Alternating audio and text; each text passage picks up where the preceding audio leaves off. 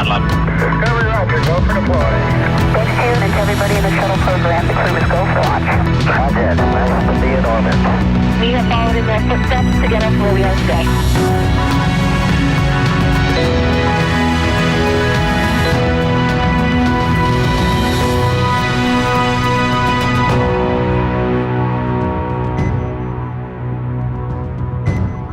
Hello, everyone, and thank you for tuning in to the NASA SpaceX Crew-7 mission, a long-duration rotational mission to the International Space Station for NASA astronauts Jasmine Moghbeli, Andreas Mogensen, Satoshi Furukawa, and Konstantin Borisov. I'm Jesse Anderson, and I'm an Integration and Test Engineering Manager here at SpaceX, and I am joined by NASA's Leah Cheshire. We are just under a couple hours away from the final approach and docking of Dragon to the International Space Station. The crew is awake and ready to monitor the final steps, so let's recap the mission thus far.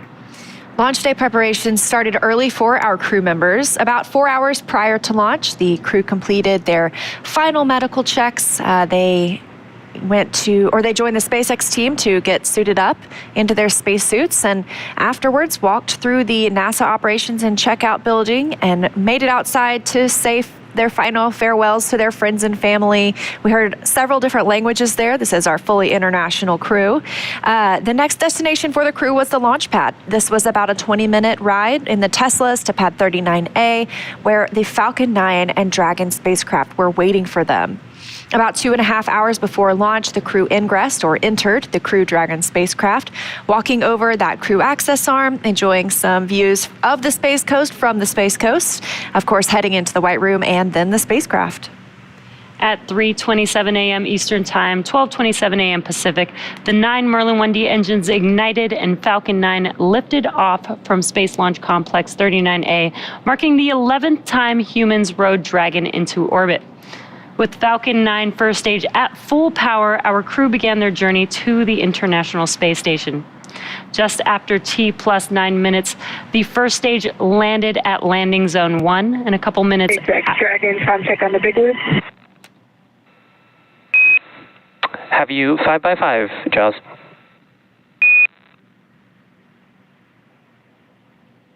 I have you the same. Houston, Dragon, check on the big loop. Loud and clear, Jaws. How me? I have you the same. Station, Dragon on the big loop, check. Dragon Station has you loud and clear. How me? Dragon has you loud and clear as well. Jaws, tally ho, you guys are looking good. Great to hear your voice. You as well. We had a nice view of you with the moon earlier today. That sounds amazing. I love it. Love to hear that. So that was a lot of different voices, and you heard the term the big loop. So the big loop is up. That means this is a communication path from the ground to Dragon and the International Space Station and Hawthorne and Mission Control Houston. So everybody can talk on the same loop at this point.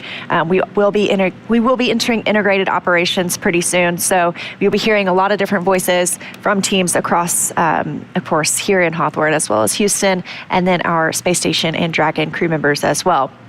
So back to liftoff last night, about 50 minutes after launch at 1:15 a.m. Pacific, Dragon executed the phase burn. This is the first of 5 major burns required to raise Dragon's orbit and position it for approach to the International Space Station. Dragon raised its orbit using the Draco thrusters over the last several hours as it chased down the space station. And just a few hours ago, the boost burn took place at 10:01 p.m. Pacific time.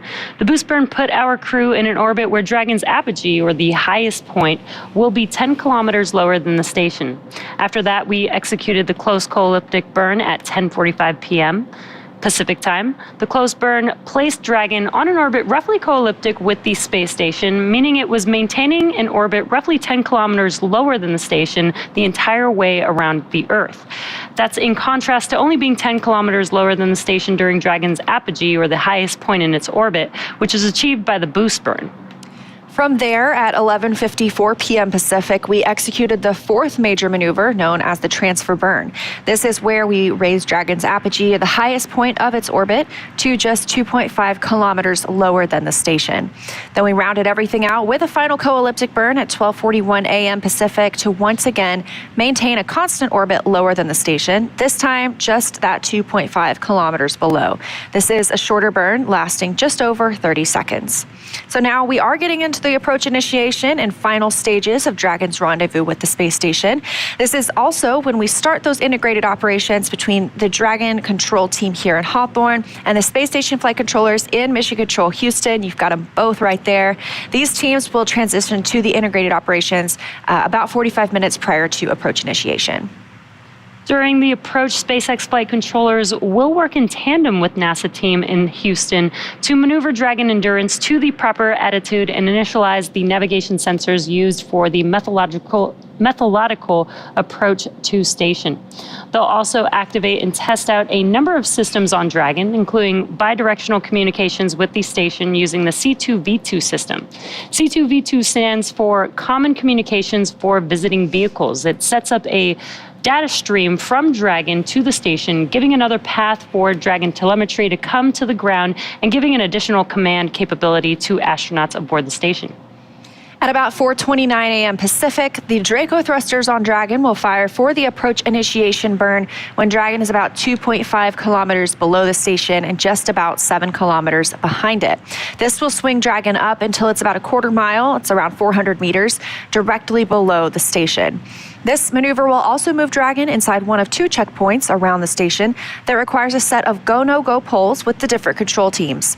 The first checkpoint is called the approach ellipsoid. You might hear it called the AE. This is an imaginary shape. It measures 4 kilometers by 2 kilometers by 2 kilometers. It's essentially a large 3-dimensional oval. Before Dragon is given permission to move inside the approach ellipsoid, the capsule is configured on what we call a 24-hour safe trajectory. So this means that if for some reason Dragon lost control to its thrusters, it would be at least 24 hours before its trajectory would move inside the approach ellipsoid. The NASA and SpaceX teams will do a go-no-go poll to move Dragon inside the keep-out sphere, another checkpoint that consists of an imaginary sphere around the station with a radius of 200 meters.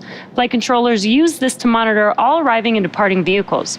This is another chance to confirm all of the guidance, navigation, and control systems are working correctly on Dragon before moving closer to station.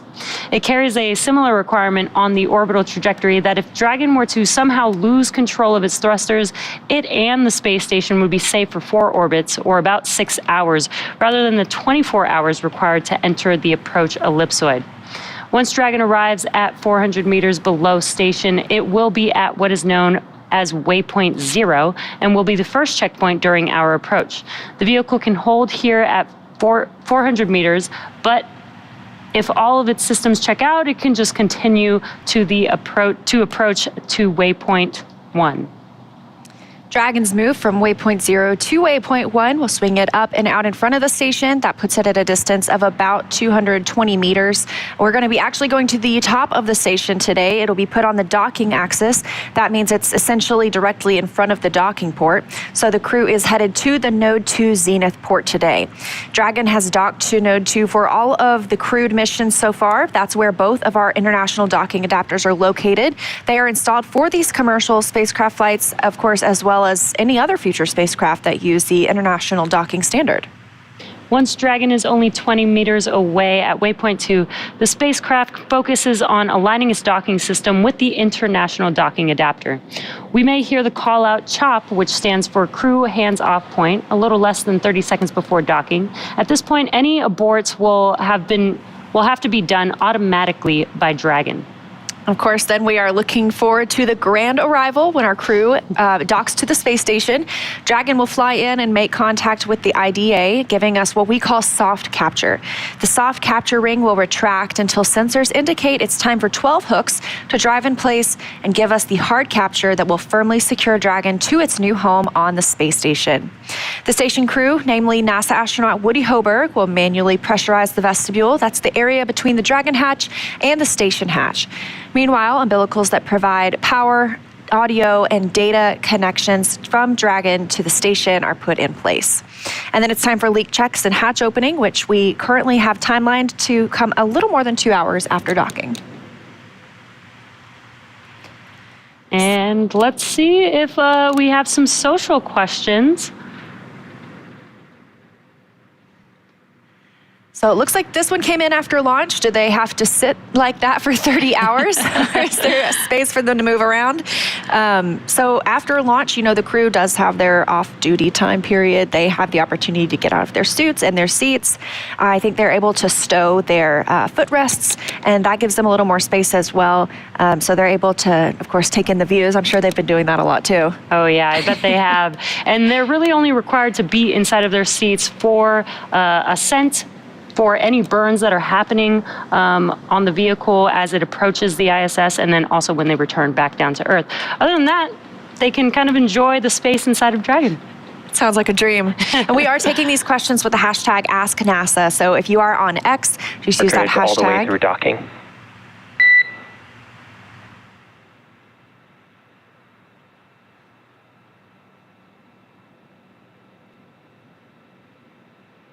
That was the core, so we expect to hear some comms from the crew and the core as we get into this more dynamic period of flight.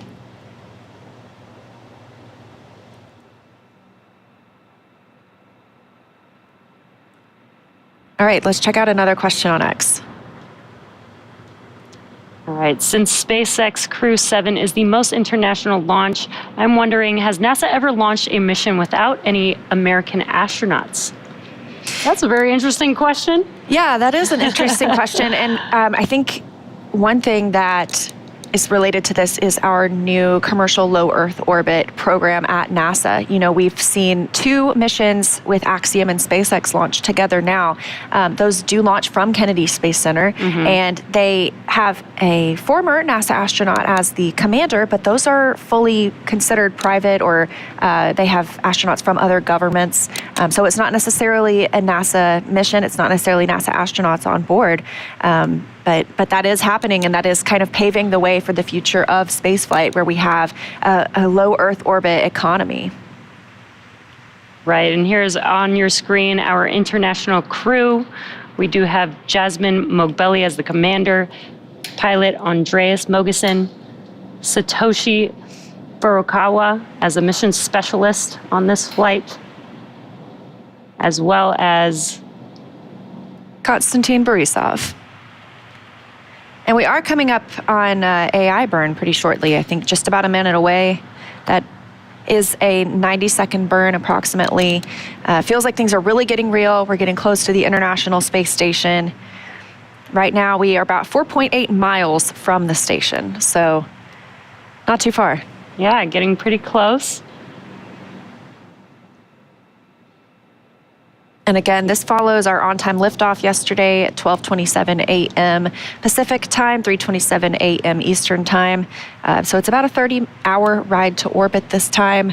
And we've mentioned, they've had the opportunity to be off-duty, essentially. I'm sure hopefully they got some sleep in there. Hopefully they had some snacks. Yeah. But it's getting to be go time. I heard they suited up recently, so they should be in their seats, in their suits, doing leak checks, getting ready for docking. And we are just under a minute away from the approach initiation burn.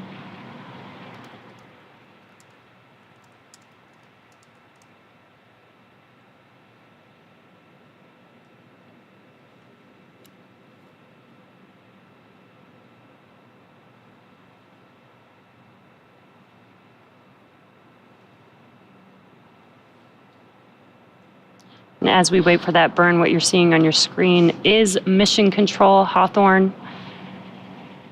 This is where we have the teams monitoring Dragon as they are approaching the International Space Station.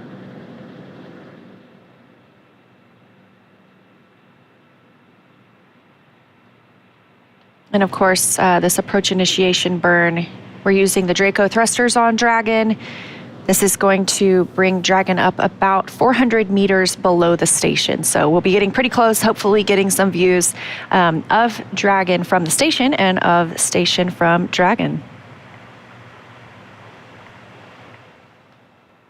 And we just heard that the AI burn has begun. We will probably also hear that call to the crew as well, potentially once it's completed, but it is about a 90-second burn.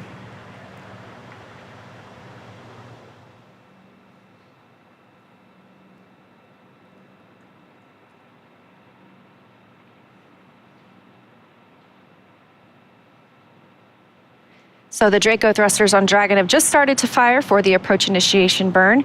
Dragon is currently about 2.5 kilometers below station, about 7 kilometers behind it. And again, this burn is going to swing Dragon up until it's about 400 meters, a quarter mile essentially, directly below the station. This also moves Dragon inside one of 2 checkpoints around the station that require our go, no go poles. We obviously got to go for that. The first checkpoint is the approach ellipsoid. We call it the AE. That's that 4 kilometer by 2 kilometer by 2 kilometer large 3-dimensional imaginary oval shape. Obviously, we consider this to be on that 24-hour safe trajectory, meaning if we lost control of the thrusters on Dragon, it would not move inside that approach ellipsoid for at least 24 hours. And again, we are waiting for just the confirmation that the approach initiation burn has concluded. Dragon does have the ability to perform a mid-course maneuver about halfway through the journey to waypoint 0 to ensure the Dragon... And Dragon SpaceX on the big loop, we had a nominal approach initiation burn. If desired, you can review your impulsive retreat cue cards. SpaceX, the Dragon copies on the big loop and reference cue cards have been reviewed. And Dragon SpaceX on Dragon to ground, just wanted to confirm that we will not be swapping a LiO cartridge as you previously asked. We'll remain on this cartridge all the way through docking. How copy? Dragon copies will stay on this cartridge.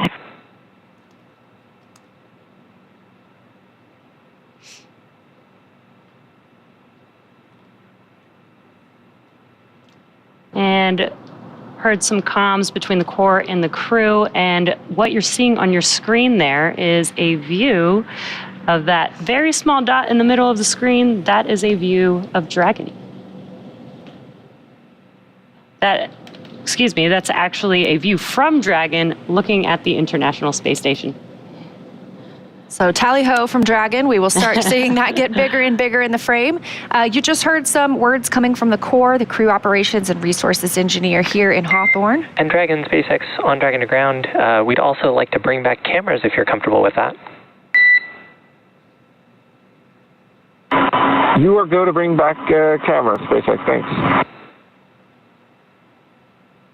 And the core today is Shiva Bharavaj, and you've probably seen him on some of the webcasts before. So he is the one speaking with the crew members today. You'll hear that a little bit, getting that confirmation to bring cameras back inside the spacecraft. So hopefully we'll be seeing our astronauts and cosmonaut coming up here soon.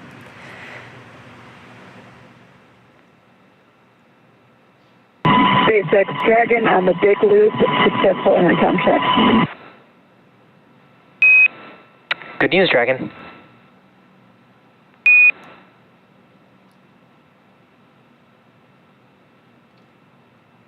And you can see on your screen some first views of seeing inside of Dragon. You can see the crew.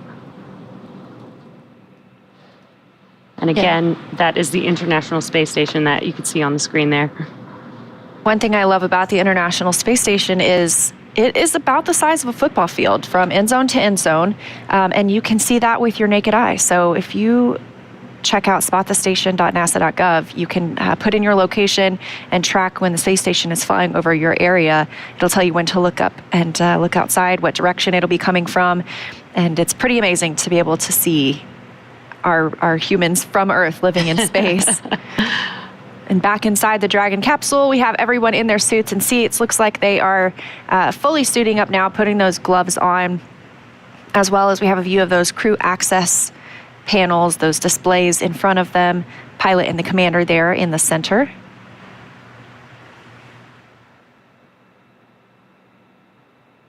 Of course, Dragon does fly autonomously, but the teams can monitor via those panels. They can also send commands if they needed to the spacecraft. Yeah, and we can see Dragon has a busy schedule ahead, but even in space, it still takes two to tango. The International Space Station is also a factor in the mix for this dance-like approach operation. So let's check in with NASA's Sandra Jones in Houston. How's it going over there, Sandra? Hey, Leah, good morning and welcome to the International Space Station Flight Control Room at the Johnson Space Center in Houston, Texas. We are gearing up for this morning's docking and looking forward to having Crew-7 on board Space Station here soon. But before the crew can come aboard, Endurance will complete its docking. 4.010, suit donning and audio configuration is complete. And on the big loop, SpaceX copies, and you are go to begin 4.011 for suit leak check.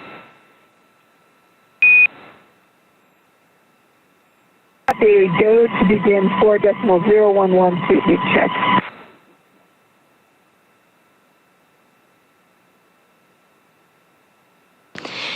And those words up to Jasmine Mogbelli, the Endurance SpaceX Endurance commander. But on board the International Space Station, NASA astronauts Steve Bowen and Woody Hoberg are going to be in the station's cupola using special software to help track Dragon's approach and make sure it stays in the expected zones. Once Dragon is docked, Hoberg will be primed to start hatch opening operations, and he'll start by opening the large hatch on Node 2 Zenith, giving him access into the pressurized mating adapter. Then the crew will have to pressurize the vestibule, which is the small space between hatches on Dragon and Space Station. Because this was exposed to vacuum prior to docking, the crew will need to fill it with air and make sure its pressure is nearly equal with the atmospheric pressure on Dragon and the Space Station. Hoberg will then use a small valve on the station's hatch to slowly introduce air into the station's vestibule. Flight controllers here in Houston will monitor and verify the pressure readings to make sure that everything is leak-free before we get ready to open up the hatches. Here in Mission Control, NASA Flight Director Judd Freeling is leading the team for Dragon's approach and docking today. And to their right is our Capcom today, Amy Dill, who will be communicating with the crew aboard Space Station. Now, as you may know, right now there are 7 astronauts aboard the space station, but of course that number will jump up to 11 once Crew-7 arrives on board. So again, we're excited to get our Crew-7 astronauts aboard to work on handover and orientation with the Crew-6 astronauts before they depart Space Station. But for now, that's the latest from here in Mission Control, so back over to Hawthorne. Thanks, Sandra. So while we wait for our next milestone, let's take a moment to meet our crew. Captain Jasmine Mogbelli hails from Baldwin, New York, and earned a bachelor's degree in aerospace engineering from the Massachusetts Institute of Technology and a master's degree in aerospace engineering from the Naval Postgraduate School. She also graduated with honors from the U.S. Naval Test Pilot School, and as an AH-1W Super Cobra pilot and Marine Corps test pilot, she has flown more than 150 missions, accruing 2,000 hours of flight time in more than 25 different aircraft. At the time of her selection as an astronaut, Mogbelli was testing H-1 helicopters and serving as the Quality Assurance and Avionics Officer for VMX-1. She is also the proud mom of twin girls. They were really sweet the other night in their SpaceX replica suits when they said farewell. Loved it. So cute. This is pilot Andreas Mogeson's second trip to the space station. His first was as the flight engineer for the ESA IRIS mission in 2015. Mogeson has logged 9 days, 20 hours, and 9 minutes in space. He was born in Copenhagen, Denmark, and graduated with an international baccalaureate from the Copenhagen International School, a master's degree in aeronautical engineering from Imperial College London, and a doctorate in aerospace engineering from the University of Texas at Austin. In 2015, Mogeson became the first Danish person to go to space, and currently... Dragon on the big loop, ready to pressurize. And Dragon, SpaceX on the big loop, you are go to initiate suit leak check. And we do not show that the cameras are internal.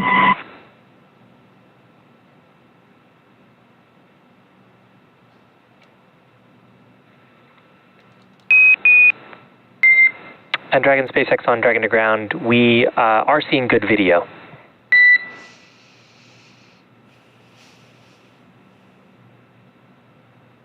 Yeah, Dragon copies. And some comms confirming that the crew is go for leak checks. Now, currently, he is serving, Andreas Mogensen is serving as the European Astronaut Liaison Officer to NASA's Johnson Space Center in Houston. Next up, we have mission specialist Satoshi Furukawa. His interest in space began when he was 5 years old and saw the Apollo 11 moon landing on TV. It's just amazing to me.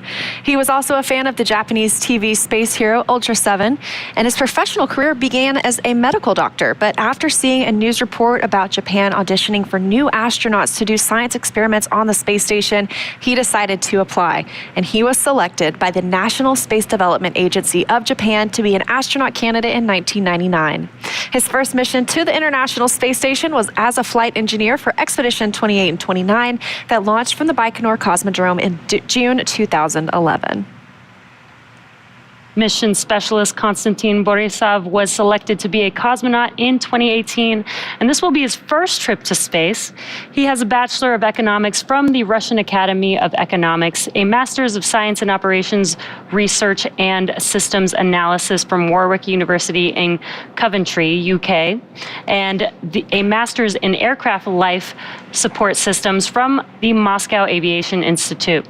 He has worked for companies such as Volvo and the Boston Consulting Group. He is also an experienced free diving instructor, an international free diving judge, and the co-owner of Aquilibrium Free Diving School.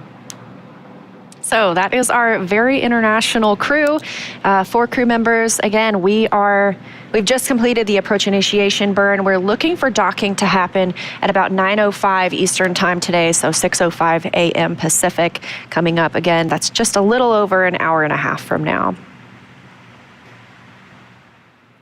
This view on the right of your screen is Mission Control here in Hawthorne. That is where Dragon spacecraft itself is being commanded. We just heard from Sandra Jones in Houston, in Mission Control Houston, where the International Space Station is being commanded.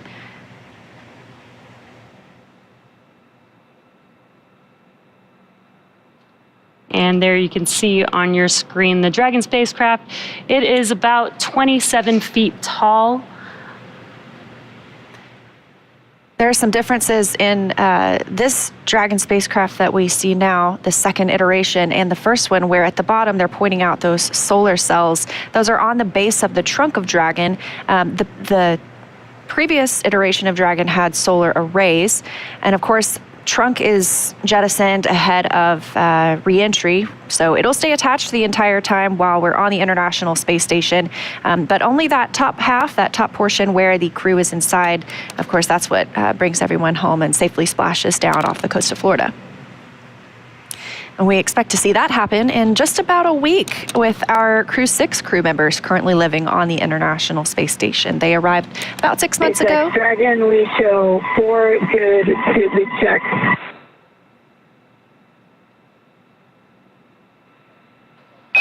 And on the big loop, we see the same.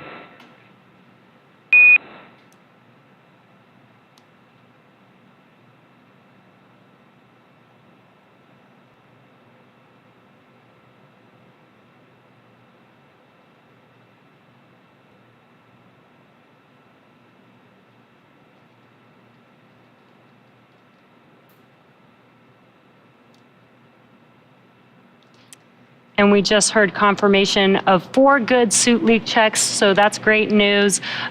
Basically, the crew is prepared for docking to the station. They do have to make sure that their suits are working properly prior to docking to the station.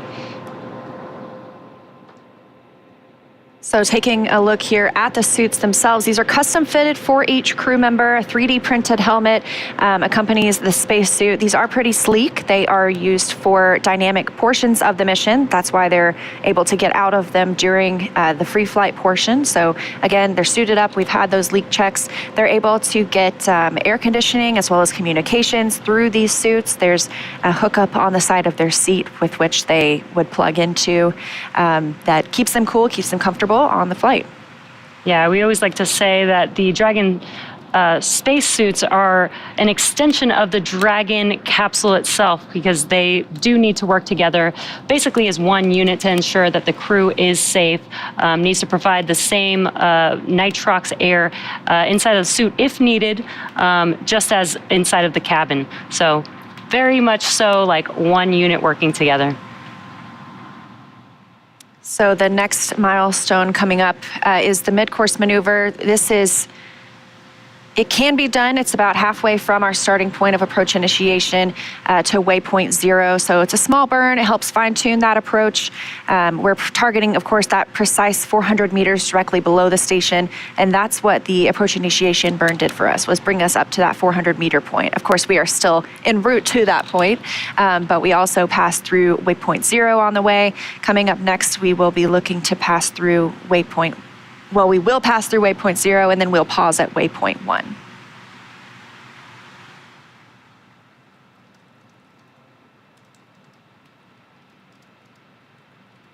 And there you can see that maneuver there as the space station will move upwards into waypoint 1. And you can see on your screen, the graphic says the keep out sphere. This is an imaginary sphere, but basically it's a 3D sphere where the vehicle has a few checkpoints in order to make its way to the International Space Station. These are checkpoints that enable to make sure that everything is safe as the vehicle approaches and docks with the International Space Station. And of course, today we've talked about we are docking to the Zenith port. This is the space-facing port on the International Space Station. That's really the easiest way to say it, because there necessarily isn't an up or down in space. And Dragon Endurance today is joining Dragon Endeavour, which is docked to the forwardmost port of the International Space Station, both on Node 2. So hopefully we get some interesting pictures of both Dragons docked together. Again, we do this so that the crews have time for a handover period. They're able to, pass on what they've learned, pass on anything throughout the flight before Crew 6 heads home themselves. And this is a very cool graphic. You can kind of see exactly where Dragon is relative to the space station. And basically, Dragon is trying to align itself with the International Space Station into the same orbit. And also a cool thing that you can also see in this graphic is where the Hubble Space Telescope is relative to both the Dragon spacecraft and the International Space Station, which are both in low Earth orbit.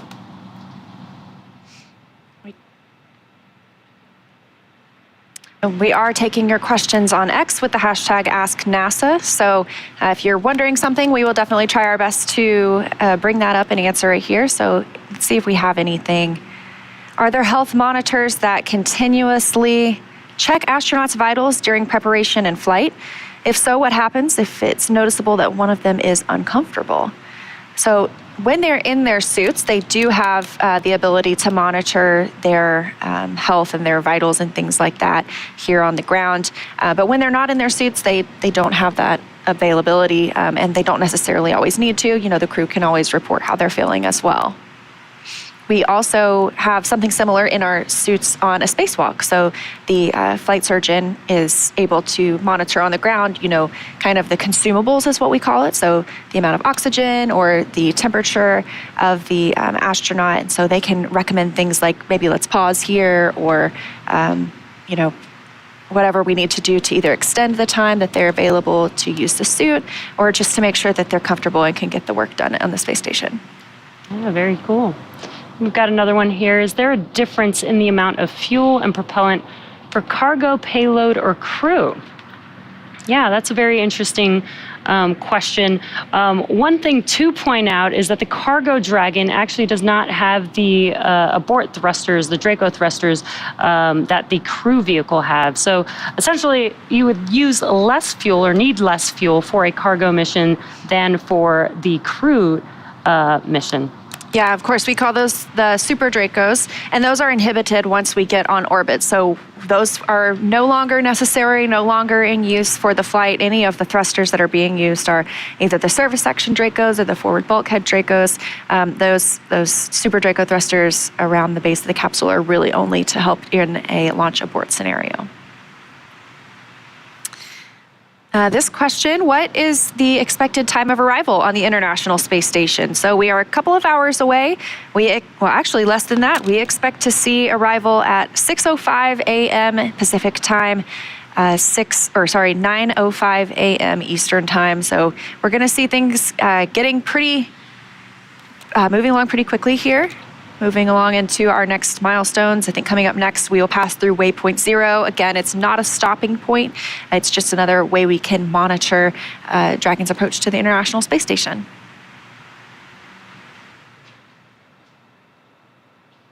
And we've got one more question here. What science are we expecting from Crew-7, and what impact is it going to have in future interstellar travel? I don't know about future interstellar travel necessarily, but of course, I love the opportunity to talk about the science here. There are several investigations going up that Crew-7 will work on. Some of the designers of spacecraft and spacesuits to support the exploration of other planets, they are considering the possibility that humans carry microbes to like bacteria, anything like that, to those locations. So for the ISS external microorganisms mission, the astronauts are going to go on a spacewalk and swab the outside of the space station to determine if the space station releases microorganisms through the life support system vents, and if anything could live out there in the vacuum of space. So I think that one is really interesting. Yeah, that would be very interesting to know. The International Space Station is in low Earth orbit, so that's pretty close to Earth. So it'd be very, very interesting if, they did find or discover something new. Yeah, of course, it's something I think that we talk a lot about too as we look at interplanetary travel too, and wanting to keep those locations as clean as possible. That's why you have spacecraft in clean rooms. That's why you have people suited up, wearing caps so that their hairs don't even fall onto a vehicle, because we want to make sure when we arrive at a future destination, whether it's the moon, whether it's Mars, that we are seeing something as it was and not as influenced by humans. That way, if we discover anything microbial there, we know it's natural there. It's not coming from Earth with us.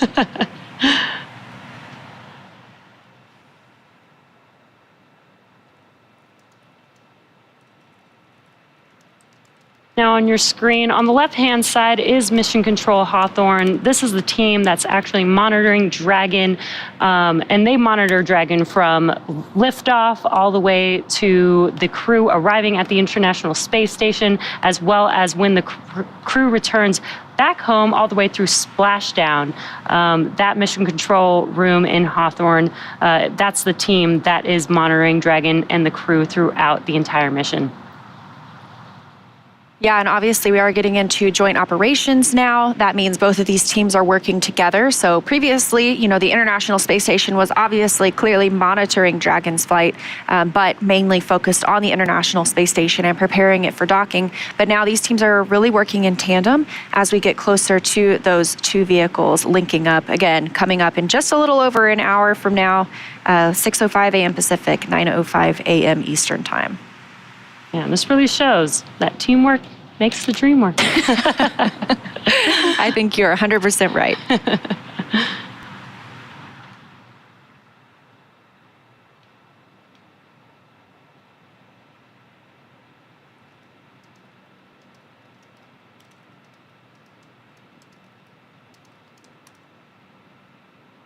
So we were talking a little bit about the science that Crew-7 will be working on. Of course, the International Space Station has been in orbit been constantly inhabited for almost 23 years now. So there have been thousands, I would think, I know hundreds, definitely over 1,000 scientific experiments going on the International Space Station.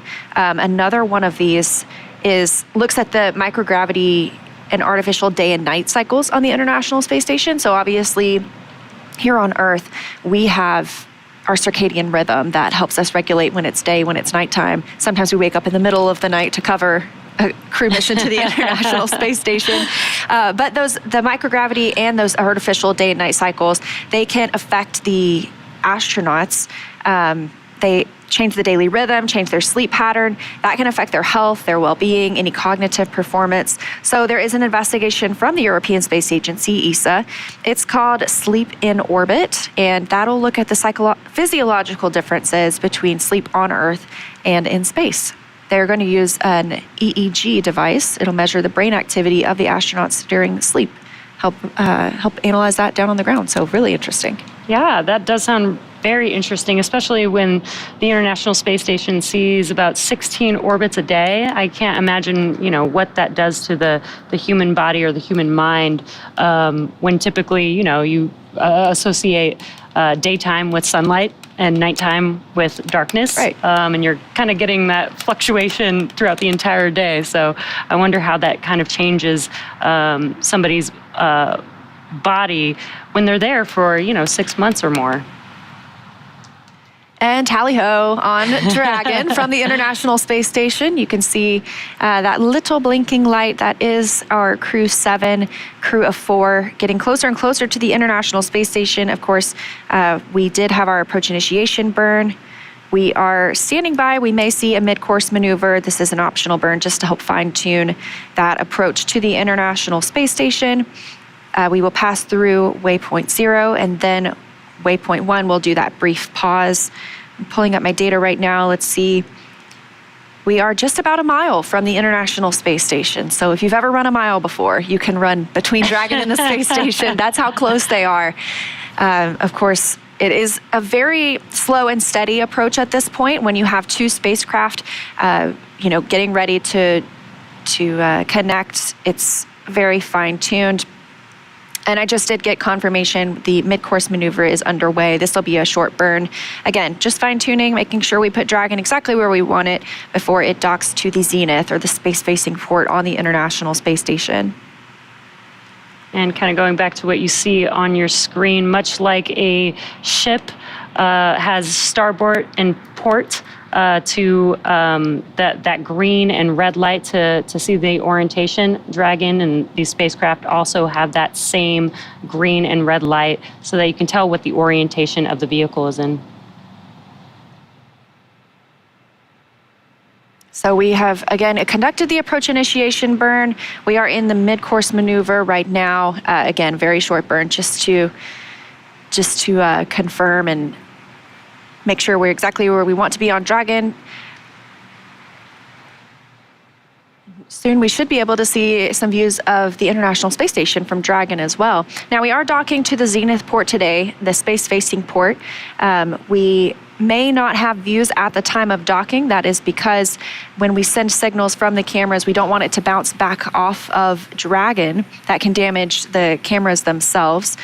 So we may not have views during that point as it prepares to dock, at least not from the closest camera, but we will have confirmation. And Dragon SpaceX on the big loop, we had a nominal mid-course correction and the trajectory has converged on waypoint 0. Expect waypoint 0 arrival at 1217 Zulu. SpaceX, Dragon, copy all, and copy 1217. Great news. We had confirmation that the mid-course maneuver is complete and that we are on track to waypoint 0 at the 5:17 a.m. Pacific time timestamp there, which is just about 18 minutes from now. And of course, they could hold at waypoint 0 if they wanted to, but we don't have anything that's tracking for us to do that at this time. They'll be able to move right through waypoint 1. I believe that's about 220 meters from the station. And these pauses are built in so that we can continue to check the systems on Dragon as well as on the International Space Station side. Just make sure everyone is still performing optimally before we get into this delicate dance, as we've called it before. And like we were just talking about, we see liftoff happen so fast. The crew is traveling very quickly, catching up to the International Space Station. Some of these burns last quite a long time, but as we get closer and closer, it is much slower, much more paced as we get into the approach ellipsoid, the keep out sphere, just bringing these 2 spacecraft closer together and making sure that we are very careful as we bring them together in space.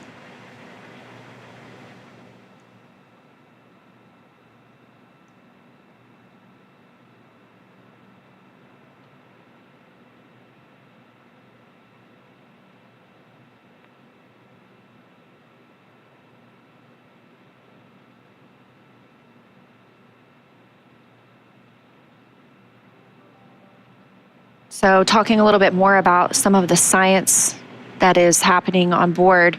For longer journeys to the moon and Mars, we've talked a little bit about this. The International Space Station is such an amazing test bed for us to conduct scientific research, experiments themselves, but also on human bodies. So as we think about those missions, the scientists are looking at how this extended time in space affects the human body, because of course we know missions to Mars are going to be longer than these 6-month mission durations to the International Space Station. So astronauts on these missions of various length can participate in an integrated set of studies that monitor their health before, during, and after the missions. These are 14 experiments. They are collectively called the Complement of Integrated Protocols for Human Exploration Research. To shorten that, we just call it CIPHER. These collect multiple physiological and psychological measures of the human response to time and space. So these results could play a pivotal role in ensuring the safety, the health, the success of astronauts on deep space exploration missions, which of course is our next big goal.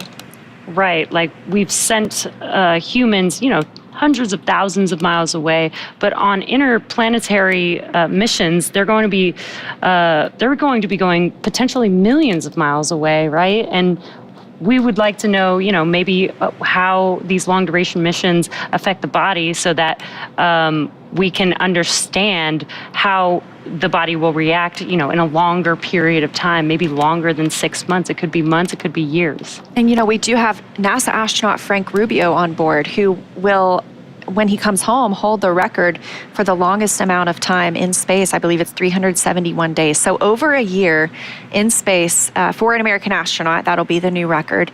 He is still on board. We expect to see him come home next month. So I know he must be looking forward to his return to Earth. Now, our next milestone is we expect waypoint 0 arrival. Again, that'll be at about 5:17 a.m. Pacific time, so about 15 minutes from now.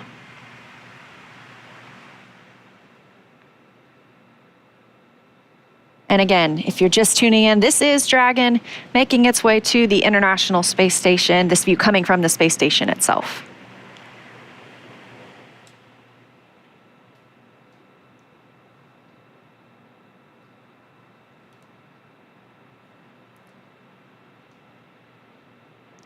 And again, we are taking your questions on X with the hashtag AskNASA. See if we have some questions here. How long was the prep for this mission overall? Ooh, that's a great question. Yeah, so, a lot of these crew members have been assigned to this mission for probably over a year-ish, but they've been astronauts for longer, or a cosmonaut for longer. We know Satoshi Furukawa was selected as an astronaut in 1999. So upon selection, you really start your prep for your missions, even though you don't necessarily know what mission you'll be on at that time. But you start things immediately, like training how to use the systems on the International Space Station, how to perform maintenance, how to do spacewalks. So your training really starts the day you become an astronaut candidate. However, training for this mission gets a little more intense when they are assigned, and when they can come here to Hawthorne and start training with the teams here, as well as training specific experiments they might conduct on the International Space Station. Right. It's not just training for the liftoff and launch to the International Space Station, but it's all the training that includes, flying, potentially flying Dragon if needed, performing the science experiments on the International Space Station. Sometimes the astronauts actually have to go and help, build or rebuild or maintenance parts of the International Space Station, so they'll need training on that as well. So it's a pretty dynamic training program for these astronauts.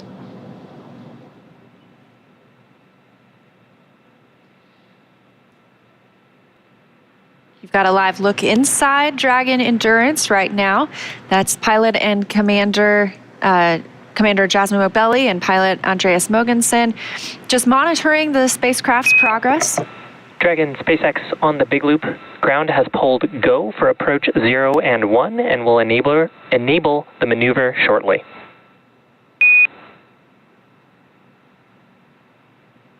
SpaceX Dragon copies go for approach 0 and 1. And those words confirming that we are good to continue the approach to the International Space Station, and we'll pass through waypoint 0. Again, we expect that waypoint 0 mark to come at about 5:17 a.m. Pacific, so about 12 minutes from now. Again, they will not pause there. They will go to pass through to waypoint 1. That's about 220 meters away from the International Space Station. This view again from inside Dragon, crew monitoring as Dragon flies autonomously to the International Space Station, continuing to get closer and closer. That approach initiation burn brought us up about 400 meters directly below the station. We are now about 686 meters from the station, or about 0.4 miles. So getting closer and closer, again, looking for docking at 9:05 a.m. Eastern, 6:05 a.m. Pacific, so almost exactly an hour from now. And we did see views of the International Space Station before, which looked like a tiny little dot, and now we are getting so close that you can really see the International Space Station there, and that's on your left-hand screen. And looking from the International Space Station to Dragon on your right-hand screen, getting a really cool view of Dragon. And you see that glow. That is the spacecraft are both going into an orbital daytime. So we've talked about how the at orbital velocity, you're orbiting the Earth 17,500 miles per hour. You see a sunrise or a sunset every 45 minutes. So they're going into that sunrise period. That's why you saw that glow, that blooming on the camera.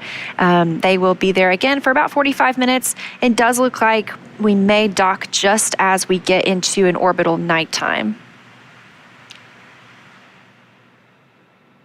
But again, this view on your right-hand side of the screen, the Dragon capsule itself, and then its destination on the left, the International Space Station, both have eyes on each other. And we are in the big loop, as we talked about earlier, meaning they can all communicate on the same communication network. And we did get a go for approaching waypoint 0 as well as waypoint 1. We're just about 10 minutes away from the expected time of arrival at waypoint 0. And again, this is just a checkpoint. They do not need to stop. They can continue to pass through waypoint 0 and move to waypoint 1, which will swing it up and out in front of the space station. And it'll pause at a distance of approximately 220 meters away from the station. Now, right now, as we speak, the International Space Station has just started flying over the state of Washington. It's about to fly directly over Seattle. So if you're in the area, it is about to cross over into Canada as well. So if you're in that area near that border, go outside, maybe look up. You can always check out spotthestation.nasa.gov to see when it'll fly over you. But it is going to pass over the continental U.S. Right now. It's flying right over the state of Washington. So I'm sure if they looked down right now, would have beautiful views of the mountain ranges there. It'll be south of Calgary here pretty shortly. And as you mentioned earlier, you don't need a telescope to see the International Space Station. You can actually see it with the naked eye. It's about the size of a football field and big enough for you to walk outside and be able to see it pass by. And I know they can't see me, but I always wave. Hey, you never know.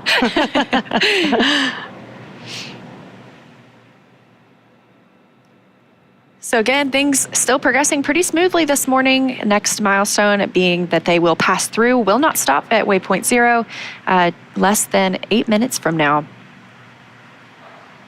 And a reminder, we are going to the zenith, or the space-facing port of the International Space Station today. They will be next-door neighbors with Dragon Endeavour, which is at the forward-facing port on Node 2.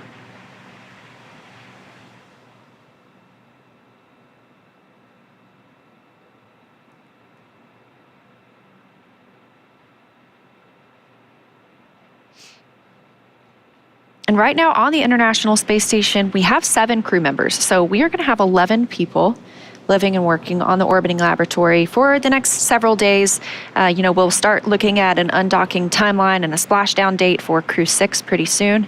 But we want to make sure they get that handover time. So right now, again, 7 people living on the space station.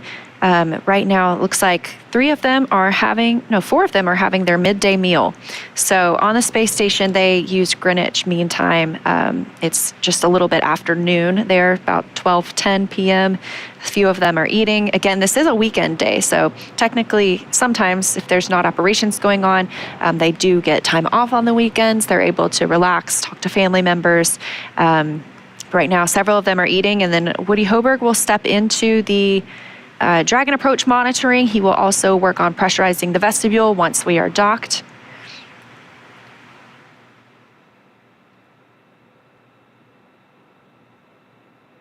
And on your screen is a pretty cool view from the International Space Station looking at Dragon. You could see the nose cone deployed, and you can also see some of the thrusters. They're using the Draco thrusters to maneuver Dragon towards the International Space Station. You can see Earth in the background. Yeah, right now they are flying over Saskatchewan, so south of Saskatoon. That's the view below Dragon there. And then Dragon's view of the International Space Station. So if you're in that area, go take a look up. You might spot our crew members.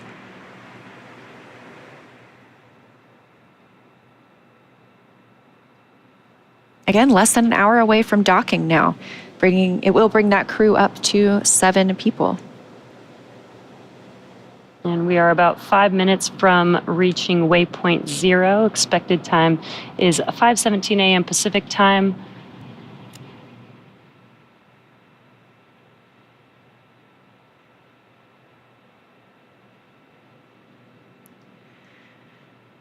So during that crew handover period, when we talked about, these 11 crew members on the International Space Station, we have Crew-6. That consists of Stephen Bowen, Woody Hoberg, Sultan Al-Nayati, and Andrei Fedyayev. They have been living up there for about 6 months now. And before we bring them home, we want them to be able to talk to Crew-7. We have some first-time flyers, especially on this spacecraft. So we want them to be able to show them the ropes of what's going on aboard the International Space Station. They can hand over any science experiments that they've been working on, show them any of the safety protocols. That's actually one of the very first things that they will do right after they dock. They will move into an ISS safety briefing. They get a lot of training on the ground about how to handle any contingencies or off-nominal situations, but once you get in space, it's just different. You need to do it again. You need the refresher. So it's, safety is the utmost importance. So that's the first thing that they'll do after they dock and do their welcoming ceremony for us. But that crew handover period, it gives a nice buffer for these team members to be able to share what's been happening on the International Space Station over the last 6 months with this crew who has just arrived.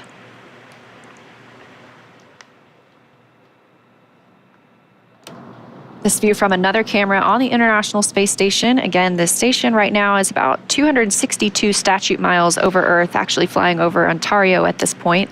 It's moving pretty fast. Just a couple minutes ago, it was flying over Washington State. We're now all the way over Ontario, so 17,500 miles an hour. That is about 5 miles per second. Quite speedy. And speed is relative, so it doesn't look that fast on your screen, but that is very, very fast.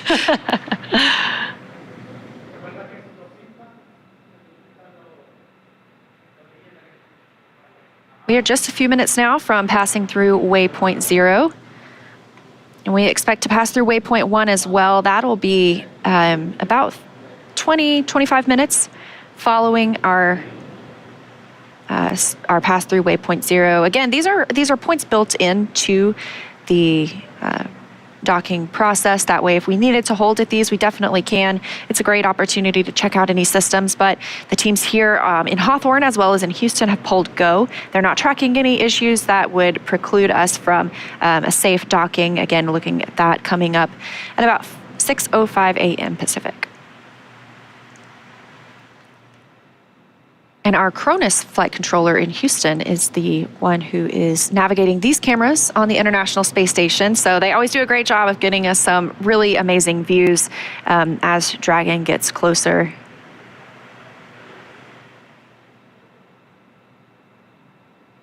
Again, just as a reminder, waypoint 0 will mean that Dragon is 400 meters directly below station, and as it maneuvers to waypoint 1, that is basically swinging the vehicle to out in front of the station. It will be approximately 220 meters away from station. And that is coming up here in just about 2 minutes from now. We're reaching waypoint 0 is coming up in about 2 minutes. And waypoint 1 puts us on the docking axis, so it pretty much lines us directly up with that corridor that the spacecraft will follow all the way in to where it docks on the zenith port of the International Space Station. There is a pause at waypoint 2. That's about 20 meters away, so that is kind of the final check of all the systems on both sides of the spacecrafts to make sure that everyone's still go for docking. We're not tracking any major issues. They can hold there for any lighting changes if they wanted to, but not always necessary. So sometimes it's a brief pause, and sometimes they just hold to make sure that everything is checking out as planned. And you did just see a view inside of the cabin of Dragon, and you saw our astronauts, our commander and pilot there, basically just monitoring. Dragon is an autonomous vehicle, so really all the crew needs to do is just monitor as they approach the station. There's really no manual driving or flying at this point. This gives you a great view with the nose cone open. That's where the docking mechanism is located. That's the hatch through which these astronauts will fly through Dragon and into the International Space Station. Of course, yesterday during launch, we saw them enter through the side hatch. They won't use that again until they splash down and are back on Earth and egress on the recovery ship. So we just got confirmation. We have arrived at waypoint 0. We are converging trajectory on waypoint 1. So again, things continuing to move smoothly. We'll start to get a different view of the International Space Station as we're going to be going to the zenith port. So we're going to be going directly above it. We'll be looking down on the space station. So that view we have right now of the space station looking down on Dragon, it'll be flip-flopped. So Dragon will be looking down on the space station and see Earth below that. So again, we've just reached waypoint 0, which means Dragon is 400 meters directly below station. And we can see it in views now coming from the International Space Station. But coming up, Dragon will move from waypoint 0 to waypoint 1. That'll swing it up and out in front of the space station, actually directly above it, pausing at a distance of approximately 220 meters. Again, that puts us on the docking axis. That essentially means it's directly in front of the docking port. And again, we've heard teams do the go, no go polls. Everything remains go for us this morning.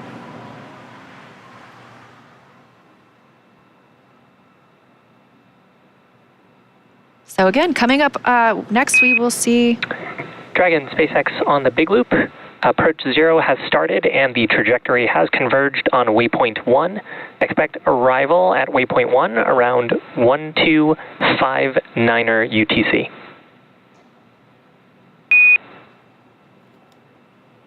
SpaceX Dragon copies on the big loop, arrival at waypoint 1 at 1259er.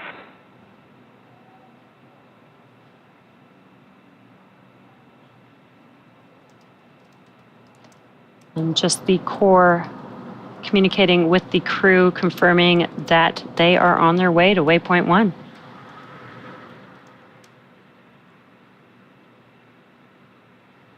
Now this maneuver from waypoint 0 to waypoint 1 is coming up in just about 30 minutes from now. So we do have some time as this maneuver happens. This is a slow and steady process. Again, we are traveling at 17,500 miles per hour, but the process is slow and steady as we pass through each one of these checkpoints to make sure that we can monitor everything that's happening and make sure that the vehicle's safe, the crew is safe, as well as the International Space Station is also safe before we begin docking with the space station.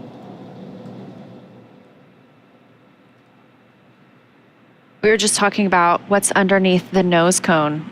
So obviously the docking port, but we also have those forward bulkhead thrusters. We use those for some of the larger burns.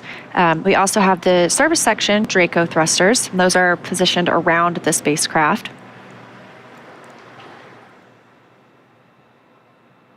We'll just be using those service section Dracos as we get closer to the International Space Station. Again, very fine-tuned. And this, I just noticed, is very cool. On the left side of your screen, up a little, if you're looking towards the top of the International Space Station or towards the top of your screen, you can see Dragon Endeavour docked to that forward-facing port. Again, we are going to the Zenith port, so you can see that outline perfectly. That's so fascinating. You can also see some of those International Space Station rollout solar arrays, those IROSAs. If you look towards the right side, you know, they look like they are a little bit detached, sort of. They are mounted differently on our solar arrays.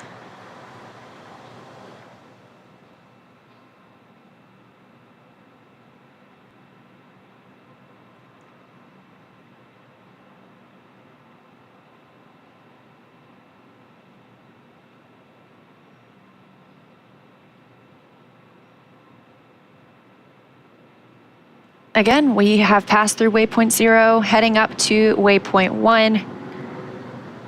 International Space Station looking especially beautiful this morning.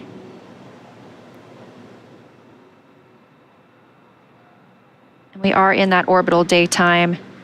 We are now flying over the Atlantic Ocean, so we have at this point passed over the continental US, North America.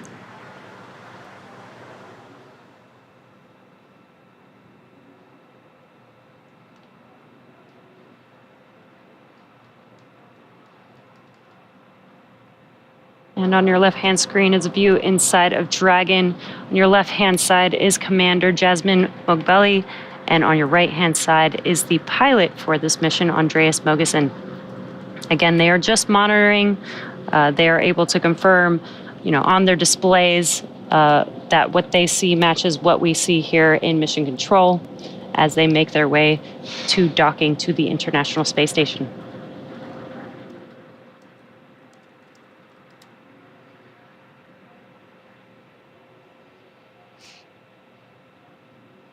And these views are really awesome. Seeing Earth in the background, looking almost so crisp there. I know.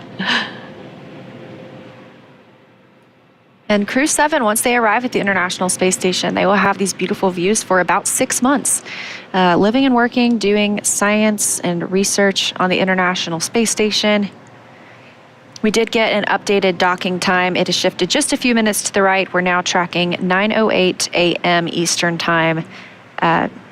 Literally just a 3-minute change, so just fine-tuning after we've done the approach initiation burn and that mid-course maneuver.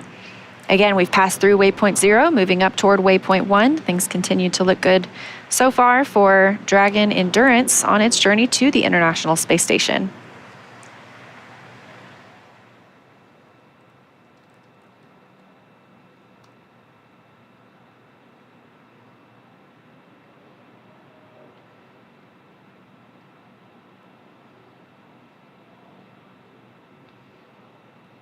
And the astronauts, the first crew to fly on a spacecraft, have the opportunity to name it. And so the first flight of Endurance was the Crew-3 mission. It was named Endurance by the astronauts themselves. Obviously, they said it's a tribute to the tenacity of the human spirit as we push farther than ever with commercial opportunities in low Earth orbit and plans to go to the moon and Mars. So common theme.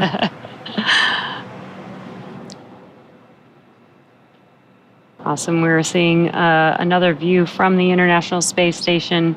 Looking. Yeah, if you look closely, there's Dragon in the center there.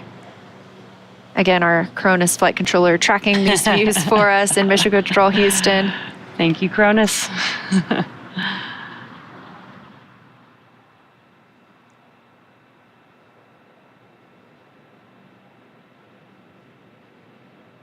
And as a reminder, as Dragon approached waypoint 0, was directly under the International Space Station. As it moves to waypoint 1, it's actually going to swing up and align itself with the space station. So you no longer will be looking down from the space station and have that view of Earth in the background, because it will be aligned with the docking port, which is the zenith port today. It's the space-facing side of the International Space Station.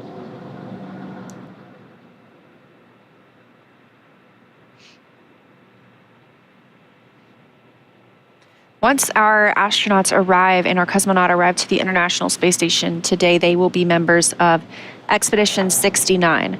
That will remain their designation, so they won't keep these roles, these titles that they have right now. You know, we have Jasmine Mogbelli as our commander. Once she gets to the International Space Station, she will be a flight engineer. And they will remain Expedition 69 until departure of Soyuz next month. That'll be bringing Frank Rubio home. That is when we will enter Expedition 70. So their titles will change over at that point to Expedition 70 crew members.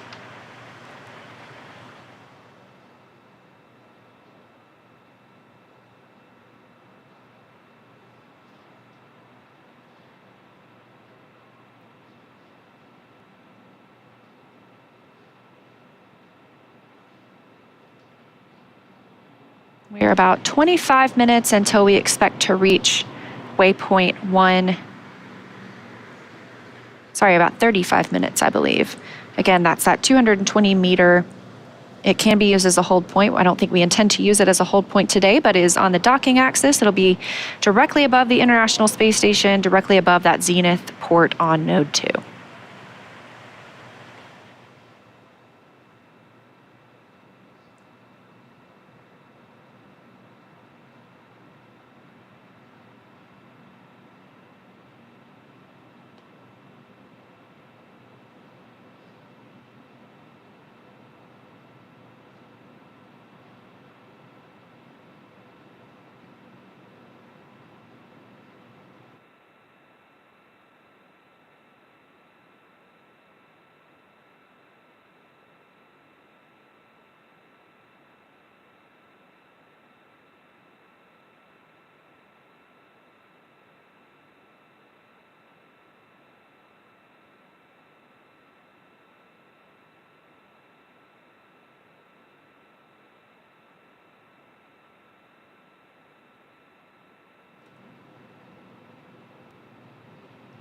All right, and a reminder, we are taking your questions on X with the hashtag AskNASA. We have one from Sahid asking if there are any problems with docking if they are on the dark side of the Earth, which it does happen several times a day. We see that happen about every 45, 90 minutes, or sorry, a sunrise, sunset every 45 minutes.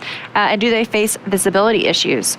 So Dragon is fully autonomous. It uses LiDAR to track the International Space Station and to line up with that docking port. The crew members do have the opportunity to take control if needed, but they don't necessarily need to wait for that lighting. The Dragon knows where the station's docking port is, and we have lights out on the exterior of the International Space Station anyway. So sometimes we do hold for lighting just to double confirm, just to make sure, but there is usually no problem docking in darkness. Yeah, I believe it's actually more of a problem when it's too bright. So when it's too bright, they do take a pause and wait for it to get a little bit darker, just to make sure that, again, because this is an autonomous vehicle, make sure that the Dragon spacecraft can actually see the International Space Station.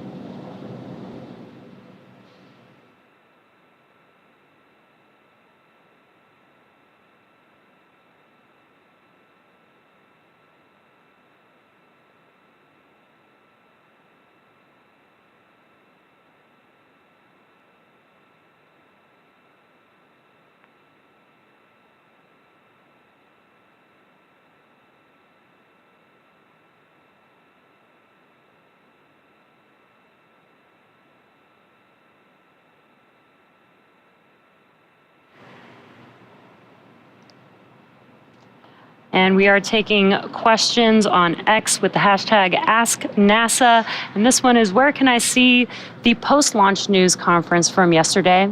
And also, you're doing a good job. Good job, Thank you Leah. so much. Good job, Jesse. Thank you so much. You can find the post-launch news conference on NASA's YouTube. They did a great job breaking down the ascent and what it looks like for this rendezvous profile. So if you want to go back, take a look at NASA's YouTube, you can search for the Crew-7 post-launch news conference and it should come right up.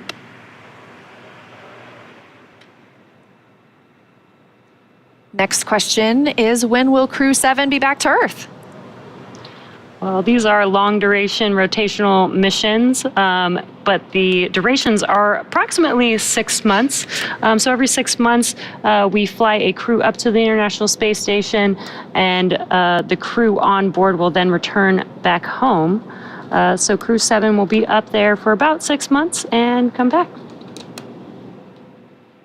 We're starting to see the views change a little bit. You know, we were looking directly down on Dragon, but now we are swinging up and above the International Space Station, because we'll be docking to that zenith port. So again, like I mentioned earlier, we were looking directly down on Dragon with the Earth below it. Pretty soon, Dragon will be looking directly down on the International Space Station with the Earth below it. Looks like right now they are flying off the west coast of Senegal, about 260 statute miles above Earth.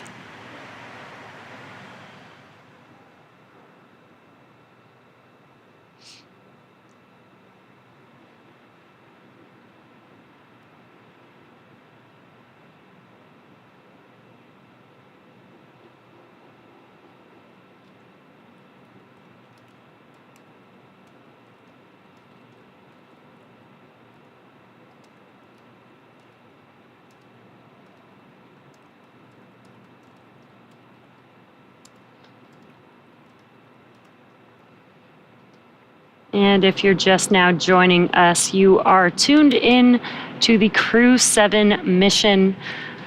The crew launched last night at 12:27 a.m. Eastern Time. 12:27 a.m. Pacific Time, 3:27 a.m. Eastern Time. And now the crew is making their way to the International Space Station.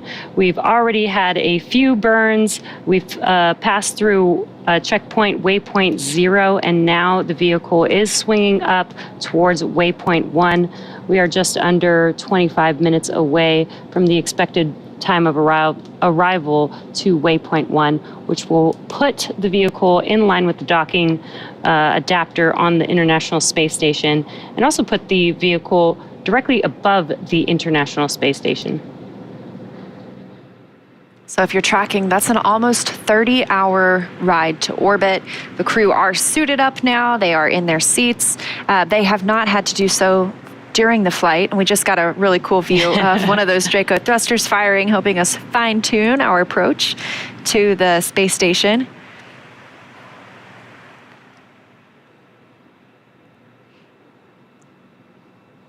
Our 4 crew members arriving today: Jasmine Mogbelli, Andreas Mogensen, Satoshi Furukawa, and Konstantin Borisov.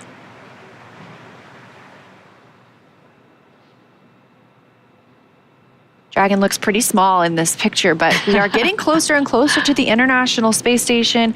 Waypoint 1 is our next really milestone. That'll be 220 meters directly above the station. We'll pass through that, head to waypoint 2, which is a hold point. It can be a brief pause. That's 20 meters away from the docking port.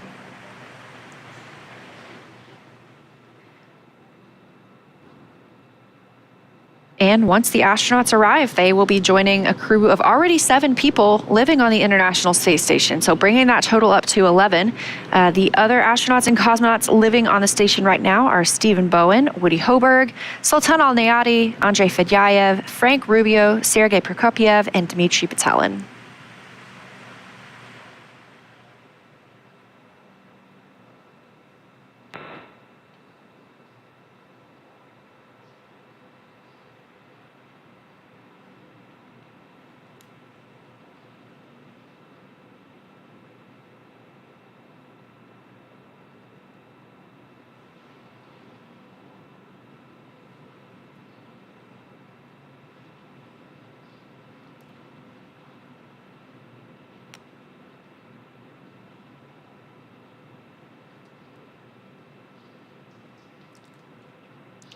And we just had a view from the International Space Station looking at Dragon from a bit further away. And now we've got a very good close-up as Dragon gets closer and closer to the International Space Station. Yeah, looking crystal clear. Again, that nose cone is open. Of course, when we launch, it is closed. And when we re-enter Earth's atmosphere, it's closed to protect that docking mechanism that's beneath it. So that's exactly the point that'll line up with that zenith port on the International Space Station. It'll dock. The teams on the space station will take some time to make sure they pressurize the vestibule. That's the space between the Dragon hatch and the space station hatch. So when Dragon docks, that space is going to be out of vacuum. It's been previously exposed to outer space. And we want to make sure that it's equalized before we open up those hatches and the crew floats in. So that is a process that takes about an hour-ish, making sure that we've got all those levels equaled out before we welcome the crew aboard the space station.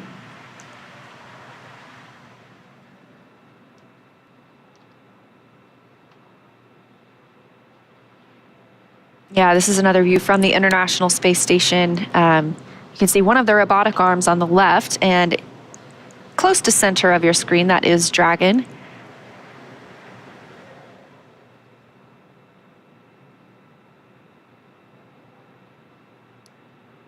And that robotic arm is attached to the Japan exposed facility, so we are able to put some of our experiments outside in the vacuum of space.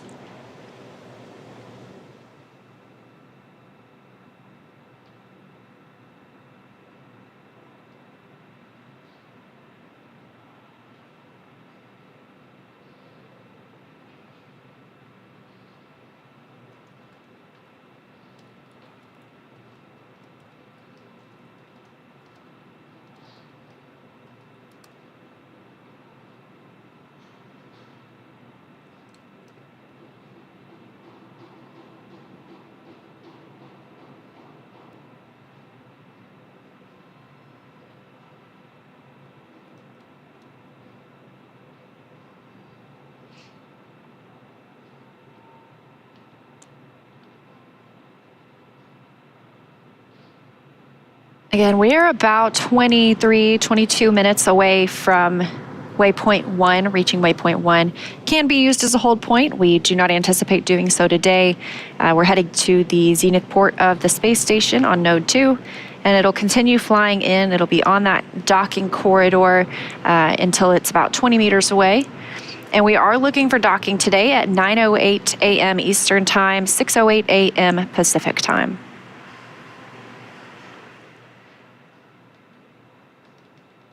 And this again is Dragon Endurance that we're looking at. It flew first on the Crew-3 mission. It also flew the Crew-5 astronauts to the International Space Station. Dragon SpaceX on the big loop. Expect reconfiguration of the C2V2 return link shortly.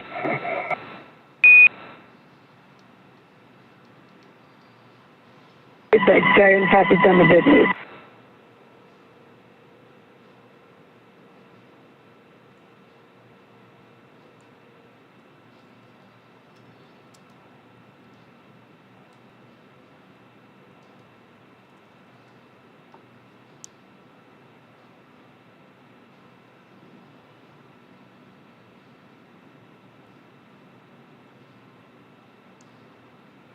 And a reminder, we are taking your questions on X with the hashtag AskNASA. So if there's something you're curious about, let us know. This question from Jack: what have the astronauts been doing in between launch and docking? Well, they've been floating around a bit, but they have had some rest periods, some meal periods. They're able to eat while they're in microgravity as they're making their way to the International Space Station. After ascent, once they made it to orbit, they were able to get out of their spacesuits and actually enjoy microgravity. And they've also, needed to follow some procedures. As we're getting closer and closer to the International Space Station, they did have to prepare for some of the burns that enable the Dragon vehicle to get or to approach the International Space Station. So a plethora of activities over the past 30 hours. Yeah, they also get the opportunity to eat if they want to. They have some shelf-stable meals that they can choose from, and you'll probably hear after docking, they will report out what was consumed, not necessarily the food itself, but they'll say this many packets from this bag. Everything is so meticulously tracked in space and on the International Space Station. It can be difficult. You know, it's not the same as here on Earth. If I put something down on the table, I know it's going to stay there thanks to gravity. But on the International Space Station, we want to make sure we know where everything is at all times because it can float away pretty easily. So just reporting also what was consumed, that gives the teams here in Hawthorne as well as in Houston a good look at, you know, what is also available for later use as well. Yeah, and on the broadcast for the launch of Crew-7, NASA astronaut Jessica Meir actually mentioned, you know, how good the meals ready to eat actually are. She really gave an ode to, you know, how cool it is to be able to bring, you know, some flavors from, you know, some of the astronauts' like favorite types of food with them to the International Space Station. On Dragon, they aren't able to heat up any of the food, but they are able to hydrate any dehydrated food while on Dragon. And then once they get to the International Space Station, they actually do have the ability to warm up food and have a hot meal. And we do have another question. Again, as a reminder, we are taking questions on X with the hashtag AskNASA. Do the astronauts stay in that seated position the entire trip there? So for Crew-7, that would be for 30 hours. Yeah. No, that doesn't sound super comfortable, and thankfully they don't have to. So like we talked about, you know, after they get on orbit, after they're out of that dynamic period of flight, the nose cone is opened, they get a call from the Corps here in Hawthorne that they can get out of their seats as well as their suits. So they're able to take their suits off and kind of be in their own comfortable clothing, whatever they've worn underneath. We ask them to put those back on shortly before we get into this approach initiation phase. So they are back in their suits right now. They are also in their seats. Of course, we don't expect anything to be off nominal in this situation, and we are moving pretty slowly, but it's still considered a dynamic period of flight because we're getting closer to the International Space Station and docking itself. We are about 15 minutes from waypoint 1. Again, our next pit stop on the way to the space station, about 220 meters above the Node 2 Zenith docking port.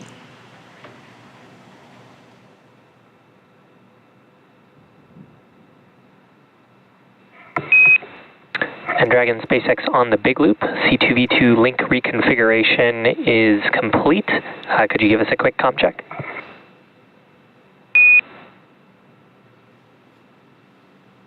SpaceX Dragon, time check on the big loop. We have you 5x5.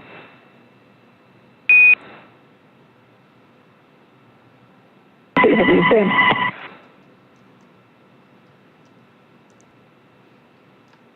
Hearing that conversation between the Corps and the crew, that is Shiva Bharavaj down there in Mission Control, Hawthorne. And they were talking about C2V2, that's Common Communications for Visiting Vehicles. So the Dragon spacecraft and International Space Station both use this language essentially to talk with each other, and it is properly configured so they continue to have good communication between both of those spacecraft.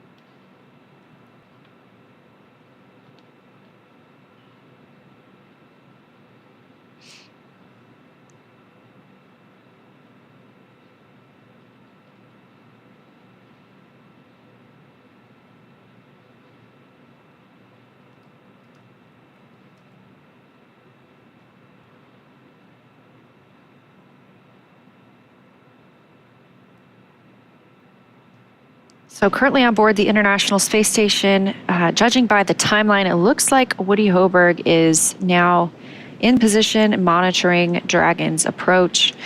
They can actually send commands from Dragon or from the International Space Station to Dragon if need be, if there was some reason that we needed the spacecraft to retreat. Obviously, we're not tracking anything this morning, but he'll be monitoring that approach as they get closer all the way through docking, and then he'll be the person to work through the depressurization of the vestibule and make it a welcoming transition from Dragon to the space station for the 4 new crew members.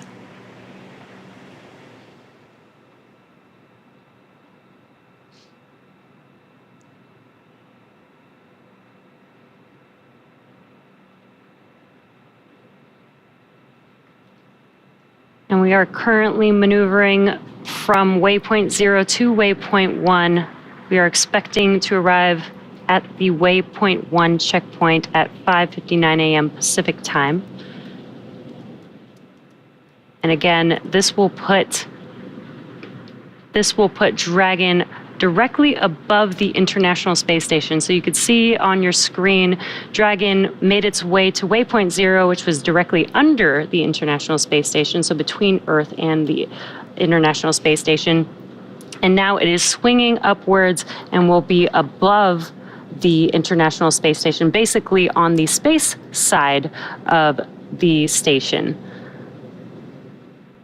And again, we are expecting that arrival at waypoint 1 at 5:59 a.m. Pacific time.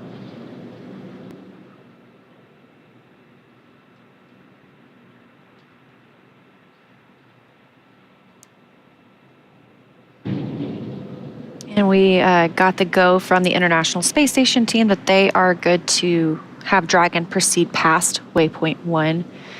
So waypoint 1, they will stop at waypoint 2 again. That's about 20 meters from the space station. That's the final checkpoint before moving in. And we expect to see them at waypoint 1 in about 12 minutes from now. Shortly after that, it moves pretty quickly. It is slow and steady, but at the same time, we're anticipating docking at 6:08 a.m. Pacific. That is 9:08 a.m. Eastern time. So just about 30 minutes from now, we should see our new crew arrive at the space station.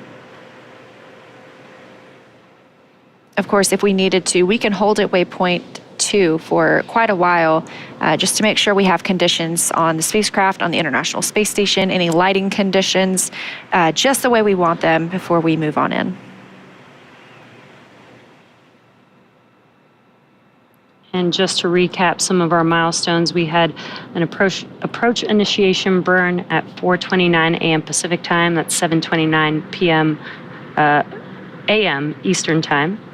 As well as we did require an approach initiation mid-course maneuver, which happened at 4:56 a.m. Pacific time, 7:56 a.m. Eastern time. And again, we've passed through waypoint 0. We're on our way to waypoint 1. And as Leah mentioned, after waypoint 1 is waypoint 2, just 20 meters from the International Space Station. There will be that will be a checkpoint where they will make sure that everything is good before docking. And again, docking is autonomous. Dragon is an autonomous vehicle, so the astronauts still are just monitoring all the way until the vehicle basically latches onto the International Space Station. We'll start hearing more and more chatter too as we get closer between all the crew members. And one of the call-outs that we'll hear just as the crew is about to make contact with the International Space Station is CHOP, or that stands for Crew Hands Off Point. That's about 2 meters from the space station. At that point, the crew should not be sending any commands to Dragon. However, again, we really don't anticipate that they would be because it is an autonomous docking.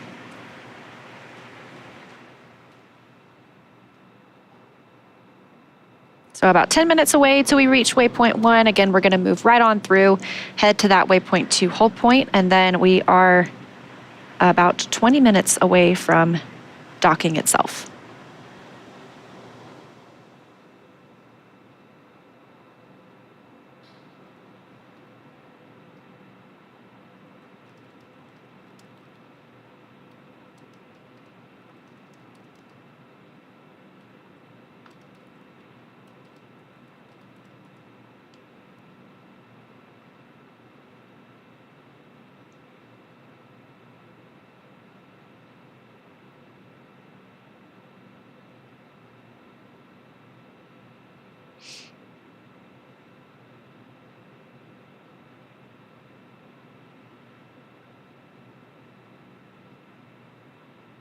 So again, we're docking to the Node 2 Zenith port today. That's the space-facing port.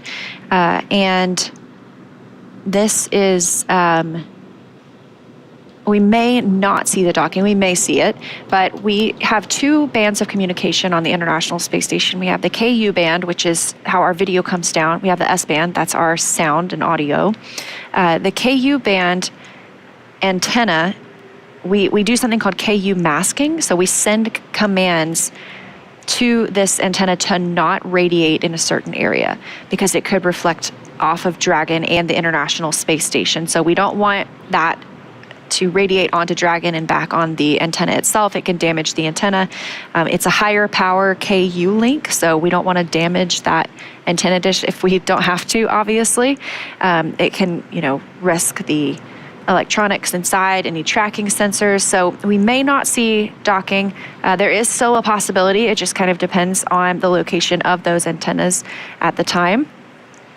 But if we don't have video of the docking from that one location, obviously we will still have audio communications as well as comms with the crew to let us know that Dragon has arrived.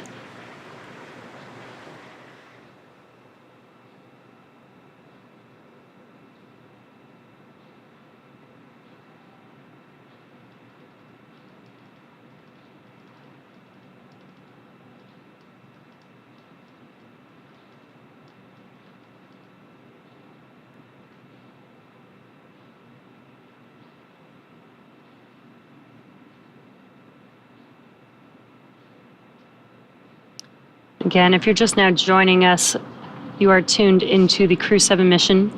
The Crew-7 crew is inside of that Dragon vehicle that you see there on your screen, and they're currently making their way to waypoint 1, which we expect to reach and pass through without a hold in about 7 minutes or so from now.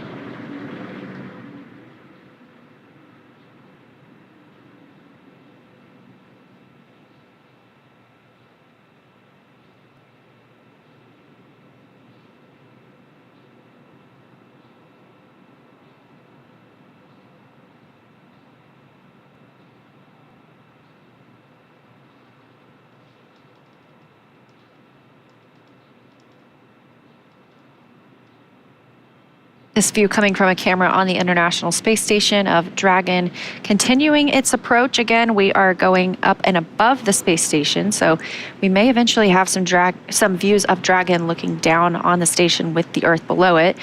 We do anticipate entering an orbital nighttime here shortly. It looks about like 10 minutes till the next sunset. Currently flying 269 statute miles over the Indian Ocean, south of Africa.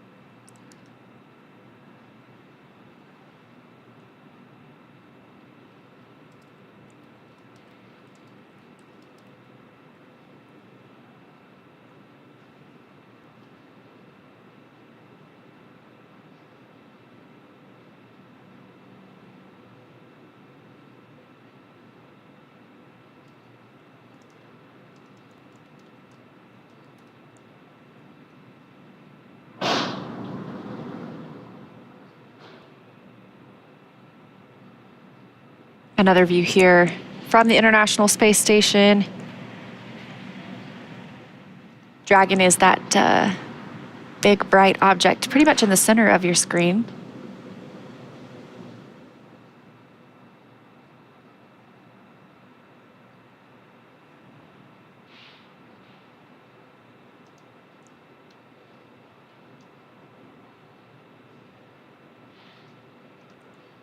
And this view in Mission Control Hawthorne here at SpaceX headquarters.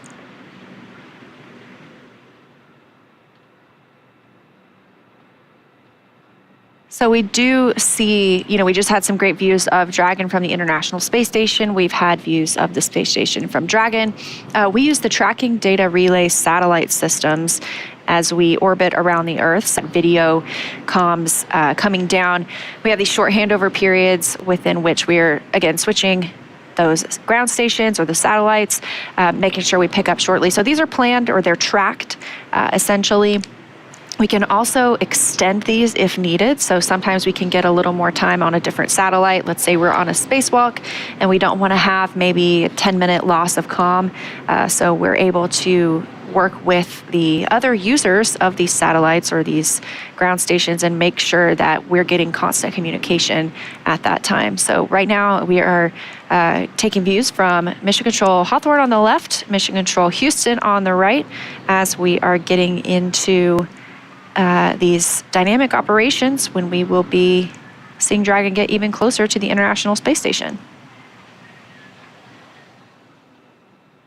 And both of these teams on your screen are actively working. They're currently working in tandem, as we need both the team monitoring Dragon to coordinate with the team monitoring the International Space Station, as we are basically bringing the two together as we speak.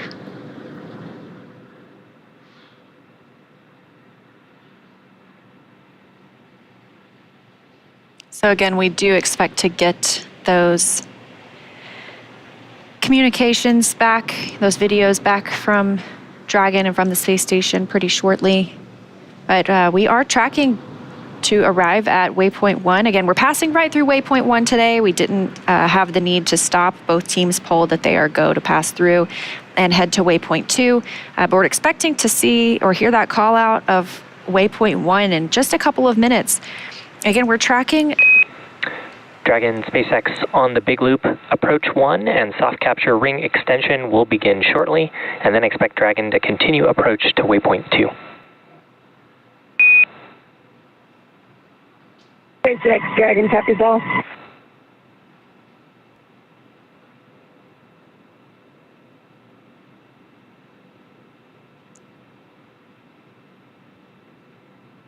All right, right on time. We are again expecting waypoint 1 arrival in just a couple of minutes. Docking could happen as soon as 10 minutes from now. Also heard the call to the crew that the soft capture ring extension will begin shortly. That's the first step in docking. We have soft capture, and this ring will retract, pulling Dragon into the International Space Station, that international docking adapter. And then there are a set of 12 hooks that will securely attach Dragon to the docking adapter. That's what we call hard capture. After that, we'll get into our depressurization of the vestibule.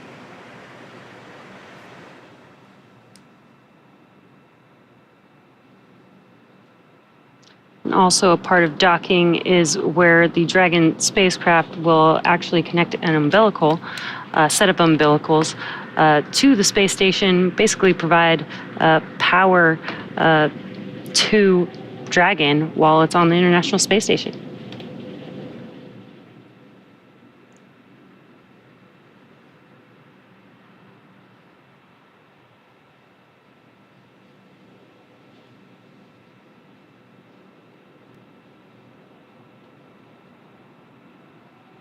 So again, as we get closer to docking, if you are just joining us, this is NASA's SpaceX Crew-7 mission to the International Space Station. We have 4 members aboard Endurance today: Jasmine Mobelli, Andreas Mogensen, Konstantin Borisov, and Satoshi Furukawa.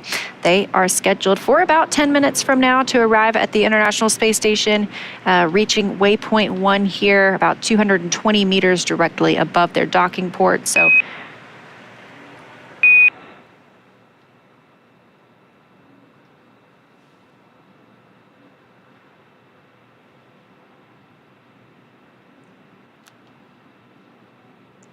we hear those Quindar tones. We like to pause to make sure that we can hear the real stars of the show. The teams in our mission control rooms talk with the crew members aboard the spacecraft.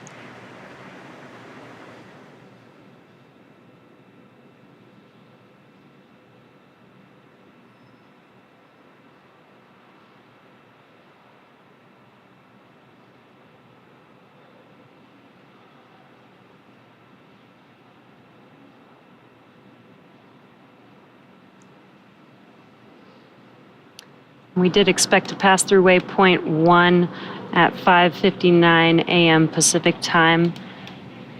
So that may be why they may be trying to establish comms here. We'll see if we can get an update here shortly.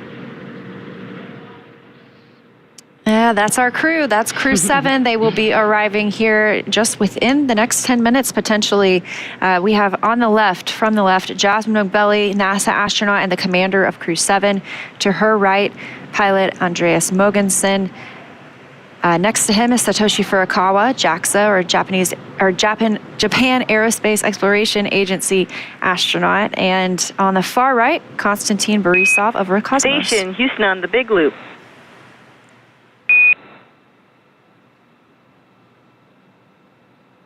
Houston Station with you on the Big Loop. Okay, Woody, we're ready for you to monitor approach per step 3 of 1.102 Dragon approach and retreat monitoring. Let us know when your review is complete and you are ready for docking. Amy, I copy. Monitor approach per step 3. Review of steps 5 and 6 is complete, and ISS is ready for docking. Welcome, Crew-7. Excellent. And for your awareness, at waypoint 2, Dragon will briefly pause to align for docking and then automatically resume approach. Station copies.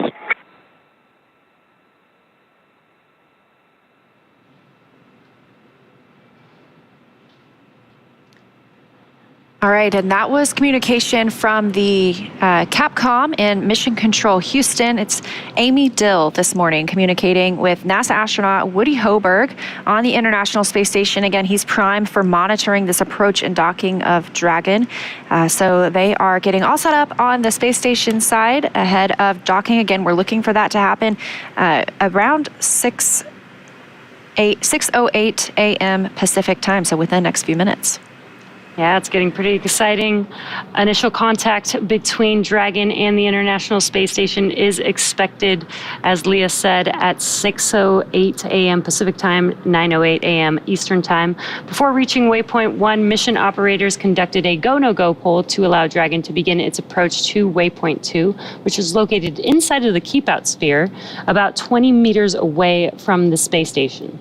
As we've talked about previously, all of these visiting vehicles take this phased approach to the space station. They stop at these predetermined gates for teams to run quick checks on the vehicle performance before approaching the space station. So we know slow and steady wins the race when it comes to bringing two spacecraft together. The docking operations require a really great deal of precision to make sure we're keeping the spacecraft and obviously the crew safe. At the 20-meter distance from station's docking adapter, Dragon's approach will slow, and it will begin to align itself with the adapter to come in for the final approach. Dragon will make its first initial soft contact with the adapter's soft capture ring, which will then retract to bring Dragon in for the hard capture sequence. As a further precaution, Dragon's soft capture system includes a set of rotary spring dampers that helps lessen the force of the contact between the capsule and the station. So for a little bit more of an update on what's happening on the International Space Station and in Houston, let's check in with Sandra Jones. Sandra? Thanks, Leah. Right now, the crew on board Space Station is awake and preparing for the upcoming docking of Dragon to Space Station. Everything continuing to look good here on the Space Station side. NASA astronaut SpaceX Woody on the Hoburg Big will... Loop. Soft capture ring extension is complete. SpaceX, the Dragon copy, soft capture ring deployed complete.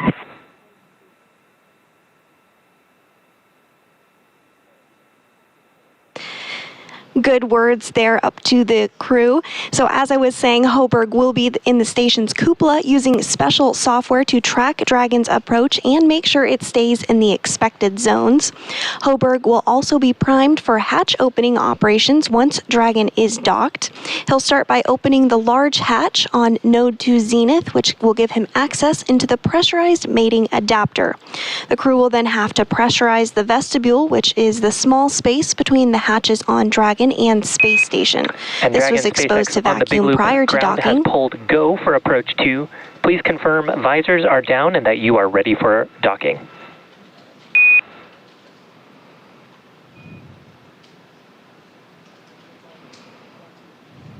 SpaceX Dragon copies on the big loop, go, and also crew members have the visors down. We are ready. Excellent news, Dragon. Ground is going to be enabling approach shortly, and a reminder that after the crew hands-off point, retreat and breakout are not permitted. Dragon copies.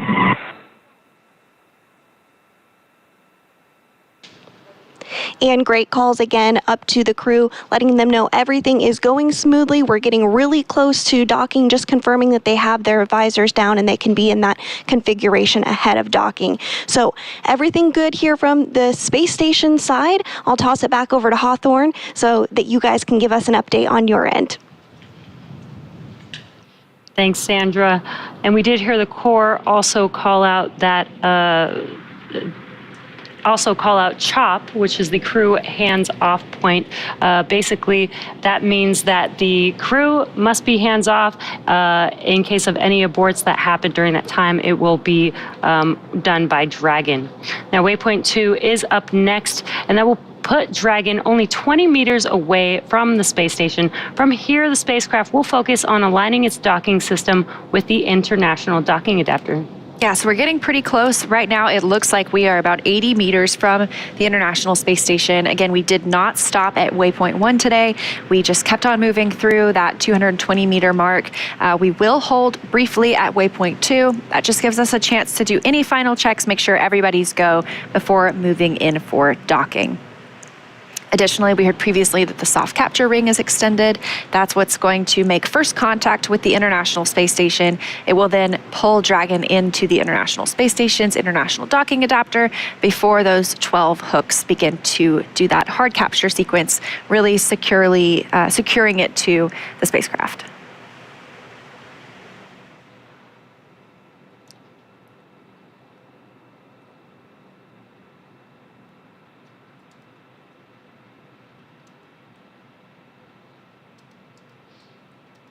And we are expecting initial contact between Dragon and the International Space Station any minute now. Yeah, we are now 60 meters away from the space station. Again, this is really methodical. It's a very careful process as we prepare for docking, just to ensure the safety of the spacecraft. Like we mentioned, of course, the crew.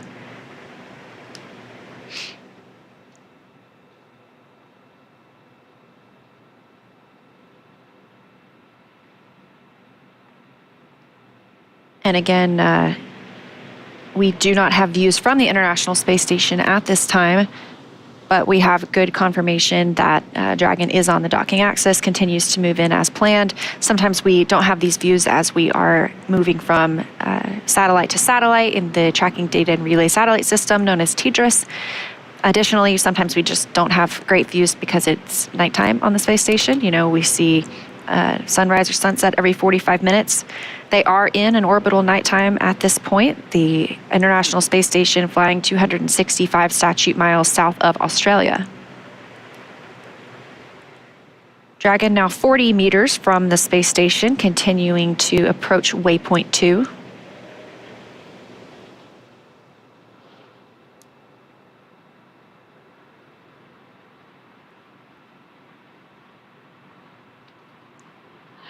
And there you can see on your screen, this is a view from Dragon approaching the International Space Station. You can see how close it is. You can begin to see those details on the station. And looking straight ahead in the center of your screen was the International Docking Adapter.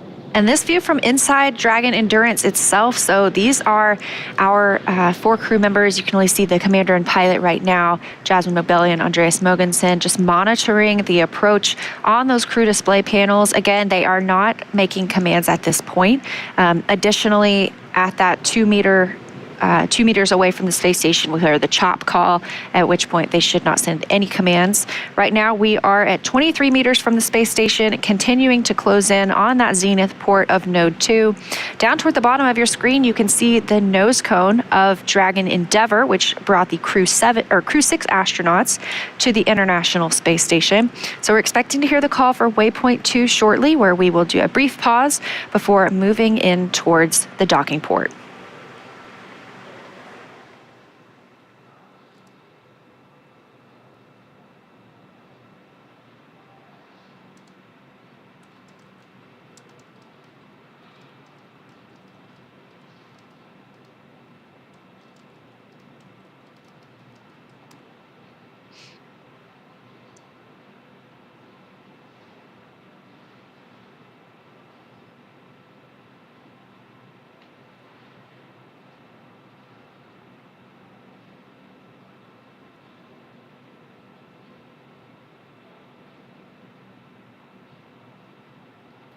Also, a cool thing in this view is Dragon is now directly above the International Space Station, and you can tell in the view because you can see the clouds on Earth in the background. And it looks like we have reached that 20-meter waypoint 2 mark. Station, Houston on the Big Loop. Dragon is on final approach and is go for docking. Monitor per steps 5 and 6 in 1.102 Dragon approach and retreat monitoring.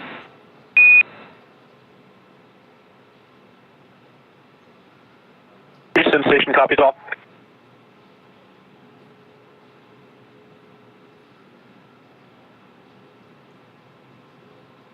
All right, confirmation from Amy Dill, the Capcom in Mission Control Houston, to the crew that they are moving in for docking. So we are now 16 meters away from the International Space Station. Again, continuing slowly into the Node 2 Zenith port for docking today.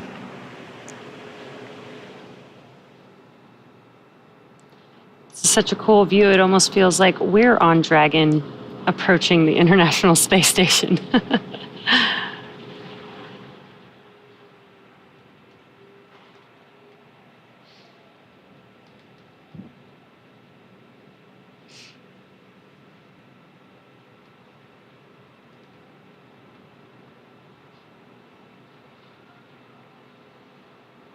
Space Station and Dragon now flying over Australia.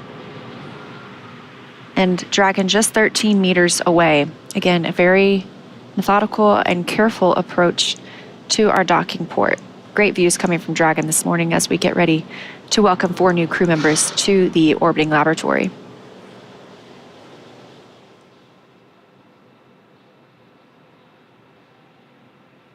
Dragon is at 10 meters. Copy, 10 meters.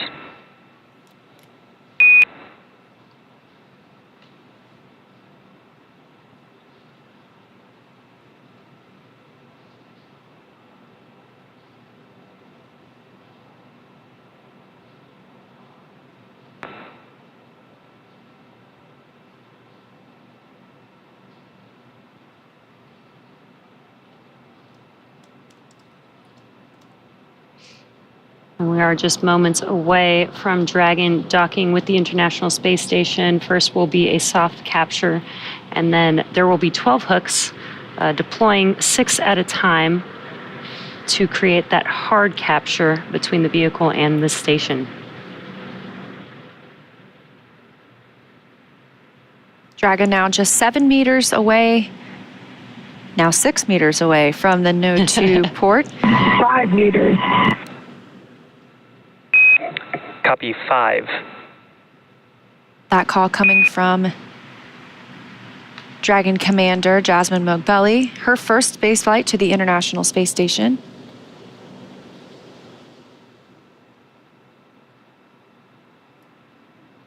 Standing by for the call of crew hands-off point, or CHOP.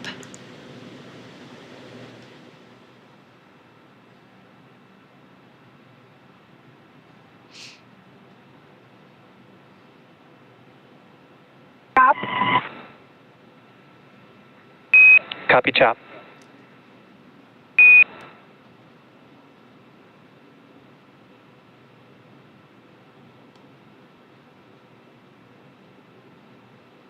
1 meter.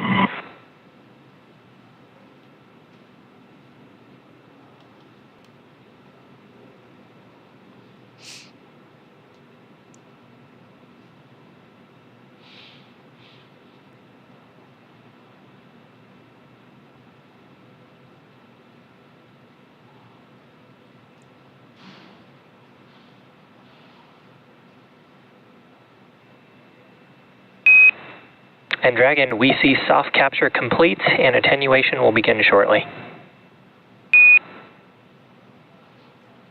I can copy.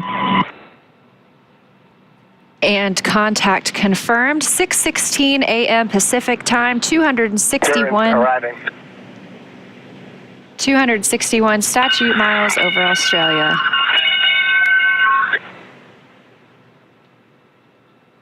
Guys, thank you for the welcome.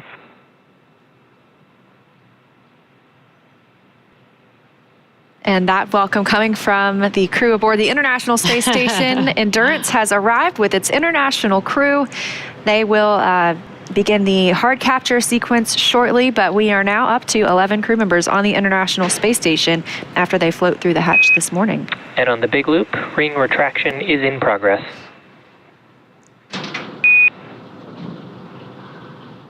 I can copy. Is ring retraction in progress.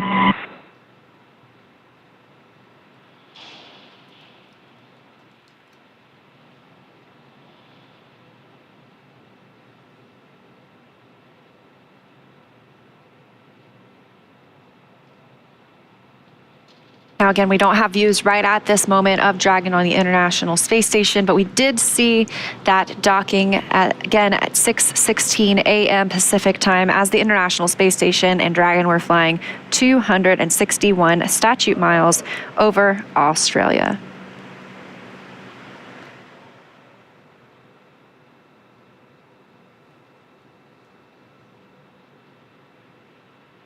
And there's still a few steps to complete before Dragon is securely attached to the station.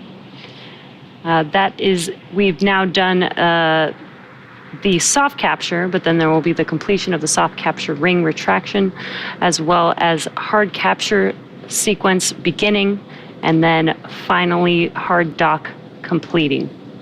And again, that will require 12 hooks to deploy. Again, 6 at a time will deploy to make that hard capture completion. Of course, once we have a successful hard capture, it still is going to take a little bit before we see our crew members float through the hatch into the International Space Station and officially bring us up to that total of 11, at least for about the next few days or so.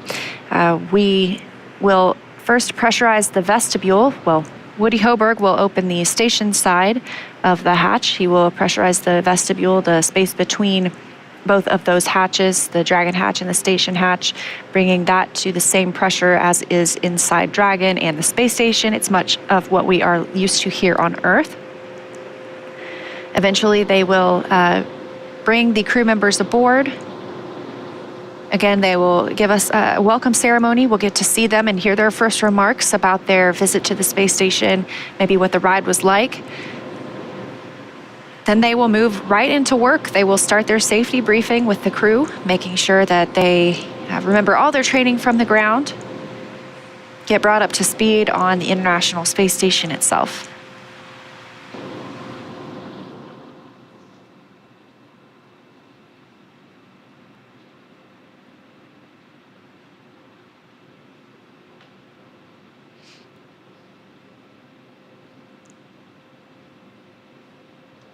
This is Dragon Endurance's third visit to the International Space Station, first on Crew-3, then with Crew-5, now Crew-7. It joins Dragon Endeavour, both docked to the Node 2 module, also known as Harmony.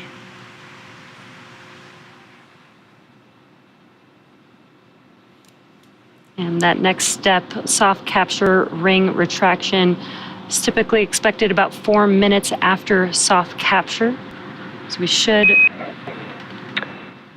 And Dragon, ring retraction is complete. The docking sequence is holding for MCS reconfiguration. SpaceX, Dragon copies. And what perfect timing. Soft capture ring retraction is now complete. As you mentioned earlier, during this time, we're also connecting an umbilical from Dragon to the station. Dragon has been using power generated by its solar arrays, also battery power. Once it's connected to the International Space Station, it can start using power from the station itself. You got a great view of those solar arrays as we were flying in this morning. And so at this point, Dragon will probably start using the station power for the remainder of its time on the space station over these next 6 months.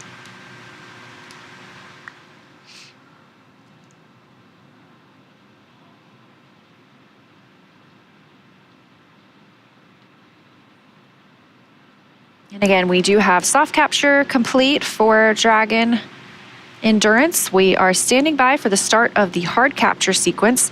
This process takes several minutes, but it is the securing of 12 hooks from Dragon to the International Space Station, giving us that firm, secure hold. MCS configured. Proceeding with hook driving.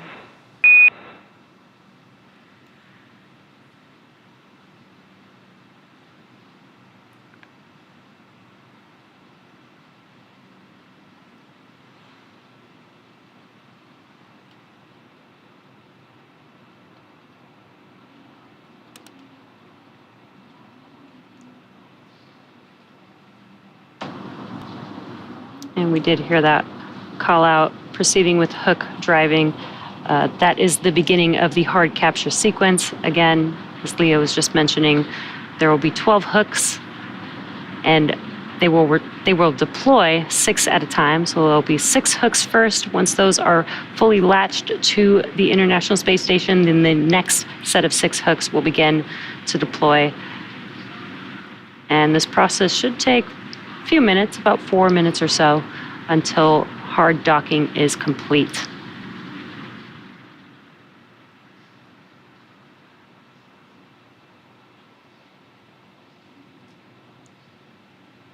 Again, we welcomed Crew-7 to the International Space Station at 6:16 a.m. Pacific time this morning. Here's your view inside Dragon Endurance right now over the shoulder of our commander, Jasmine Mogbelli, and pilot Andreas Mogensen. It was Mogbelli's first trip to the International Space Station and Mogensen's second. This is also Konstantin Borisov's first trip to the International Space Station.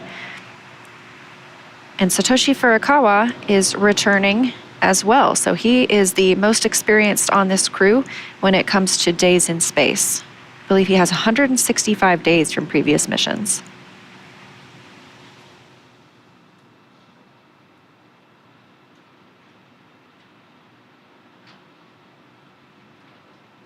This is the view that we saw as we were preparing for docking.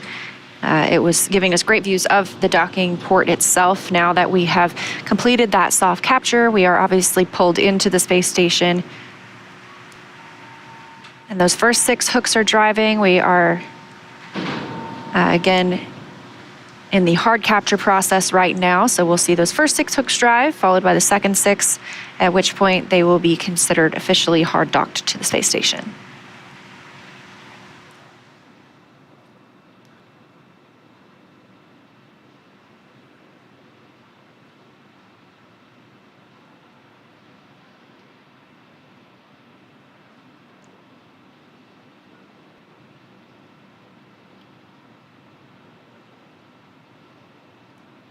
We're getting some good progress on the hooks driving. It looks like the second 6 are now starting to drive.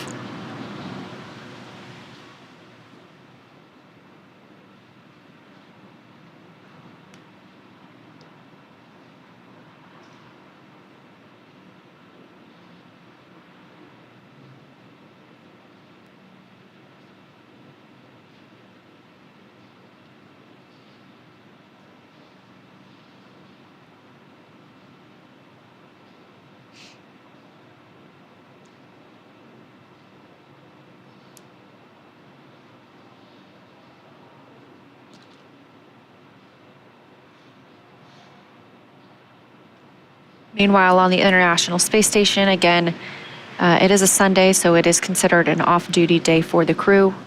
The 3 cosmonauts currently on board are eating their midday meal. Meanwhile, Woody Hoberg is monitoring Dragon's docking.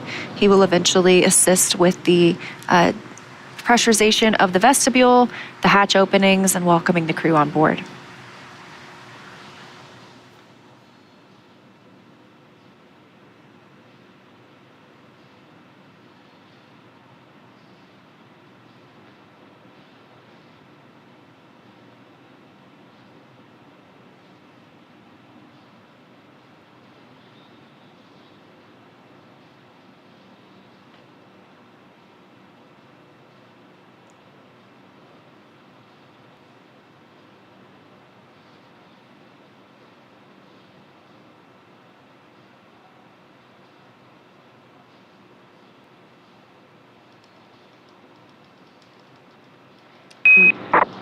And on the big loop, hard capture is complete. Dragon, you are go to raise visors.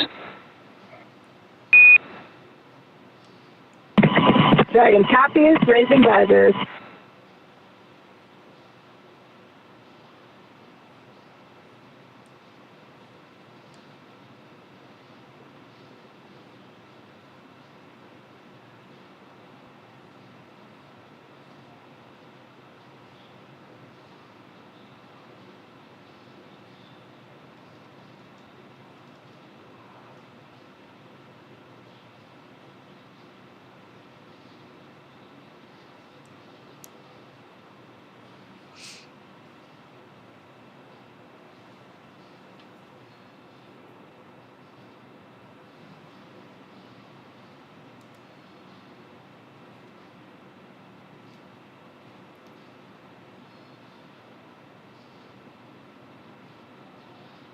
And if you're just now joining us, you are tuned in to the NASA SpaceX Crew-7 mission.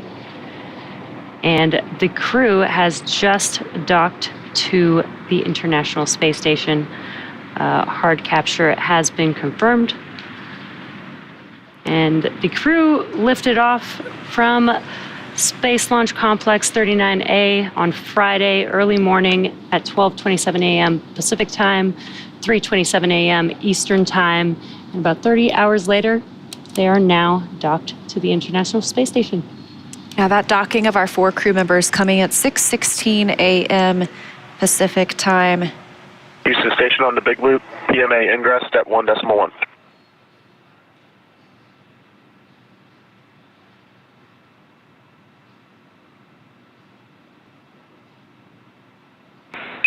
And Woody, we're not quite ready for that step yet. We'll let you know when we are. I copy, standing by.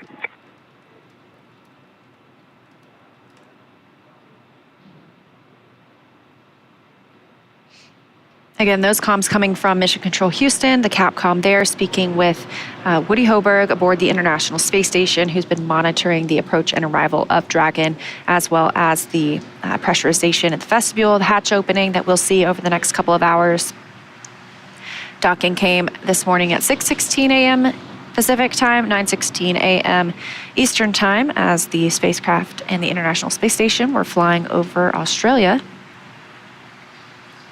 We've again seen completion of soft capture as well as of hard capture. And on the big loop, docking sequence is complete. Dragon, welcome, Vilkom, Yokoso, Dobro Pazalovat to the International Space Station. SpaceX ISS from Dragon on the big loop. Thank you so much. I have to keep reminding myself this is not just a dream. Thank you to the entire SpaceX team, to those who worked on the Falcon 9, on our Dragon, and even on preparing us, especially our training lead, Paul Weiss. We had to keep reminding ourselves that when we open that hatch, we're not walking out into the training center. I'll hand it over to Andy for a few words. Yeah, I want to thank everyone at SpaceX as well, including everyone at our respective partner agencies for getting us this far. You know, this is the first step of the journey. the real mission begins now on board the International Space Station. We have a lot of exciting work ahead of us that we look forward to. And thank you to everyone at our agencies for preparing us. We look forward to getting ready.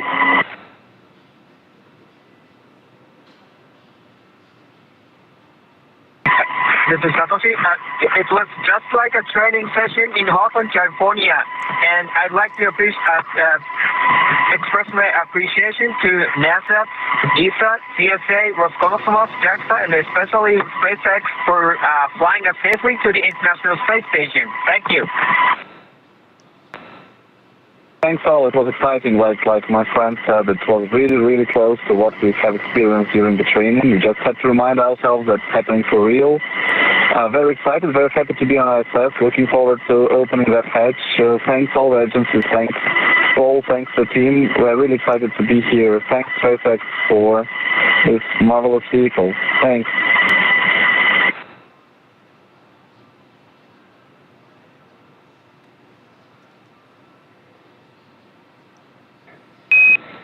And Dragon, SpaceX on the Big Loop, on behalf of SpaceX, we want to thank you for training with us, and it's been an honor and privilege to bring you to the station today. Ground will be enabling our hardline power and communication connections. You are go to DOF suits per 4.012, and we're going to be taking cameras external.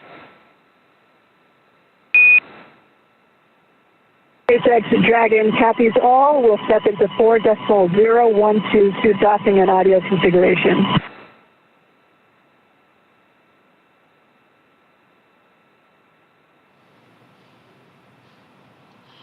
And some awesome words from the core, our core here, Shiva Bharavaj, speaking in every language to the crew, which was pretty awesome, welcoming the crew to the International Space Station. The crew also saying some amazing, kind words. That was really awesome to hear.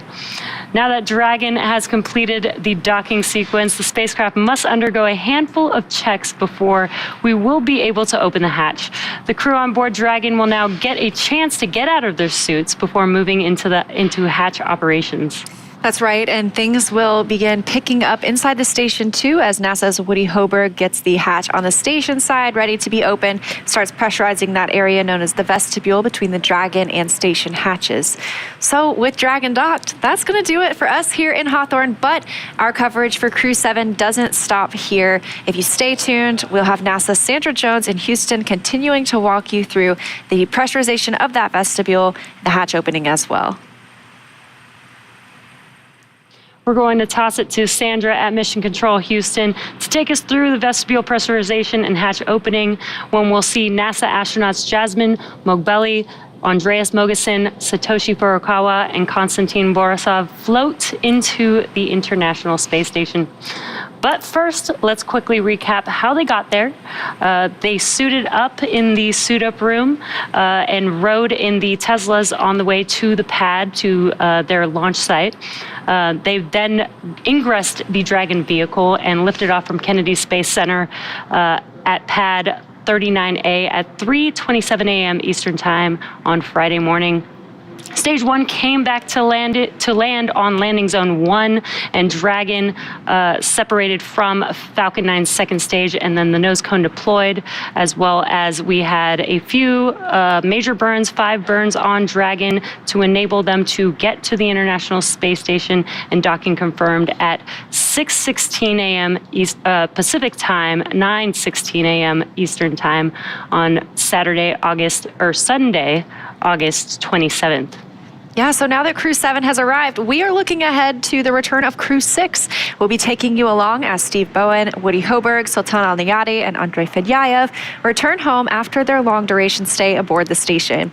Our teams are assessing return dates, which will be announced on nasa.gov, so be sure to tune in as NASA and SpaceX bring you live coverage every step of their journey. Also, be sure to follow SpaceX and NASA on social media for real-time updates. Thanks again for watching. Go NASA, go SpaceX, and go Crew-7 and Crew-6. Now sending it over to Sandra at the Johnson Space Center in Houston to continue sharing the mission as the crew prepares to board their home for the next 6 months, the International Space Station. For those of you watching on the SpaceX YouTube channel, please head over to NASA TV to follow the coverage live, and we'll see you soon.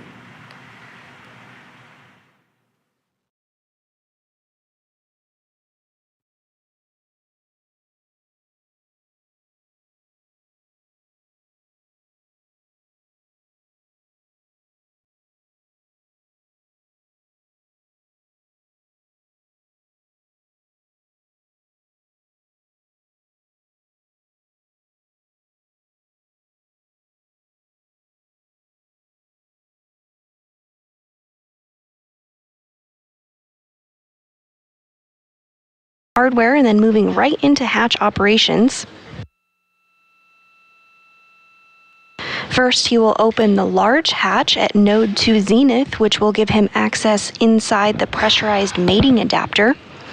He'll then work to pressurize the vestibule, which is the small space between the hatches on Dragon and the space station. This was exposed to vacuum prior to docking, so it needs to be filled with air to make sure its pressure is nearly equal with the atmospheric pressures on Dragon and the space station. To do this, Hoburg will use a small valve on the station's hatch to slowly introduce air into the vestibule, and flight controllers here in Houston will monitor the pressure and temperature readings inside to verify that everything is leak-free before we get ready to open up the hatches. We expect it to take a little bit of time to get everything pressurized and checked out before we open up the hatches, but we'll keep you updated on the targeted hatch opening time. Following hatch opening, there will be a welcoming ceremony which will take place. Following this, the crew will get a safety briefing, get oriented, unpack their belongings from the Crew-7 vehicle, and get situated in their new home for the next 6 months.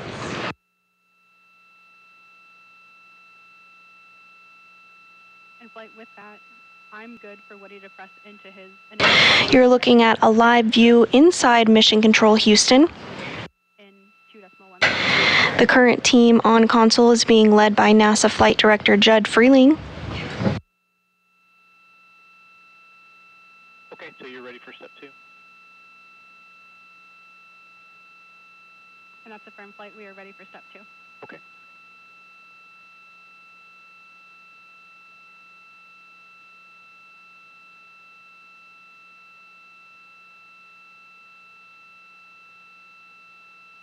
Flight SS, take 2. Yes, take 2.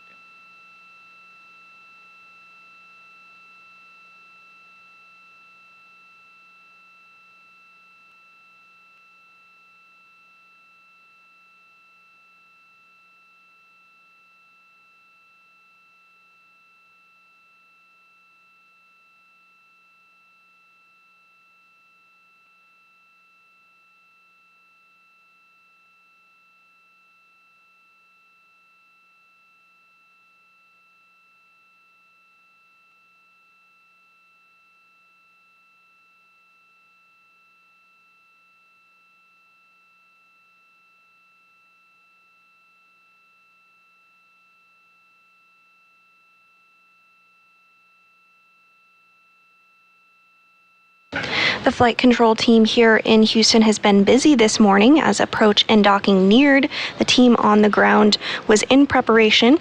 About 3 hours prior to docking, flight controllers began to feather solar arrays. This is a multi-step process and helps protect the arrays from plumes and keeps them safe when a vehicle arrives.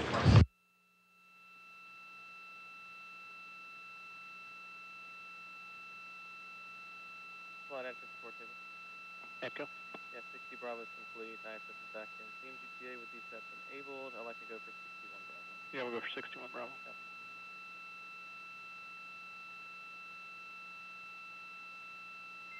And Dragon SpaceX on Dragon to ground. No response required, but ISS power connection has been established.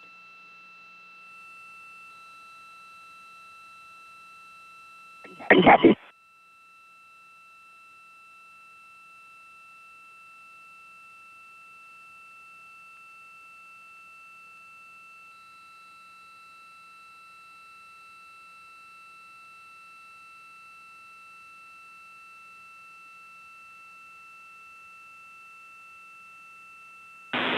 And Station Houston on 2 for Woody, you have a go in step 2.2, your go to perform initial IDA Dragon vestibule pressurization for leak check. All right, Amy, copy go in 2.2. Thanks.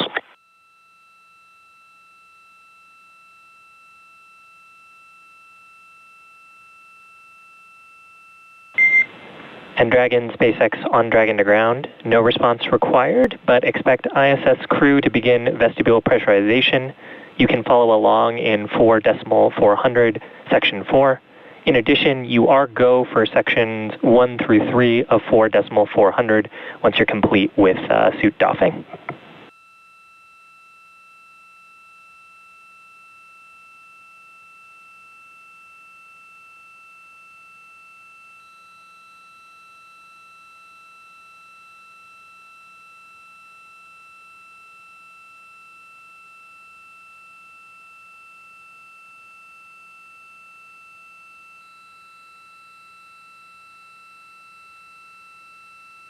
And NASA astronaut Woody Hoberg is continuing to step through the procedures ahead of hatch opening this morning. He's working on getting that small space or vestibule repressurized because it was exposed to vacuum.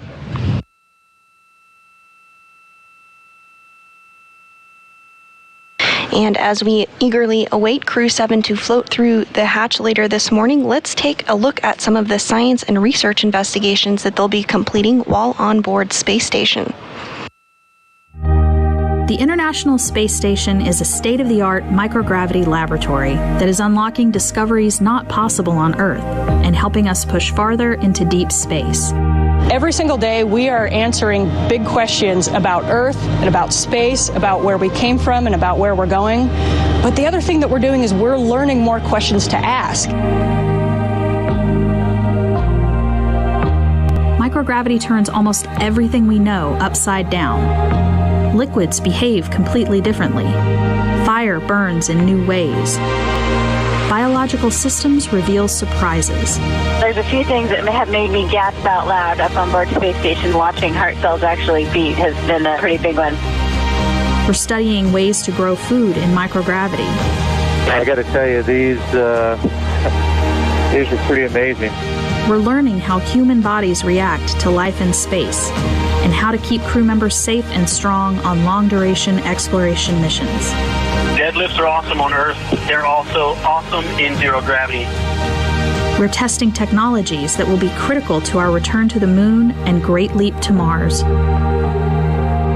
Our research has contributed to medical and social benefits on our home planet, allowing us to find new ways to combat disease back on Earth and develop technologies to deliver clean water to remote communities in need.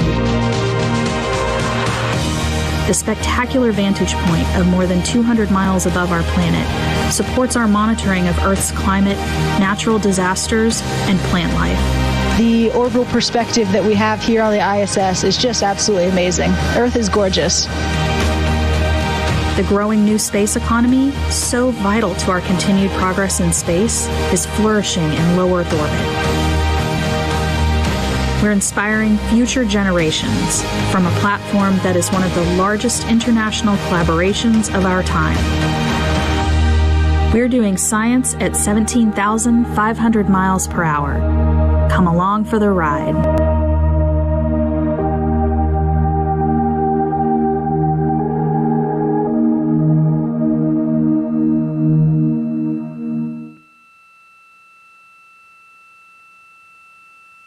This view inside Mission Control Houston following a docking of Crew-7 at 8:16 a.m. Central Time earlier this morning.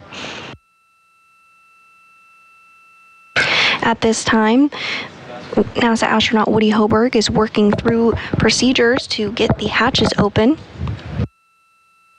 First up, he is working on repressurizing the vestibule.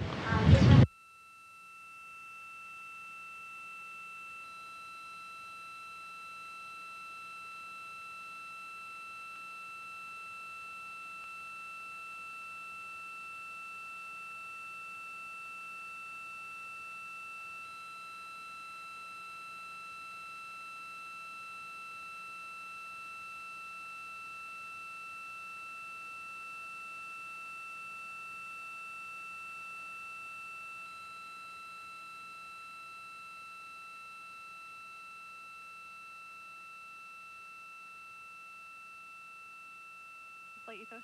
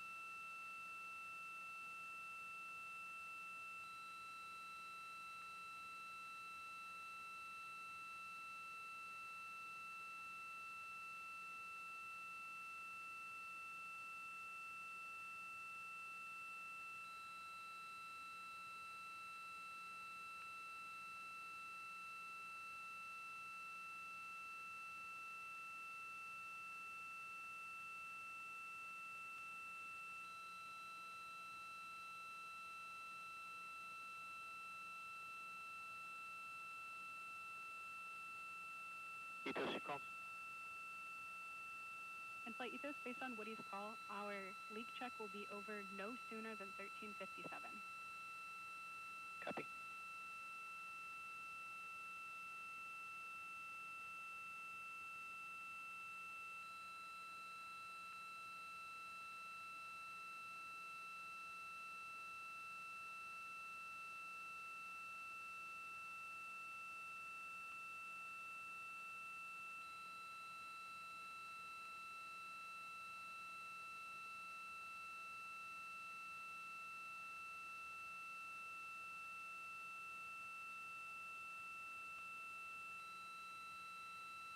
Flight transfer timeline?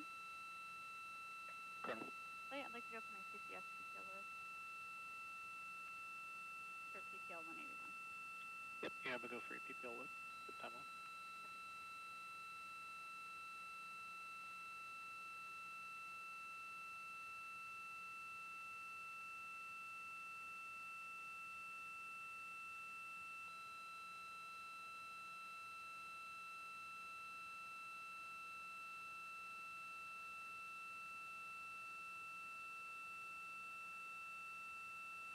Flight Spartan timeline. Spartan. BGAs are back in auto track. I'd like to go for Sarge unlock. You go for Sarge unlock.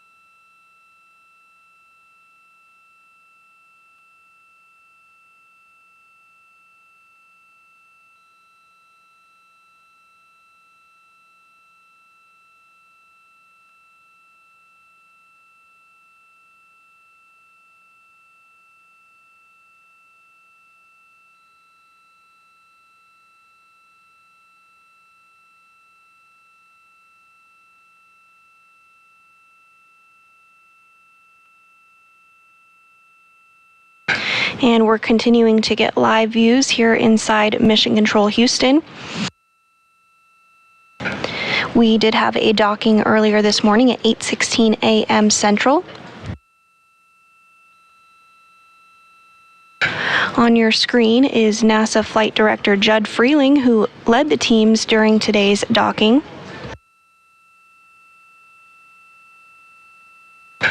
He is on the console that has the bouquet of roses on them.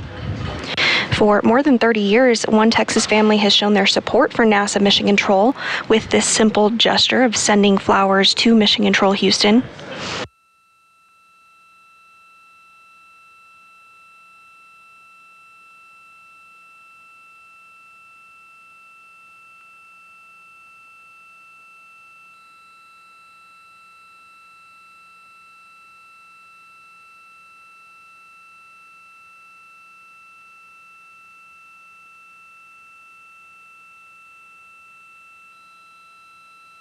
On board the International Space Station, NASA astronaut Woody Hoberg continues to step through procedures ahead of hatch opening.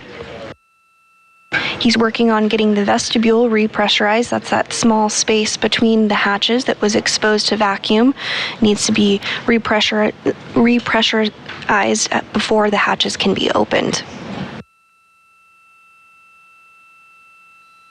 Flight 3042. Yes, take 2.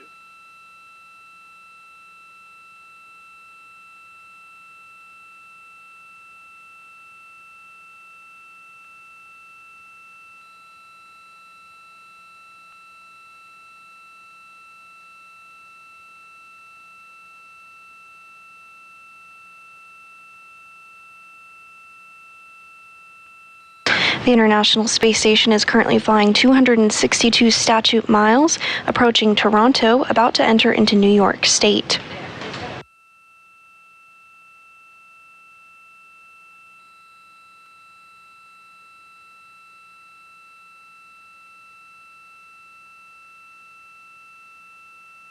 Node 2 video. Of course. So it looks like the crew turned on the Node 2 camera. I'd like to go to wrap up down.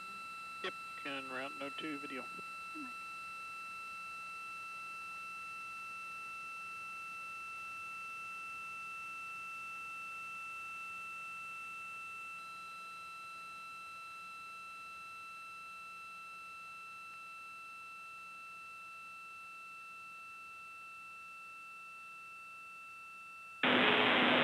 And Station Houston on 2, we noticed you turned on the Node 2 camcorder, so we are going to join you on board.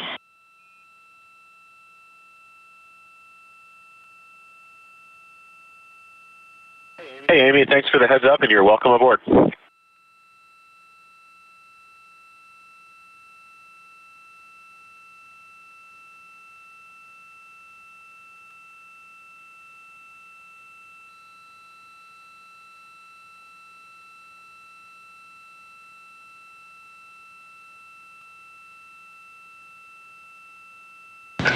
Sounds like we'll be getting some views on board here shortly as Woody Hoberg continues to step through procedures ahead of hatch opening.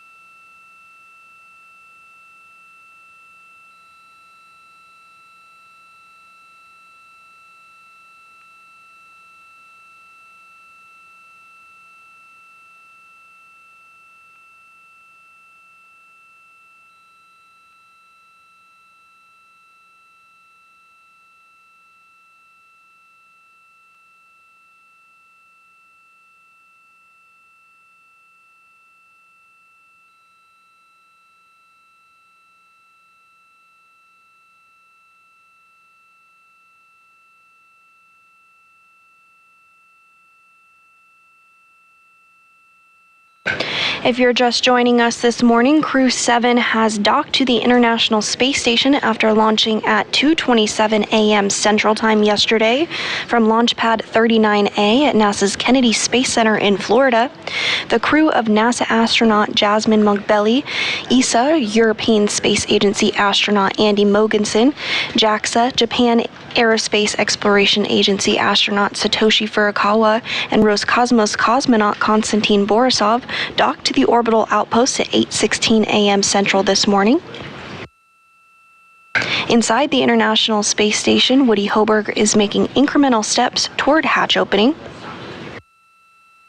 He's working through procedures to equalize the pressure between Dragon and Space Station, and following this, the vestibule's pressure will be brought up to about 5 pounds per square inch, and a leak check will be performed.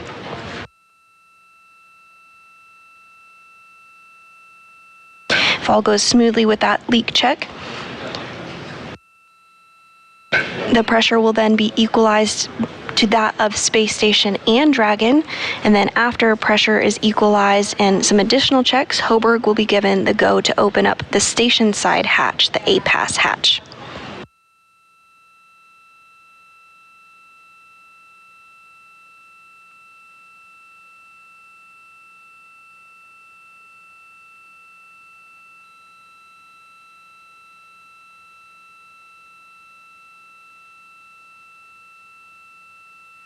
Flight ice. Ice. We are complete with step 4 in 1.102. We are ready for the call in 5.1. It's the call of Dragon for standby for hardline audio config. Okay, copy.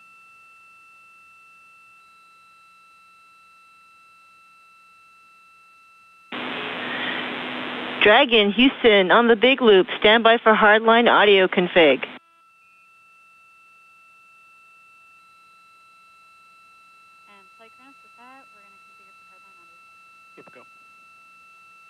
And you're looking at a view inside the International Space Station.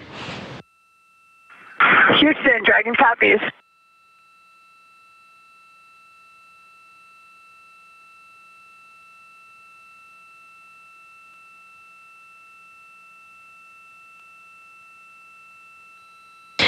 We may see some views of NASA astronaut Woody Hoburg as he continues to step through those procedures ahead of hatch opening.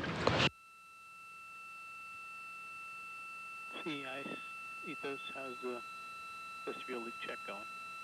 Ethos is talking right now with SpaceX. This is a view looking at the A-Pass hatch. Of course, it's not quite open yet, but here shortly we will see it be able to be opened up once all those pressure checks are completed. Copy, 61 Bravo. All right, with that, folks, we're done with the core table. And flight echo for timeline. Yeah, go. Yeah, I'd like to go to get MCS back in a good CCB slot. All right, you have a go for your CCTV incorporate. Good timing.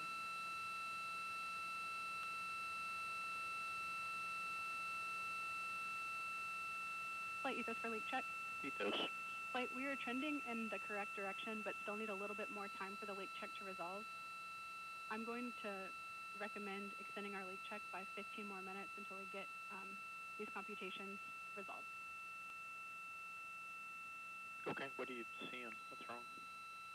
We're still seeing our leak rate at a negative number, and they're still fluctuating around, and we're not quite passing our leak rate yet. And we have room to extend up to... Yeah, FlightMD, this is expected, and I think per the brief, we'll just kind of keep waiting for it to come into bounds. Okay. And it might be 15 minutes, but it could be shorter, so we'll just kind of see when it passes the check. But this is all expected. Copy. Ethos copies. So we're really just looking less than the 0.71 kilograms per day? And that's a firm flight. We're looking for a leak rate less than 0.71. And this is a view from outside the International Space Station of Crew Dragon Endurance docked to the orbital outpost.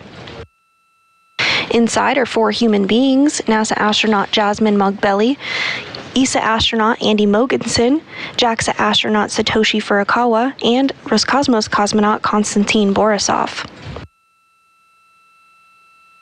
They docked to space station at 8:16 a.m. Central Time, following their launch from the Kennedy Space Center in Florida yesterday at 2:27 a.m. Central.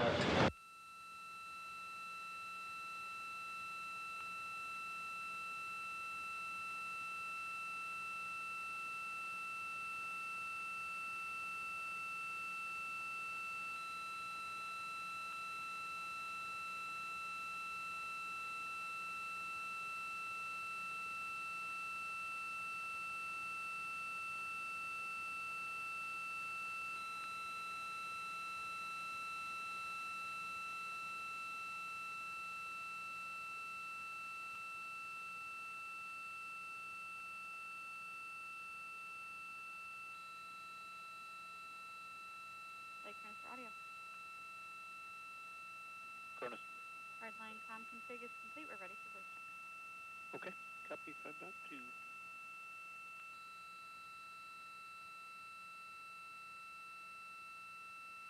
5.2. Dragon, Houston on the big loop. Hardline audio configuration is complete. Please do a comm check.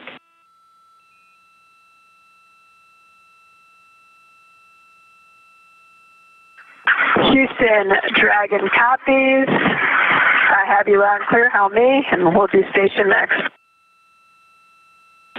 Dragon, Houston, I have you loud and clear. Station, Dragon, comm check. How do you hear? Dragon Station has you loud and clear. How me? We have you the same.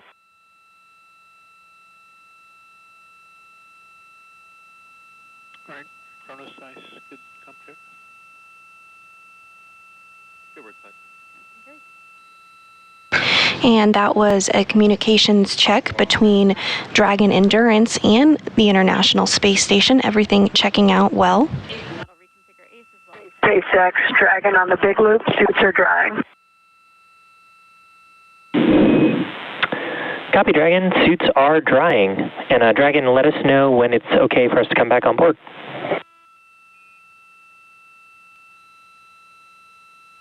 We'll tell, not quite yet. SpaceX copies.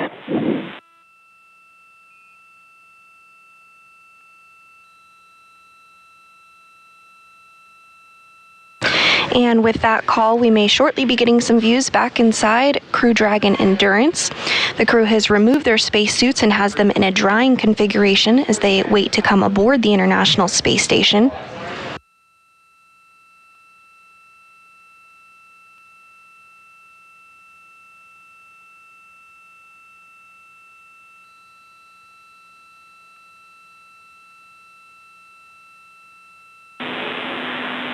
Station, Houston on the big loop for leak check status.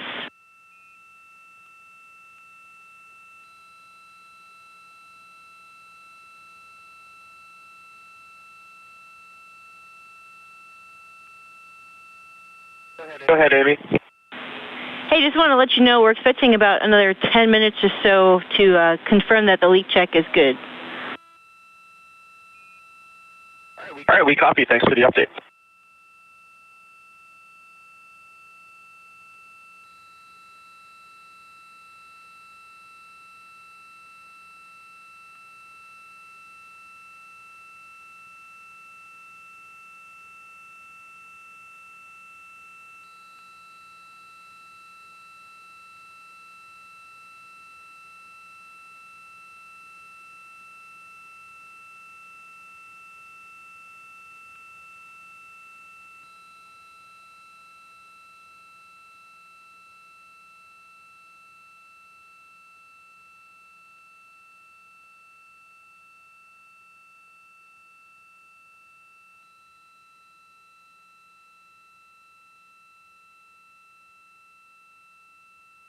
Flight Cronus for standard mode.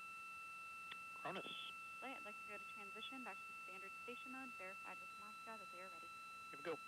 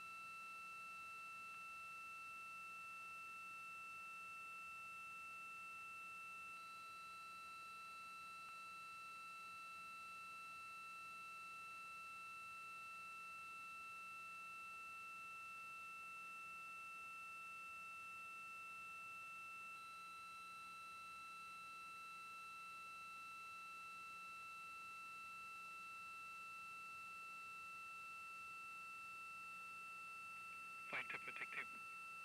Yes, take two. Thanks. Flight VVF. For the lab and cupola shutter, we can give the crew a new time for when they can open them. That is going to be 14:46. 14:46, okay.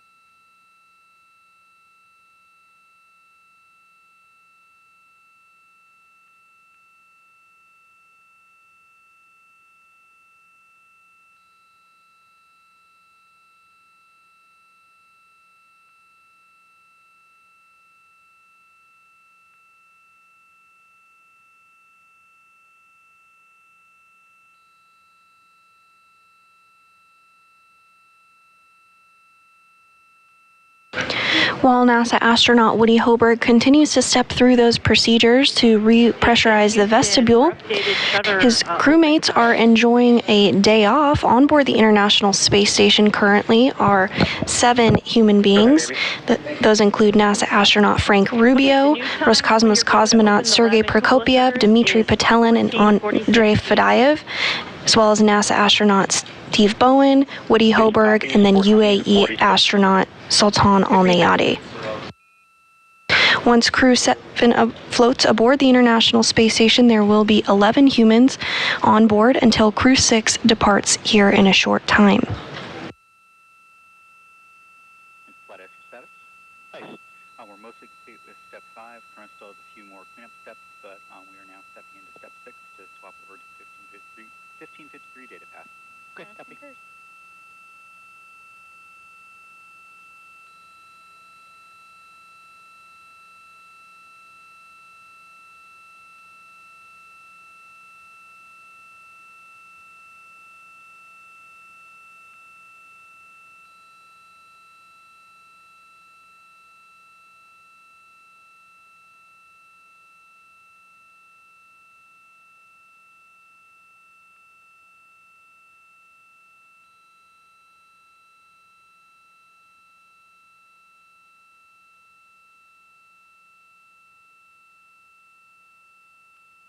With the ice, I assume we got all of step 3 and 4 complete as well, correct? Good word, flight. Okay.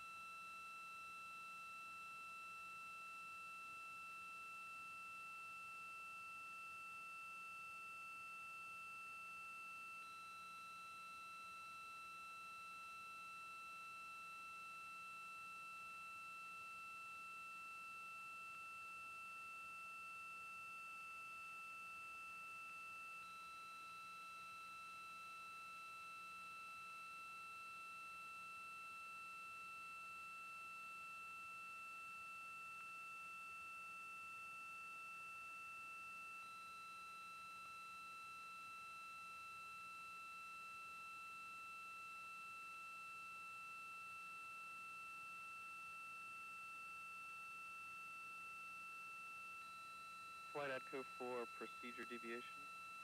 ADCO?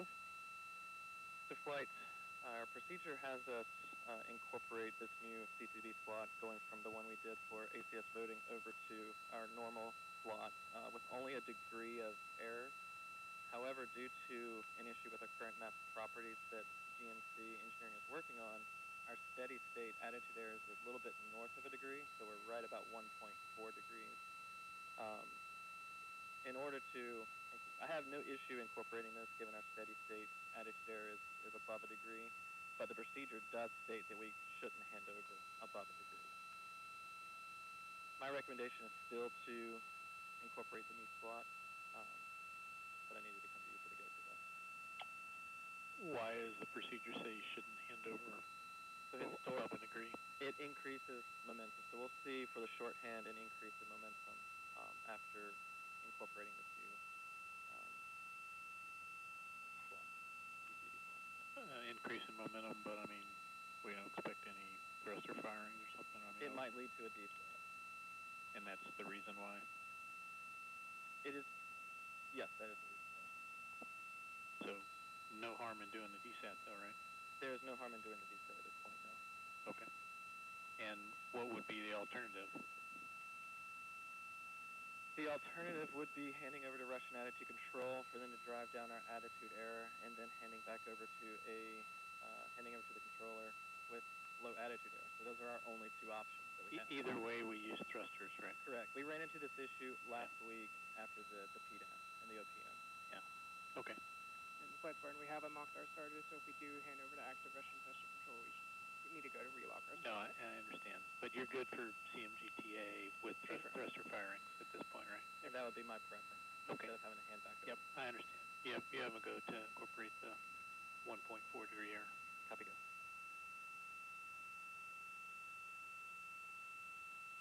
Flight PAO. PAO. flight, congratulations on your docking. I have a quick question here to review the bidding for hatch opening and welcoming coming up. Do we think that we can give a ballpark estimate here on when hatch opening might be at this point?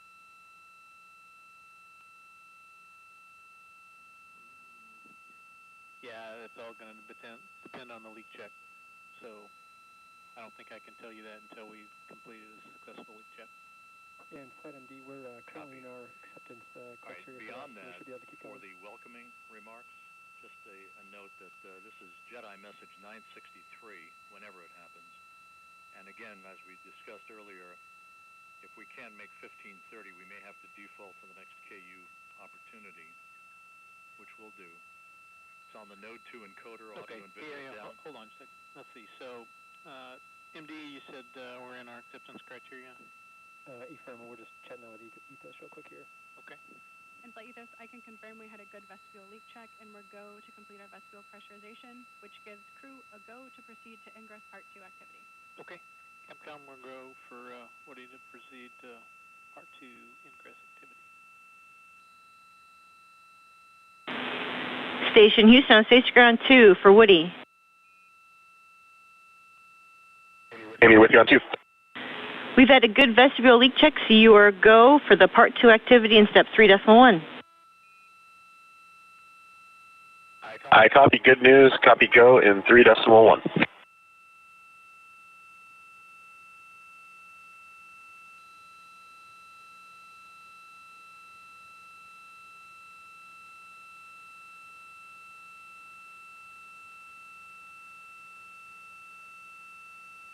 Let's see, ICE and Ethos, now that we're in the Part 2 vestibule, any idea how long before we can open the hatch from this point?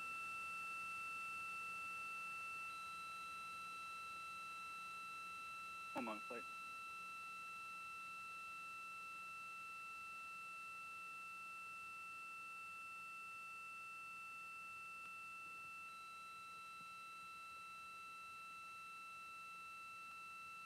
And Flight Ethos, from my perspective, I see a good APAS equalization, but I know there are other steps in the hatch opening path that take minutes rather than instantaneous. Yep.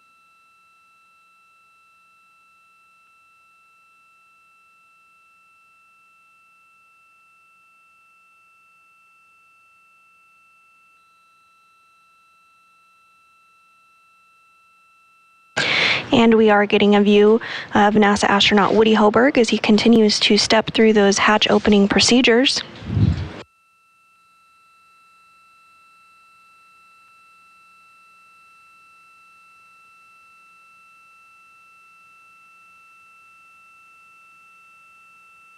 Hoberg was working to install some padding on the APAS hatch to help outfit it to protect it.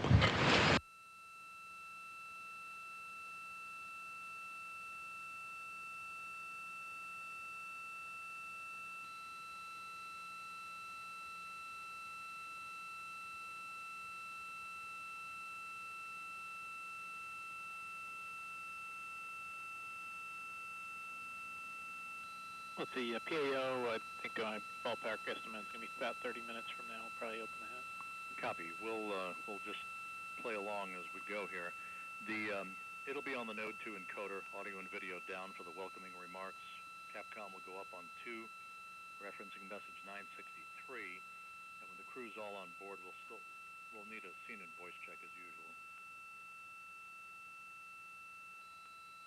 Copy.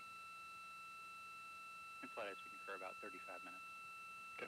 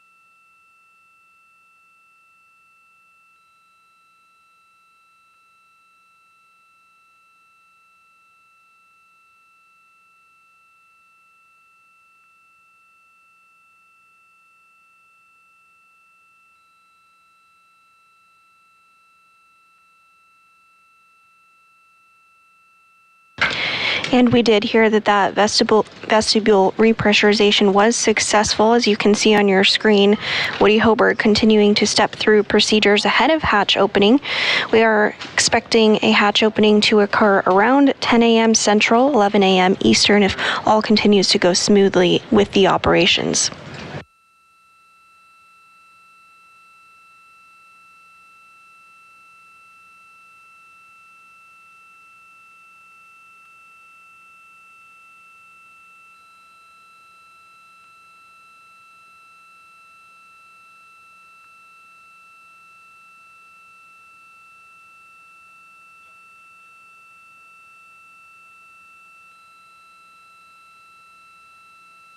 And this view of Crew Dragon Endurance inside our 4 astronauts, NASA astronaut Jasmine Mogbelli, ESA astronaut Andy Mogensen, JAXA astronaut Satoshi Furukawa, and Roscosmos cosmonaut Konstantin Borisov.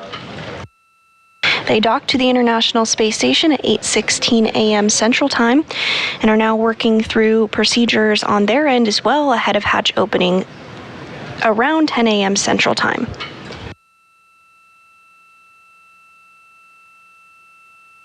This view back inside the space station as Hoburg continues to step through those procedures. We did see him installing some padding on the APAS hatch. The APAS hatch is the androgynous peripheral assembly system. He installed that padding to help outfit it ahead of the hatch opening.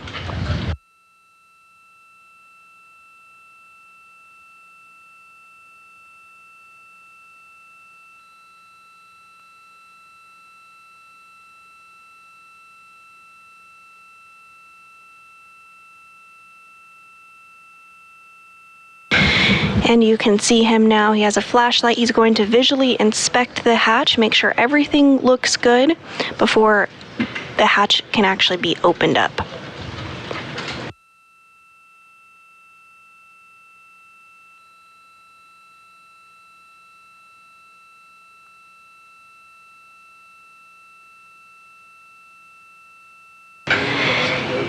And that APAS hatch now open.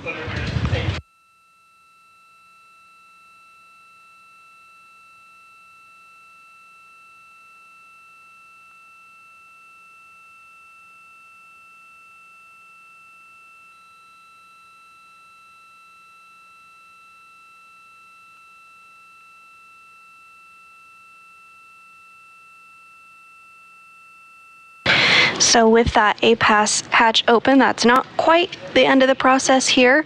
There's one more hatch to open on the Dragon side. So the crew on both space station and inside Endurance are working through procedures to open up that hatch next, and then they'll welcome the Crew-7 astronauts on board.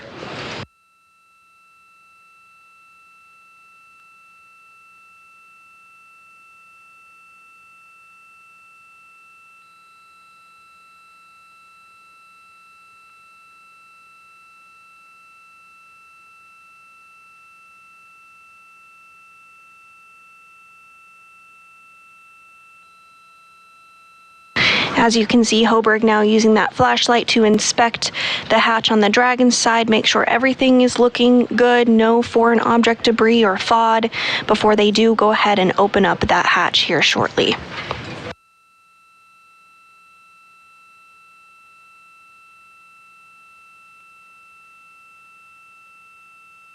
We are going to stand by for the pressure to just equal out between the space station hatch and the Dragon hatch.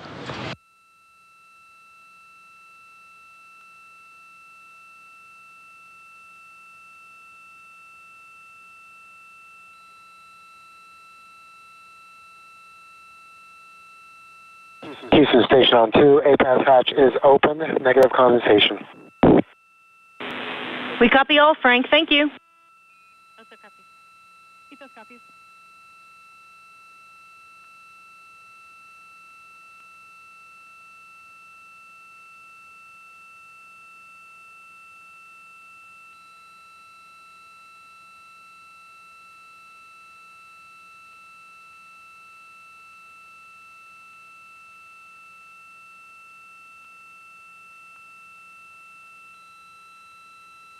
And this is a view. This is a view inside Mission Control Houston. NASA Flight Director Jed Freeling, who you see on the console there with the flowers, led the team through docking operations this morning. The crew here in Houston continuing to work alongside the crew on board the space station, namely NASA astronaut Woody Hoberg, as he steps through procedures ahead of hatch opening. The APAS hatch, or the station side hatch, is now open. We're standing by for that pressure to equal out between the Dragon hatch and the station hatch before the Dragon hatch can be opened.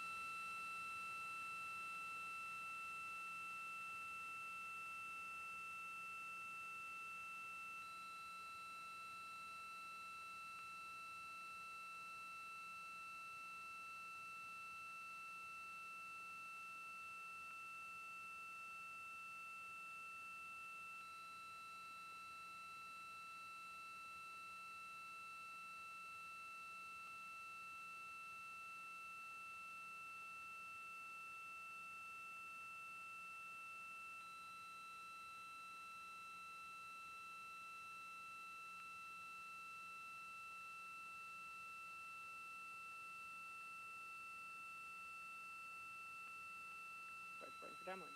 Start. Yep, the charges are unlocked, and I'd like a go to send both charges to auto track at 1432. As NASA continues to live and work in low Earth orbit, humanity's home in space for over 20 years, we're also working with commercial industry on commercial LEO destinations to ensure there is no gap in low Earth orbit. So let's check out this video to learn more about the commercialization of low Earth orbit. Dragon to ground will no longer be available for comm. LEO. It stands for Low Earth Orbit. That's a portion of outer space about 250 miles up, and for over 20 years it's been home to the world's most unique laboratory, the International Space Station.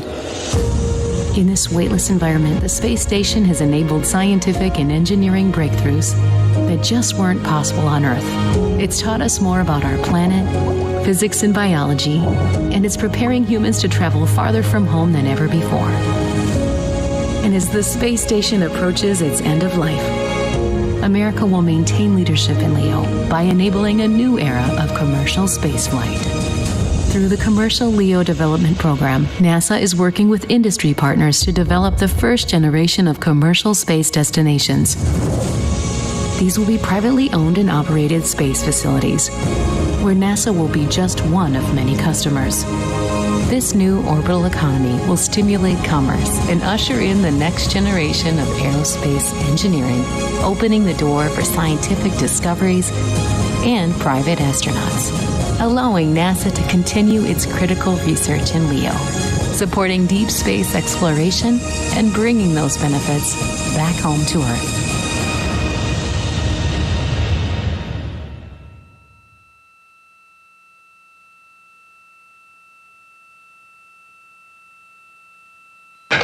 And if you're just joining us, Crew-7 successfully docked to the International Space Station at 8:16 a.m. Central Time this morning. The crew is working through procedures to open up the hatches between Space Station and Dragon.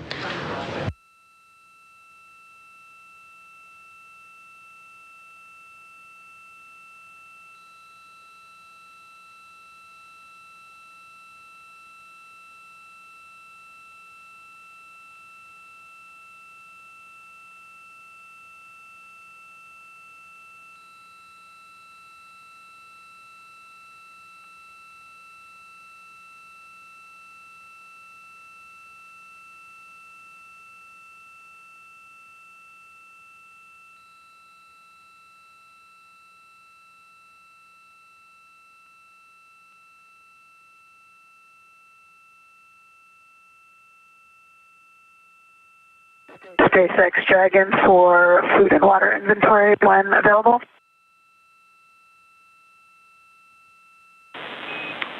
And Dragon, I'm with you on the big loop for inventory.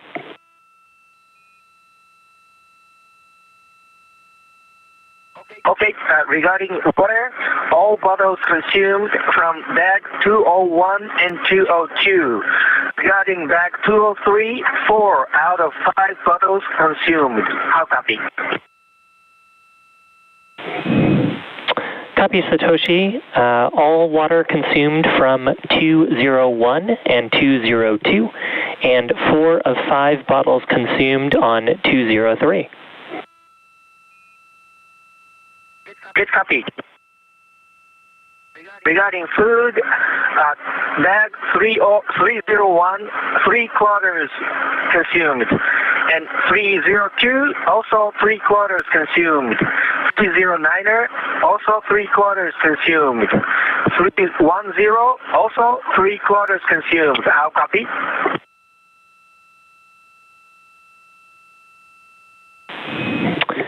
Copy, Satoshi. 3 quarters of food consumed on bags 301, 302, 309er, 310. Good copy, thanks. And Satoshi, one clarification, does the water count include the bottle for 4.400 section 5? Affirmative. Great, thank you.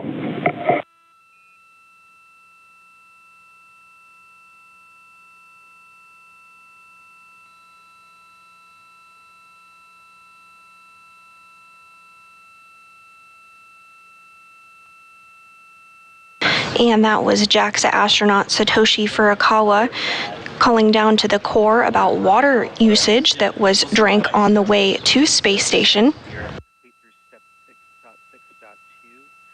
There's a very methodical way that the Dragon is packed with the cargo in order to have the proper weight distribution, and SpaceX keeps track of this throughout the mission in order to ensure everything is as it should be in the correct place ahead of re-entry.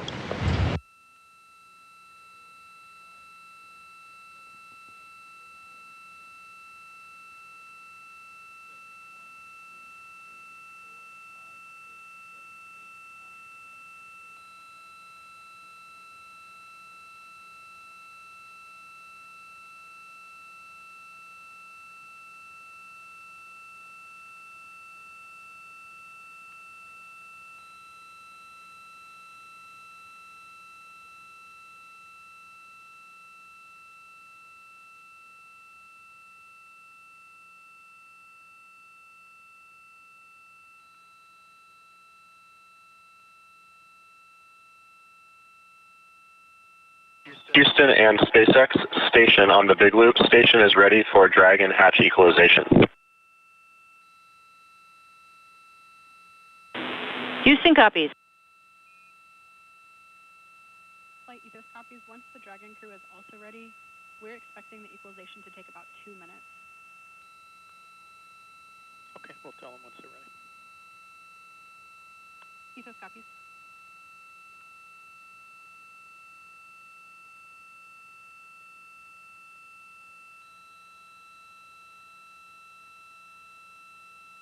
And with that call, Hoberg reporting that the space station side is ready to begin the equalization process. We'll stand by for the Dragon side to be ready for that step as well.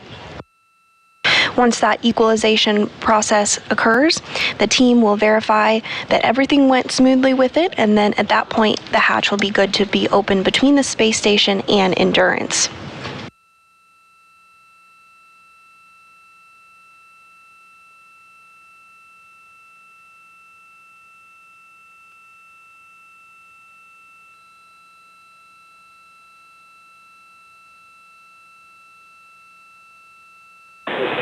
And Dragon SpaceX on the Big Loop for a couple of items.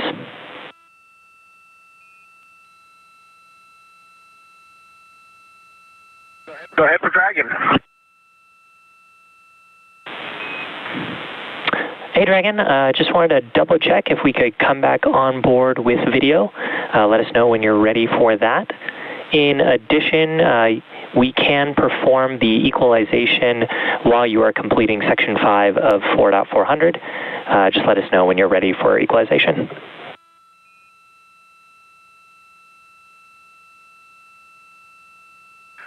We're doing Section 5 now, and we're ready for equalization. The only thing we need to do is doff our undergarments and change into flight suits, so hang on with coming internal with the cameras, please. Okay, Dragon, thanks for the update.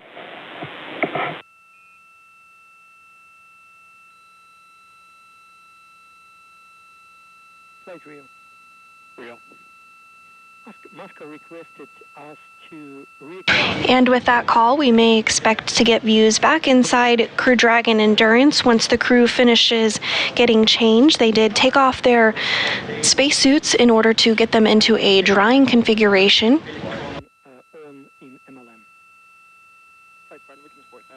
The next major milestone that we'll be tracking is for the pressure to equalize between Endurance and the space station before the hatch can be opened. So I copied that the Dragon crew is ready for hatch equalization, so once we get AOS here, we'll let everybody know that it's going to take 2 minutes. MD copies, that sounds good, and once you're good, then make the call to them. We can go ahead and send the hatch up and prep command, which would begin that equalization. Agreed.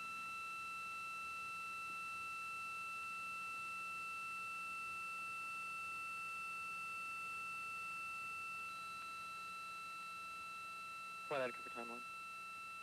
ADCO. I'd like to go to reconfigure our GPS unit. Yeah, we go to reconfigure GPS. Have to go.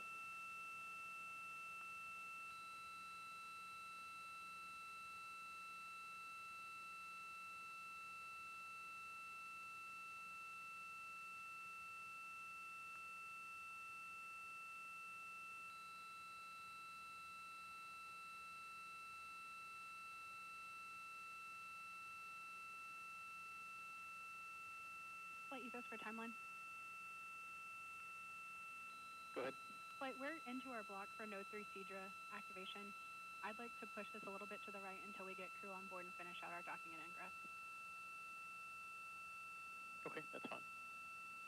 I'm assuming it's not a big deal if we delay bringing up Node 3 Cedra. Correct. These half cycles are for having extra crew come on board, so we just need to get them activated before we get too far into the crew day. Copy.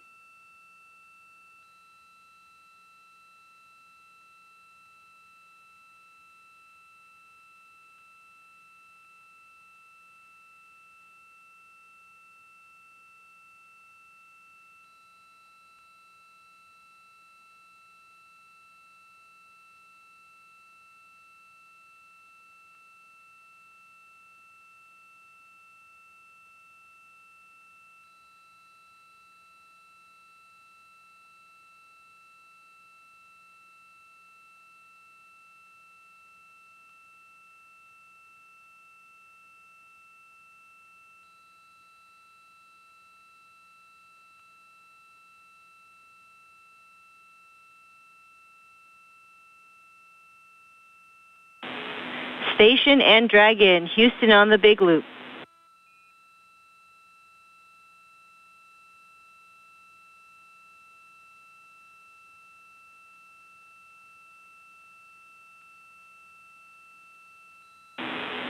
And Station and Dragon, Houston on the Big Loop. Dragon, ready to copy? Stand by for equalization. It's expecting to take 2 minutes.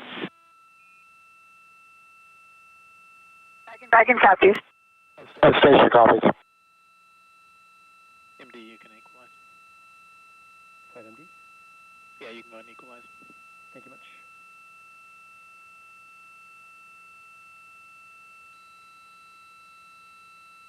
And both the station side and the Dragon side have been given the go for the equalization process to begin. Expecting that to take about 2 minutes.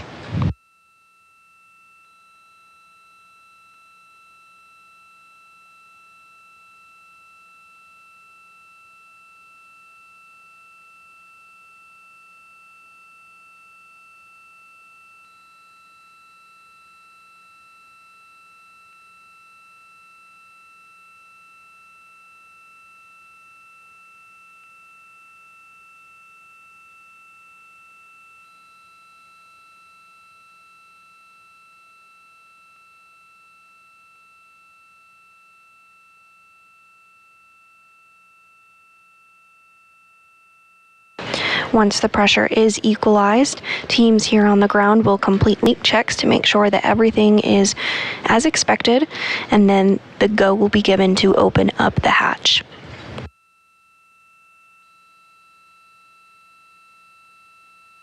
And here is a view from inside the International Space Station. You can see that a pass hatch is open. For onboard cautions. Go ahead.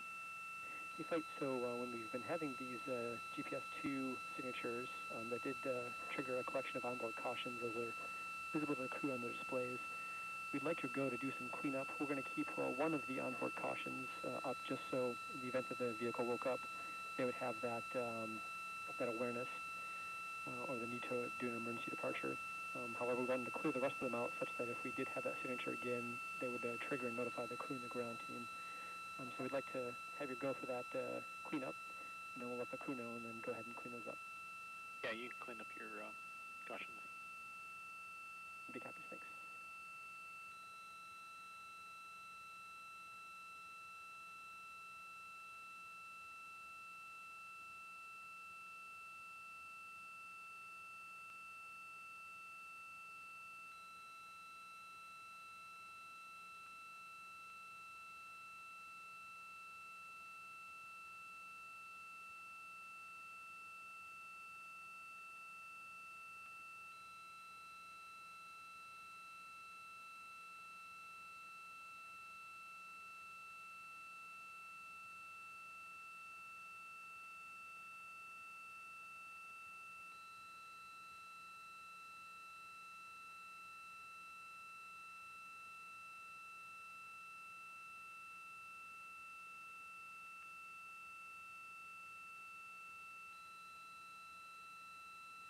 Flight Ethos, I'm seeing the Dragon ISS pressurization and work.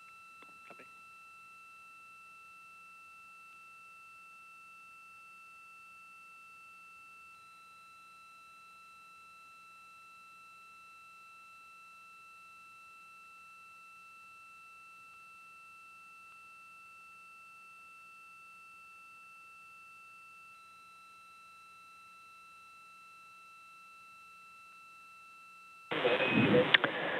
Dragon SpaceX on the big loop for alert reconfiguration.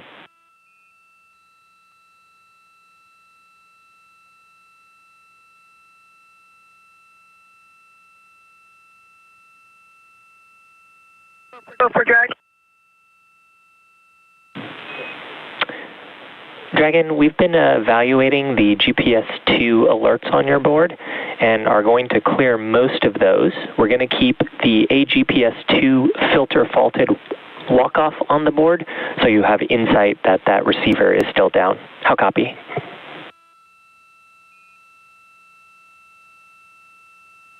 Dragon copies all. Good news, and clarification, degraded performance, not hard down.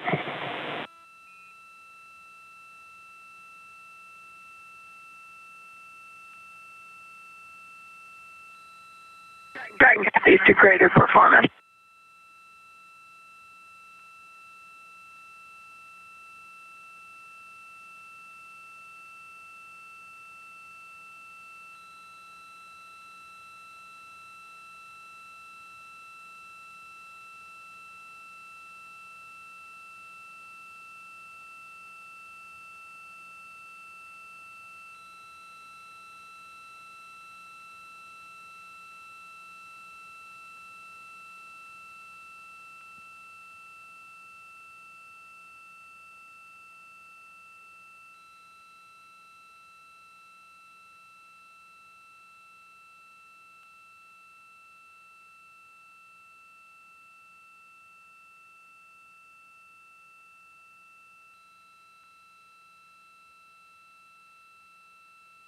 And the endurance equalization process is underway.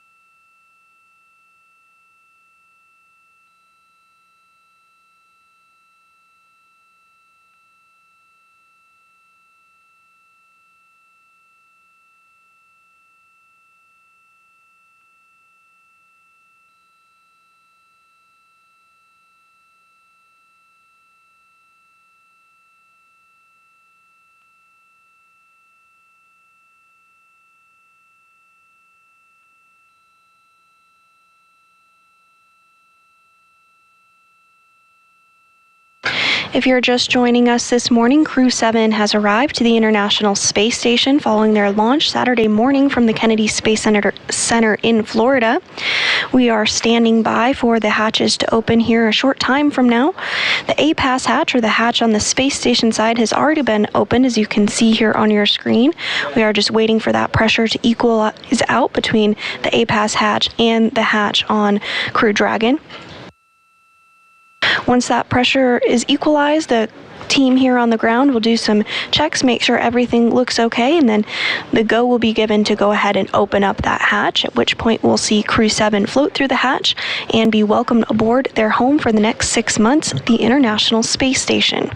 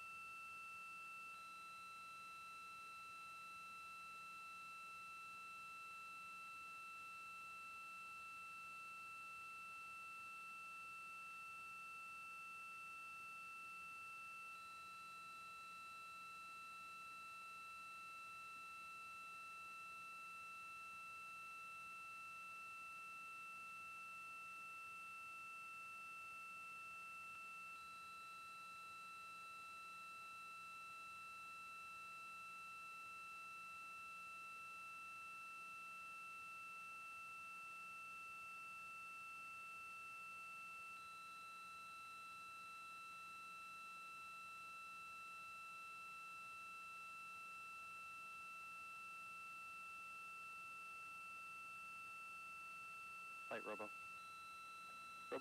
Just for your awareness, there's a couple activities coming up related to the MT Translate. I'm expecting all those to get delayed. I think it's Cronus and ADCO activities. I'll be working with them. Copy, yeah, great.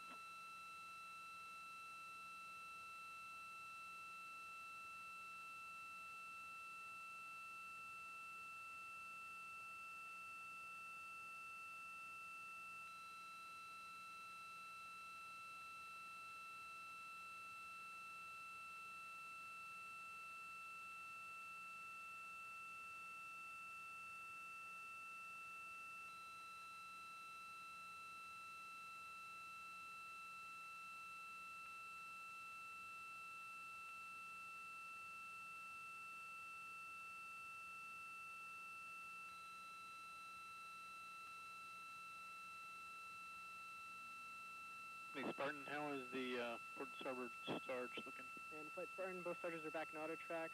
We are not seeing any indications that terminal bearing 7 on the port starge is seized any longer, and the starge is tracking target angle just fine.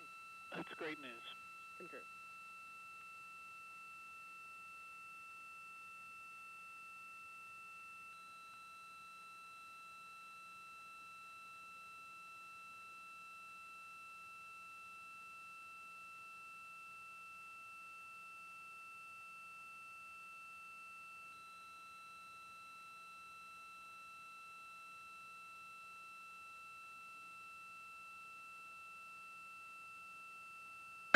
We're continuing to stand by for that pressure to equal out between Endurance and the International Space Station. Flight SO checking.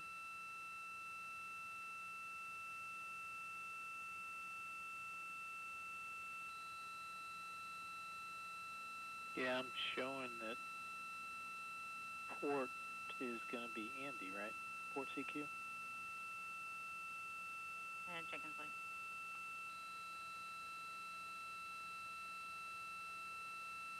Flight burn for time 1. Go ahead. I'm back at go to enable BGA auto biasing and step into our power up and DDCU config. You have a go for all. Copy.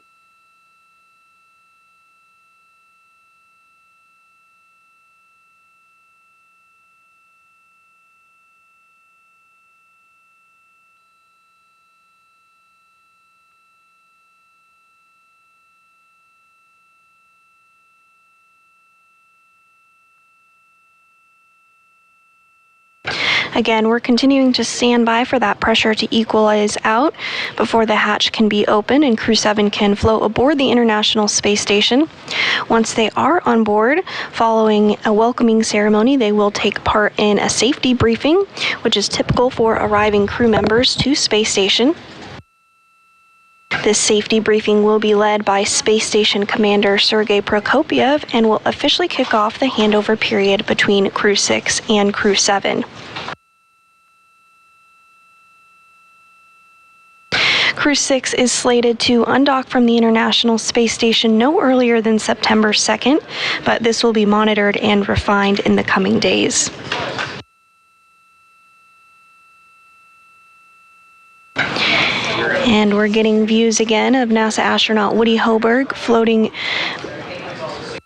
inside the International Space Station as he continues to step through those procedures ahead of hatch opening. He does have the APAS hatch open already. That's the space station side hatch, while we continue to stand by for pressure to equalize. I'd like your go to release SpaceX Tedra's critical MCC complex. We will still keep the Tedra's CROM for another hour and 45 minutes. All right, CMD, you agree we can release SpaceX Tedra's critical? Yes, that I can confirm. We can release Tedra's critical. We still have our S-band up, but we'll be taking that down as soon as we open the hatch. But go to release critical. Okay. GC, you can release SpaceX critical and CC complex. GC copies.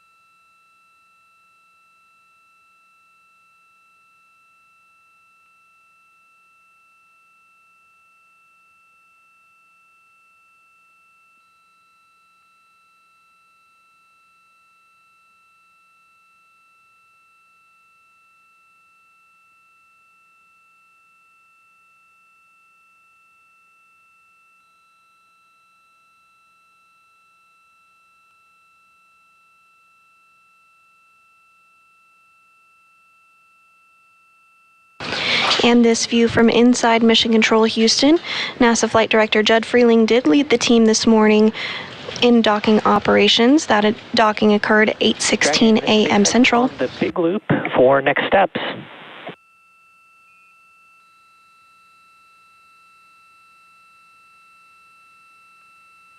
SpaceX Dragon, we are ready for next steps, and we're also ready for cameras to go internal. Excellent, Dragon. We'll put that in work, and I wanted to let you know that the vestibule and capsule are equalized, so we are ready for hatch open.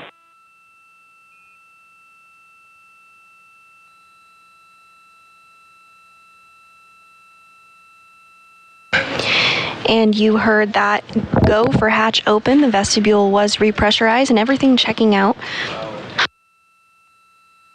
Short time from now, we should expect to see Crew-7 float aboard the International Space Station.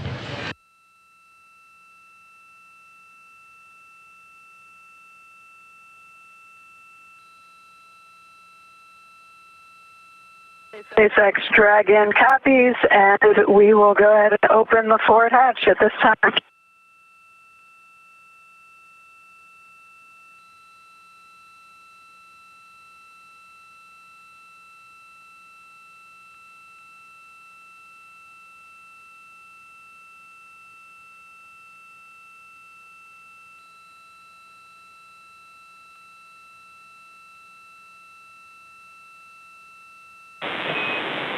Copy, Dragon. You are go for hatch opening per the decal, followed by 4.400, section 6.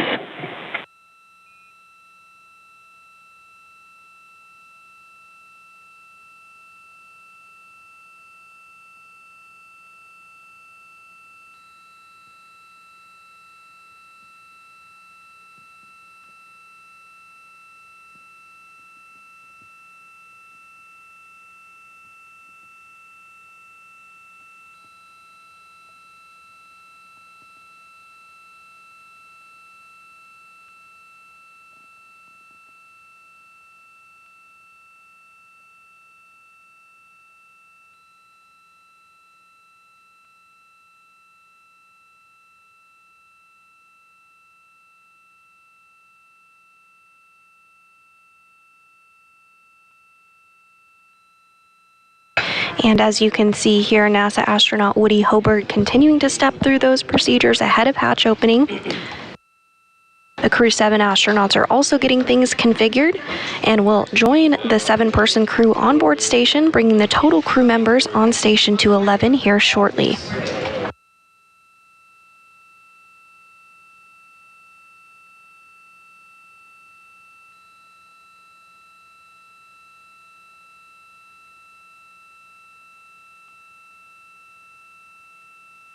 And flight also for the crew quarters ATU config.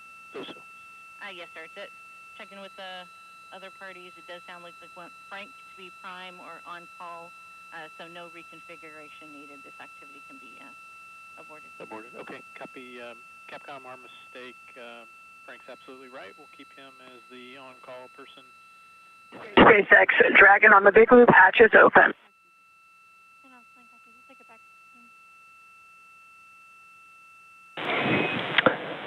And SpaceX copies, hatch is open. And crew, if you could complete section 6 of 4.400, and then just a reminder that this starts the LIO clock. Copy completing section 6 of 4.400 and copy on the LIO clock.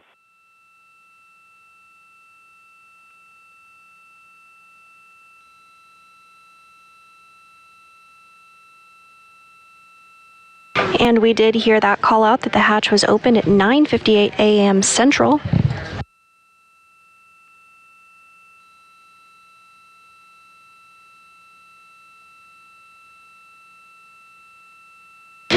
NASA astronaut Woody Hobart is now going to work to install IMV ducting to help mix the air of the space station environment with the air inside Crew Dragon.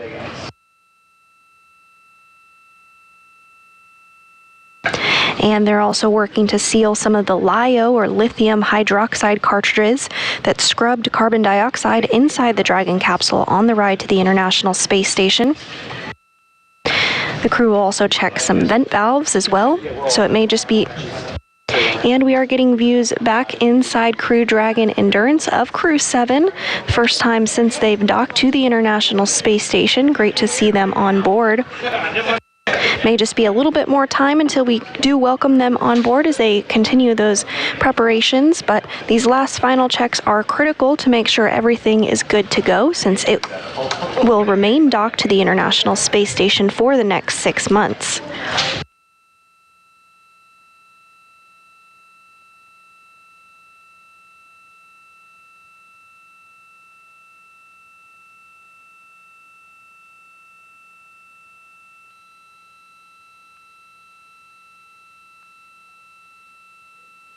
Flight Rio.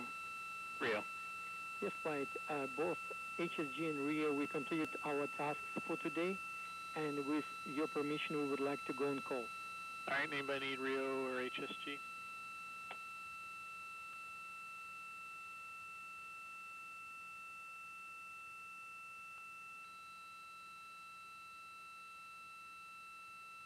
All right, Rio, you are released, and HSG, can you call the FOD phone? I can give you the number if you don't have it.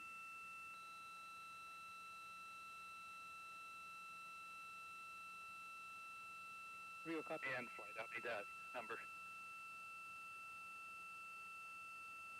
33393.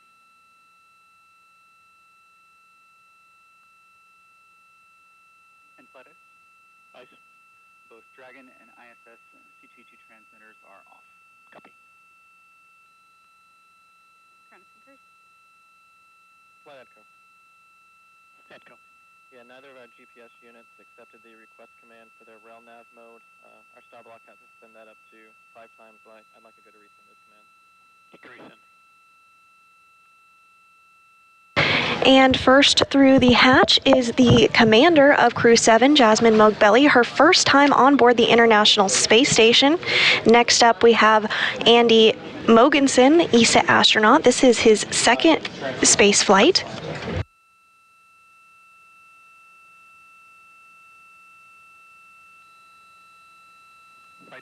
And coming through the hatch now is JAXA astronaut Satoshi Furukawa.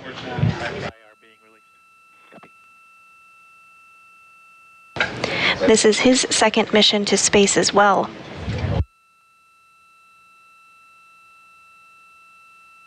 And next through the hatch is Konstantin Borisov of Roscosmos, his first time on board the International Space Station as well.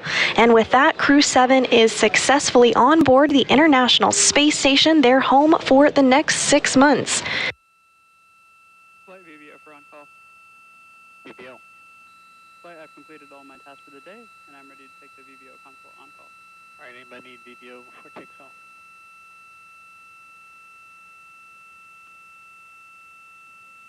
Sorry, VVO, you released?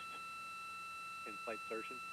Surgeon? Yes, sir. The PMCs are set up. The remote parties are standing by whenever they come due, and we would like to take the ISS surgeon console on call with that. Anybody need surgeon before it takes off? Surgeon, you released. Thank you, sir. And if you're just joining us, Crew-7 just floated aboard the International Space Station after hatches were opened at 9:58 a.m. Central.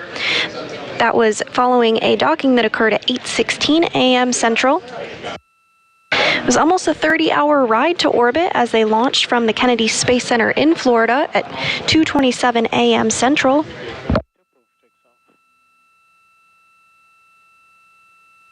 You released Topo. Thanks, Mike.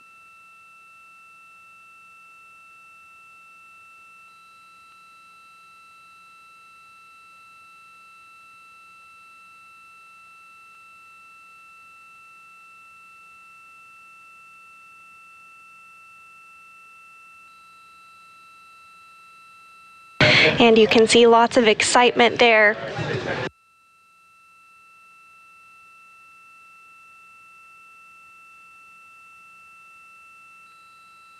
Crew going to work on securing a few items and getting everything squared away ahead of a welcome ceremony slated to begin here shortly.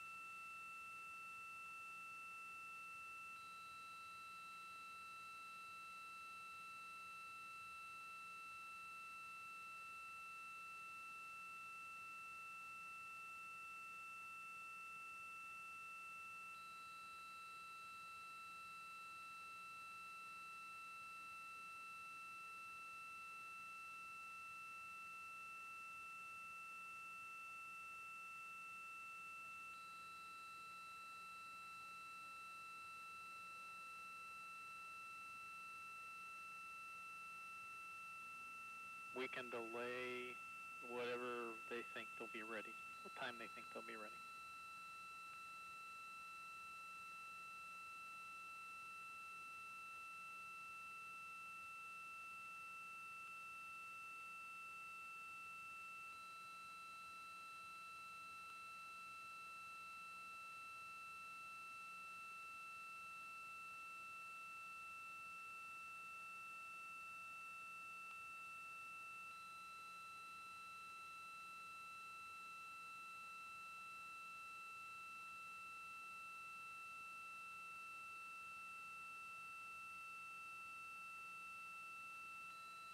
Houston, Dragon, IMV duct installation complete. Go for IMV fan activation. Flight, ESS copies. I'd like a go. Houston copies. We'll put that in work.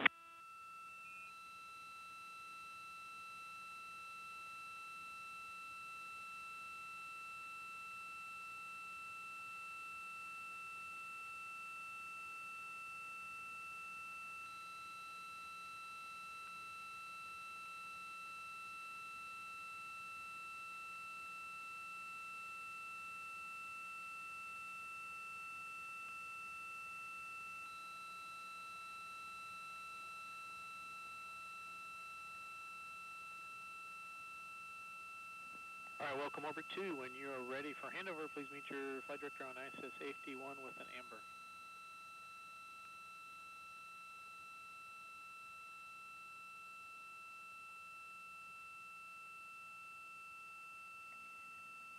Flight MER manager. MER manager. I'm taking the MER on call. Thank you very much for a good docking. All right.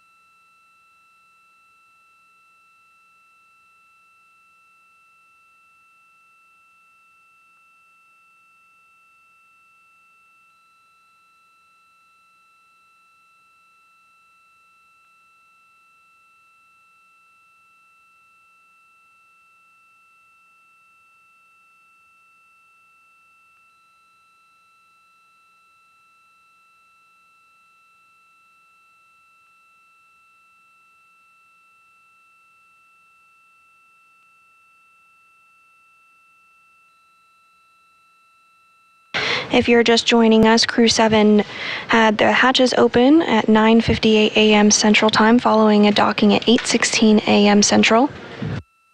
We're standing by for a welcome ceremony here slated to begin shortly. The crew is just configuring some items inside Crew Dragon, setting up the cameras and preparing for that welcoming ceremony.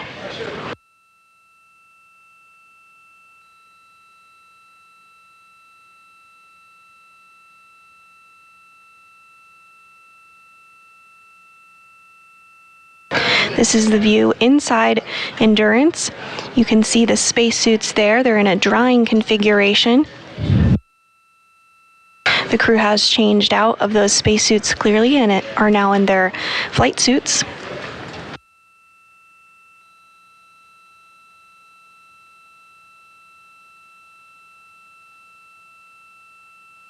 Houston, Dragon, do we have a go in step 6.3 of 2.102 to open location 23 and check for debris under panel? Checking. See who's got that one. Oso, is that you or ICE? 6.3, go. And we're getting views now inside the International Space Station. The crew is working to set up for the welcome event. You see Woody Hoberg, NASA astronaut with the microphone in his hand. He was prime for hatch opening operations this morning. Debris under the panel.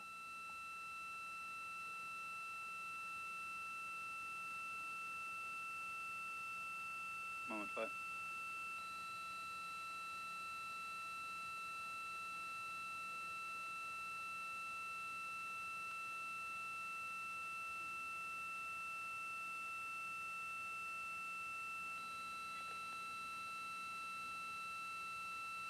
Hey, are you ready for scene and voice check?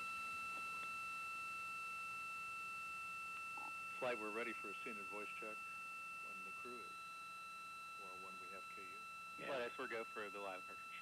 Okay, what are we waiting for the LIO cartridge? To open location 23.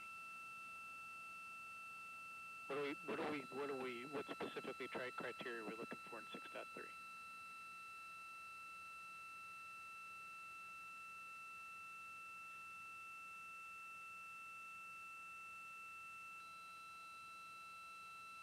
One moment, flight.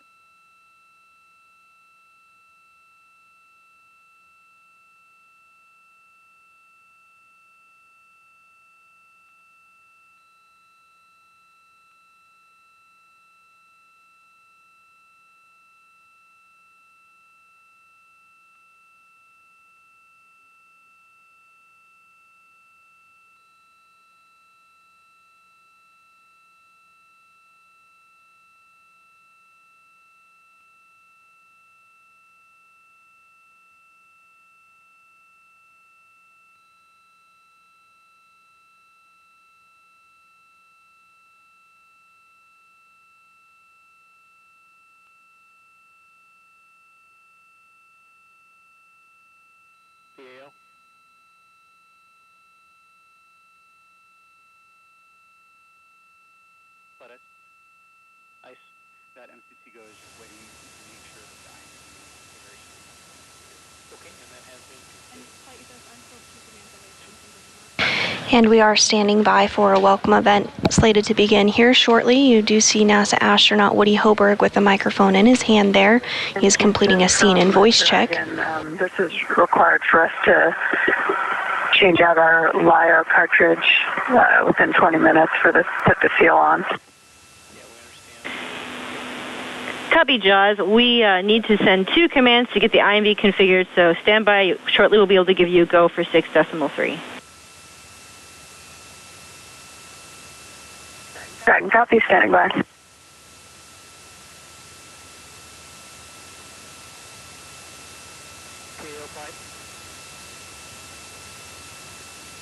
Flight. Did we like scene and voice? I'd like another voice check. Scene is good. Get everybody to feel the view. Get another long count. Okay, another long count.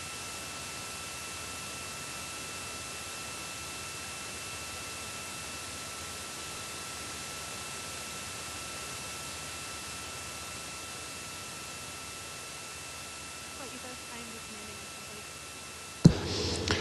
Long count on the wireless mic. 1, 2, 3, 4, 5, And 6, Dragon, 7, Houston on Space Ground 2, you have a go 9, in 6.3. 10. Dragon, copies, go in 6.3.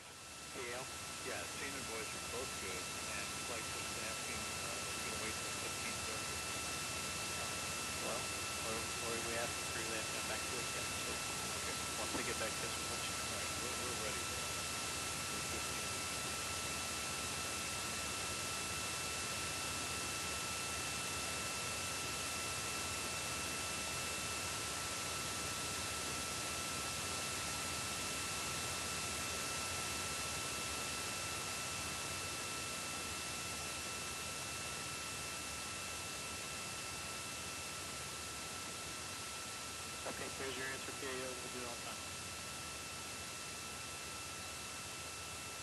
Copy, Flight.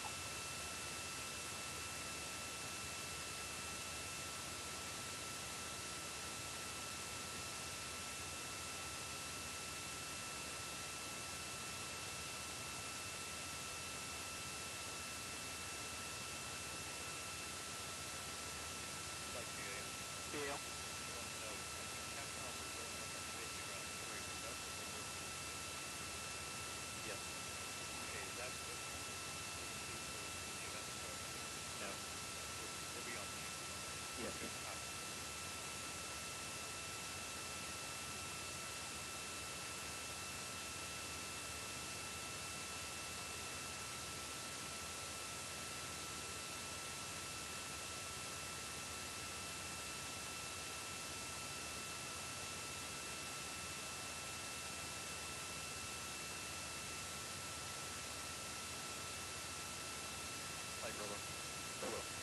We are targeting our welcome ceremony to begin at 10:30 a.m. Central Time this morning. If you're just joining us, Crew-7 docked to the International Space Station at 8:16 a.m. Central following their launch yesterday evening from Kennedy Space Center in Florida.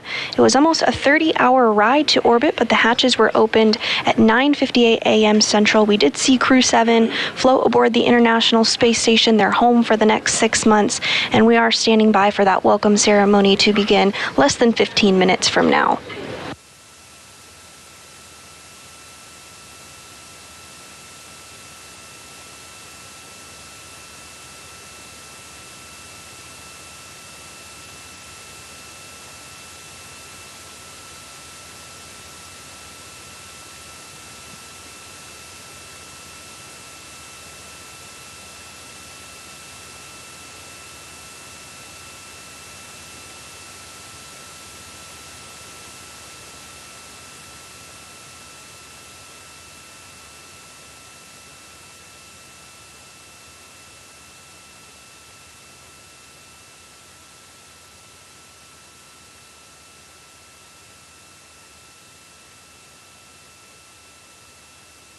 SpaceX Dragon, question on the LiO cartridge number cartridge 1 was the cartridge installed as the active, so which one do you want us to now put in the active slot?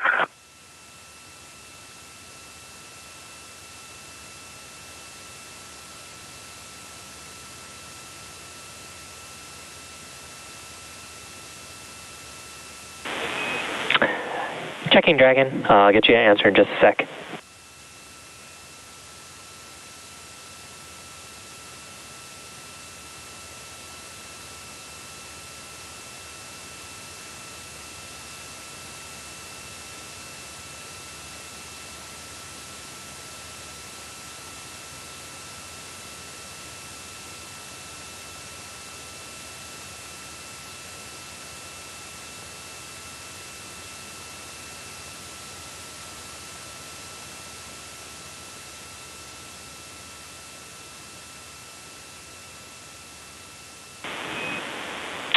And Dragon SpaceX on the big loop, you will put cartridge 1 back into the active slot, but sealed. So same cartridge that you just pulled out.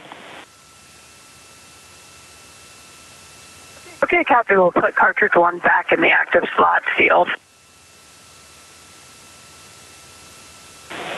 Good readback.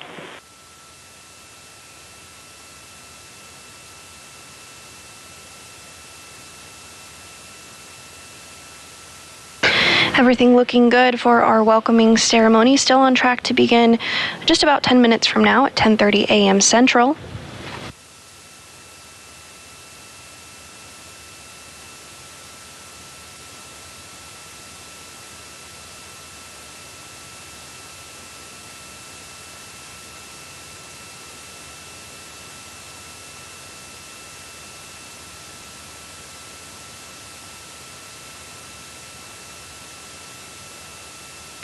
And floating into the field of view is NASA astronaut Woody Hoberg. Again, he was prime in the hatch opening operations earlier this morning.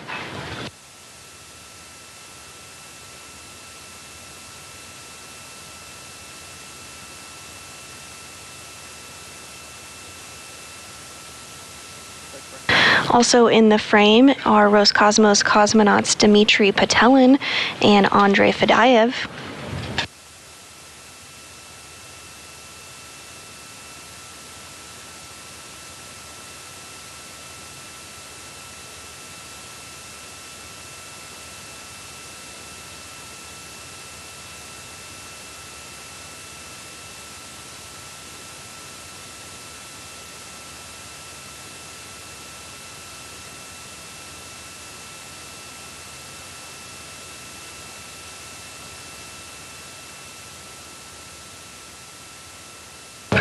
And this view back inside Endurance as Crew-7 works to get everything squared away ahead of the welcoming ceremony.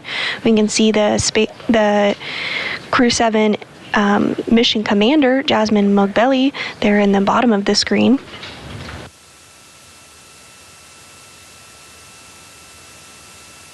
This is Mugbelli's first trip to space.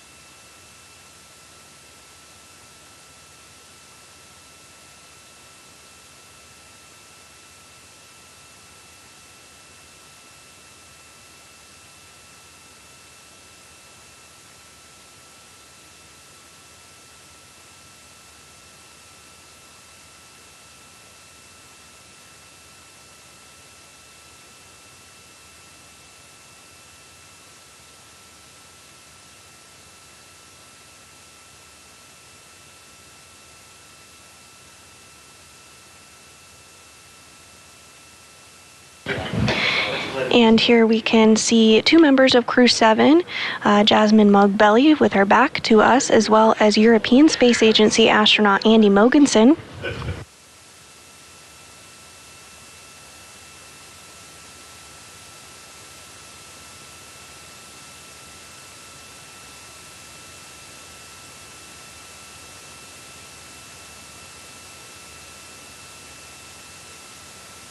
Looks like they're continuing to step through those procedures to configure the LiO, or lithium hydroxide cartridge. The LiO cartridge helps scrub carbon dioxide inside the Dragon capsule on the ride to the International Space Station.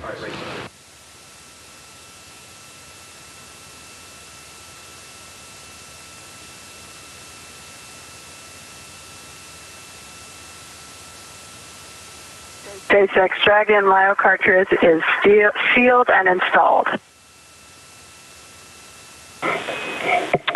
SpaceX copies LiO sealed at 1524 Zulu.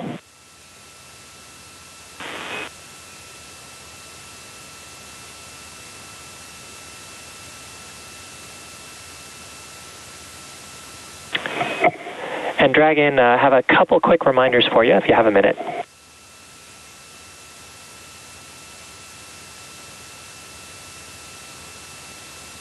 Yeah, go for Dragon. So first off, the suits have completed their 1-hour drying period. We just wanted to let you know for when you get back to 4.012. And then regarding inventory, I wanted to remind you that any partially consumed meals should be disposed of on ISS. How copy? Copy. Our 1-hour timer is up, so when we get back, we can step into the appropriate section of 4.102 and copy any partially consumed meal should be disposed of on ISS. Good read back, Dragon. And finally, we're going to be handing over comm to Houston. It was a pleasure learning and flying with you, and we really hope you enjoy your time on station. Hey, it's great working with you. Thanks so much, and we'll see you on the backside.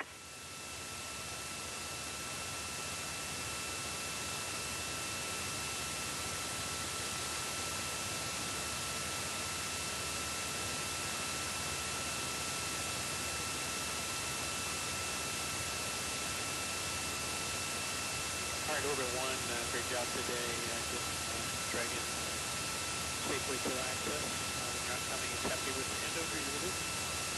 Hit triple.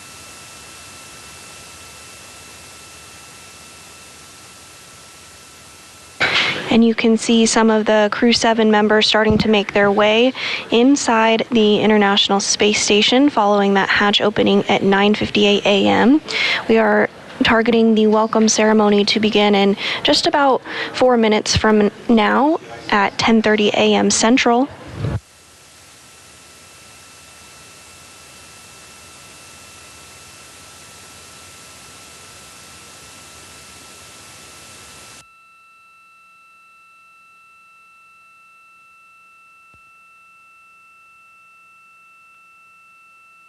And we are in a brief expected handover period between satellites, but will regain communications here shortly, and our video will return as well.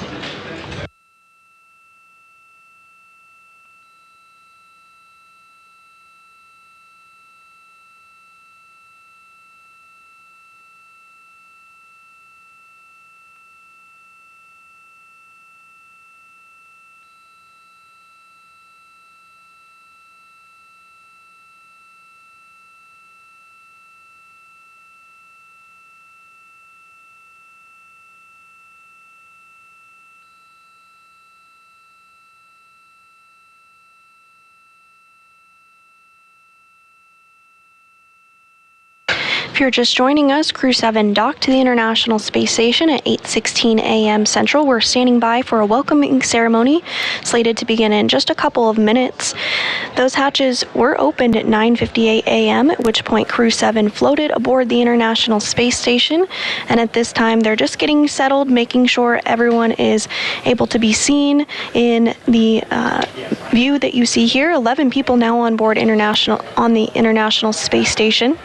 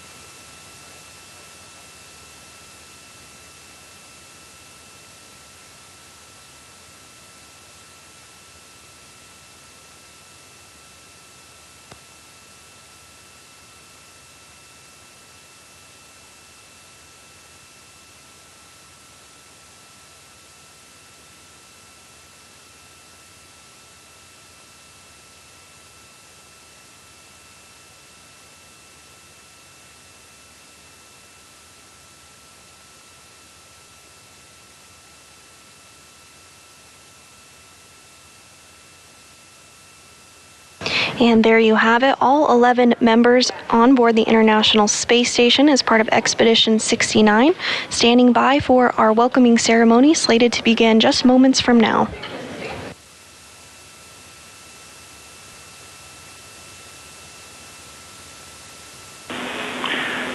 Station, this is Houston. Are you ready for the event?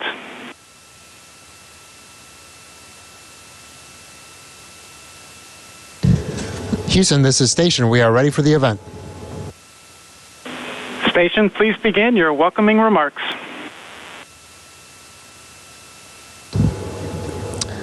Okay, on behalf of Expedition 69, welcome to the ISS, and it is an honor to have Crew-7 with us. Congratulations to the NASA and SpaceX teams.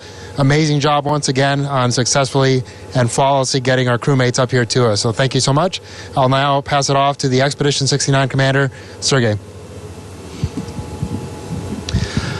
Good afternoon, everybody. Expedition 69 is very glad to greet new crewmates on International Space Station. First of all, I want to say congratulations for arriving. Congratulations with successfully flight, launch, and docking. And I want to say for Satoshi and Andreas, welcome back on ISS. This is not first flight for you, but my extremely congratulations for Jasmine and Konstantin with your first flight.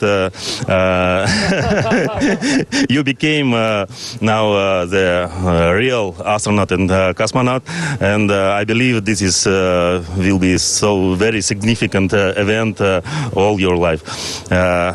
Welcome aboard, happy flight, and looking forward together, work together. And Russian now. Поздравляем седьмой экипаж Дрэгона с успешным прибытием на станцию, стыковкой. Ждали вас очень сильно. Ждем работы совместной здесь на станции. И добро пожаловать на станцию повторно. Это для Эндриаса, Сатоши. Не первый раз уже летает. Но мои самые большие поздравления, конечно, для тех, кто первый раз летит в космос. Прилетел Жасмин и Константин. Константин у нас представитель набора 2018 года. Он первый, кто из этого набора полетел, и это такое большое событие для всего набора. Желаю двигаться дальше в этом же направлении. Удачи нам всем. Все, удачного полета. Спасибо, что наконец-то прилетели к нам. Next one. Sure. Thank you, Sergey and Frank, for the welcome. It's so good to see all your smiling faces. As you know, we've been training together for a while for this exact moment where we could join you and continue the amazing work that's done on the International Space Station. I want to echo the thanks to all the teams, SpaceX, NASA, ESA, JAXA, Roscosmos, and CSA for preparing us for this moment. I think we represent a good crew to be coming to the International Space Station. And I know for three of you, you've seen a lot of different crew come through, so we hope you teach us how to do things efficiently and effectively, and we're proud to join this team. Yeah, I can only echo Jasmine's words. We are incredibly happy and proud to be on board the space station with Expedition 69. We're looking forward to an incredible mission.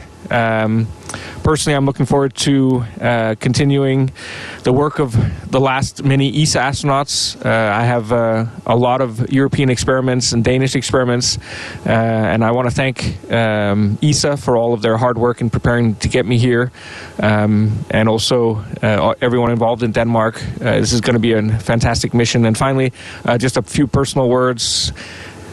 Til Cecilie, Emily, Frederik og Jakob. Jeg håber, I ser med. Jeg ved ikke, om I er på vej tilbage til Houston fra Florida, men jeg håber, I nød opsendelsen, og jeg glæder mig så meget til at tale med jer snart og se jer igen. Hej, jeg elsker jer.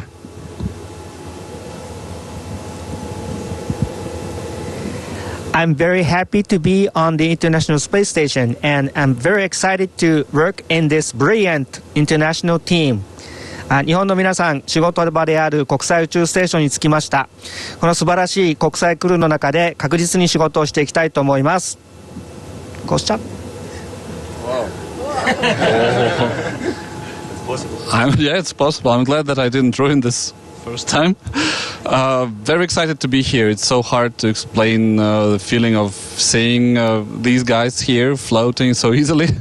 Very excited, looking forward to long duration flight. And also I want to point out again how important it is to work together in unity. And this is International Space Station. We are the most international SpaceX flight. Right now you see 5 nationalities here, and we are looking forward to work together, continue ISS 79 and ISS 70 expeditions. Now a few words in Russian. Очень рад здесь быть. Спасибо большое. Всех очень приятно видеть. Здесь такая домашняя атмосфера. Неожиданно просторно после того, как мы летели на корабле. Очень благодарен всем, кто участвовал в подготовке к полету. Все агентства, и Роскосмос, НАСА, Европейское и Японское космическое агентство. Отдельное спасибо SpaceX за корабль, за то, как мы классно долетели. Неожиданно легко. Я ожидал, что будет тяжелее. И своему набору, вот то, что Сергей говорил, 2018 года, ждем всех здесь. Надеюсь, что будет такая передача эстафетной палочки безостановочная, в которой мы все окажемся скоро на МКС. Спасибо всем большое.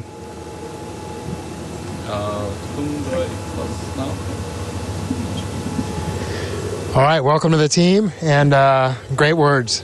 Thank you so much once again to the NASA team, the SpaceX team, and to all the agencies. What an amazing crew. We look forward to the next few months, and we're going to have a lot of fun together. Station, this is Houston ACR. That concludes the event. Thank you, Station. We are now resuming operational audio communications.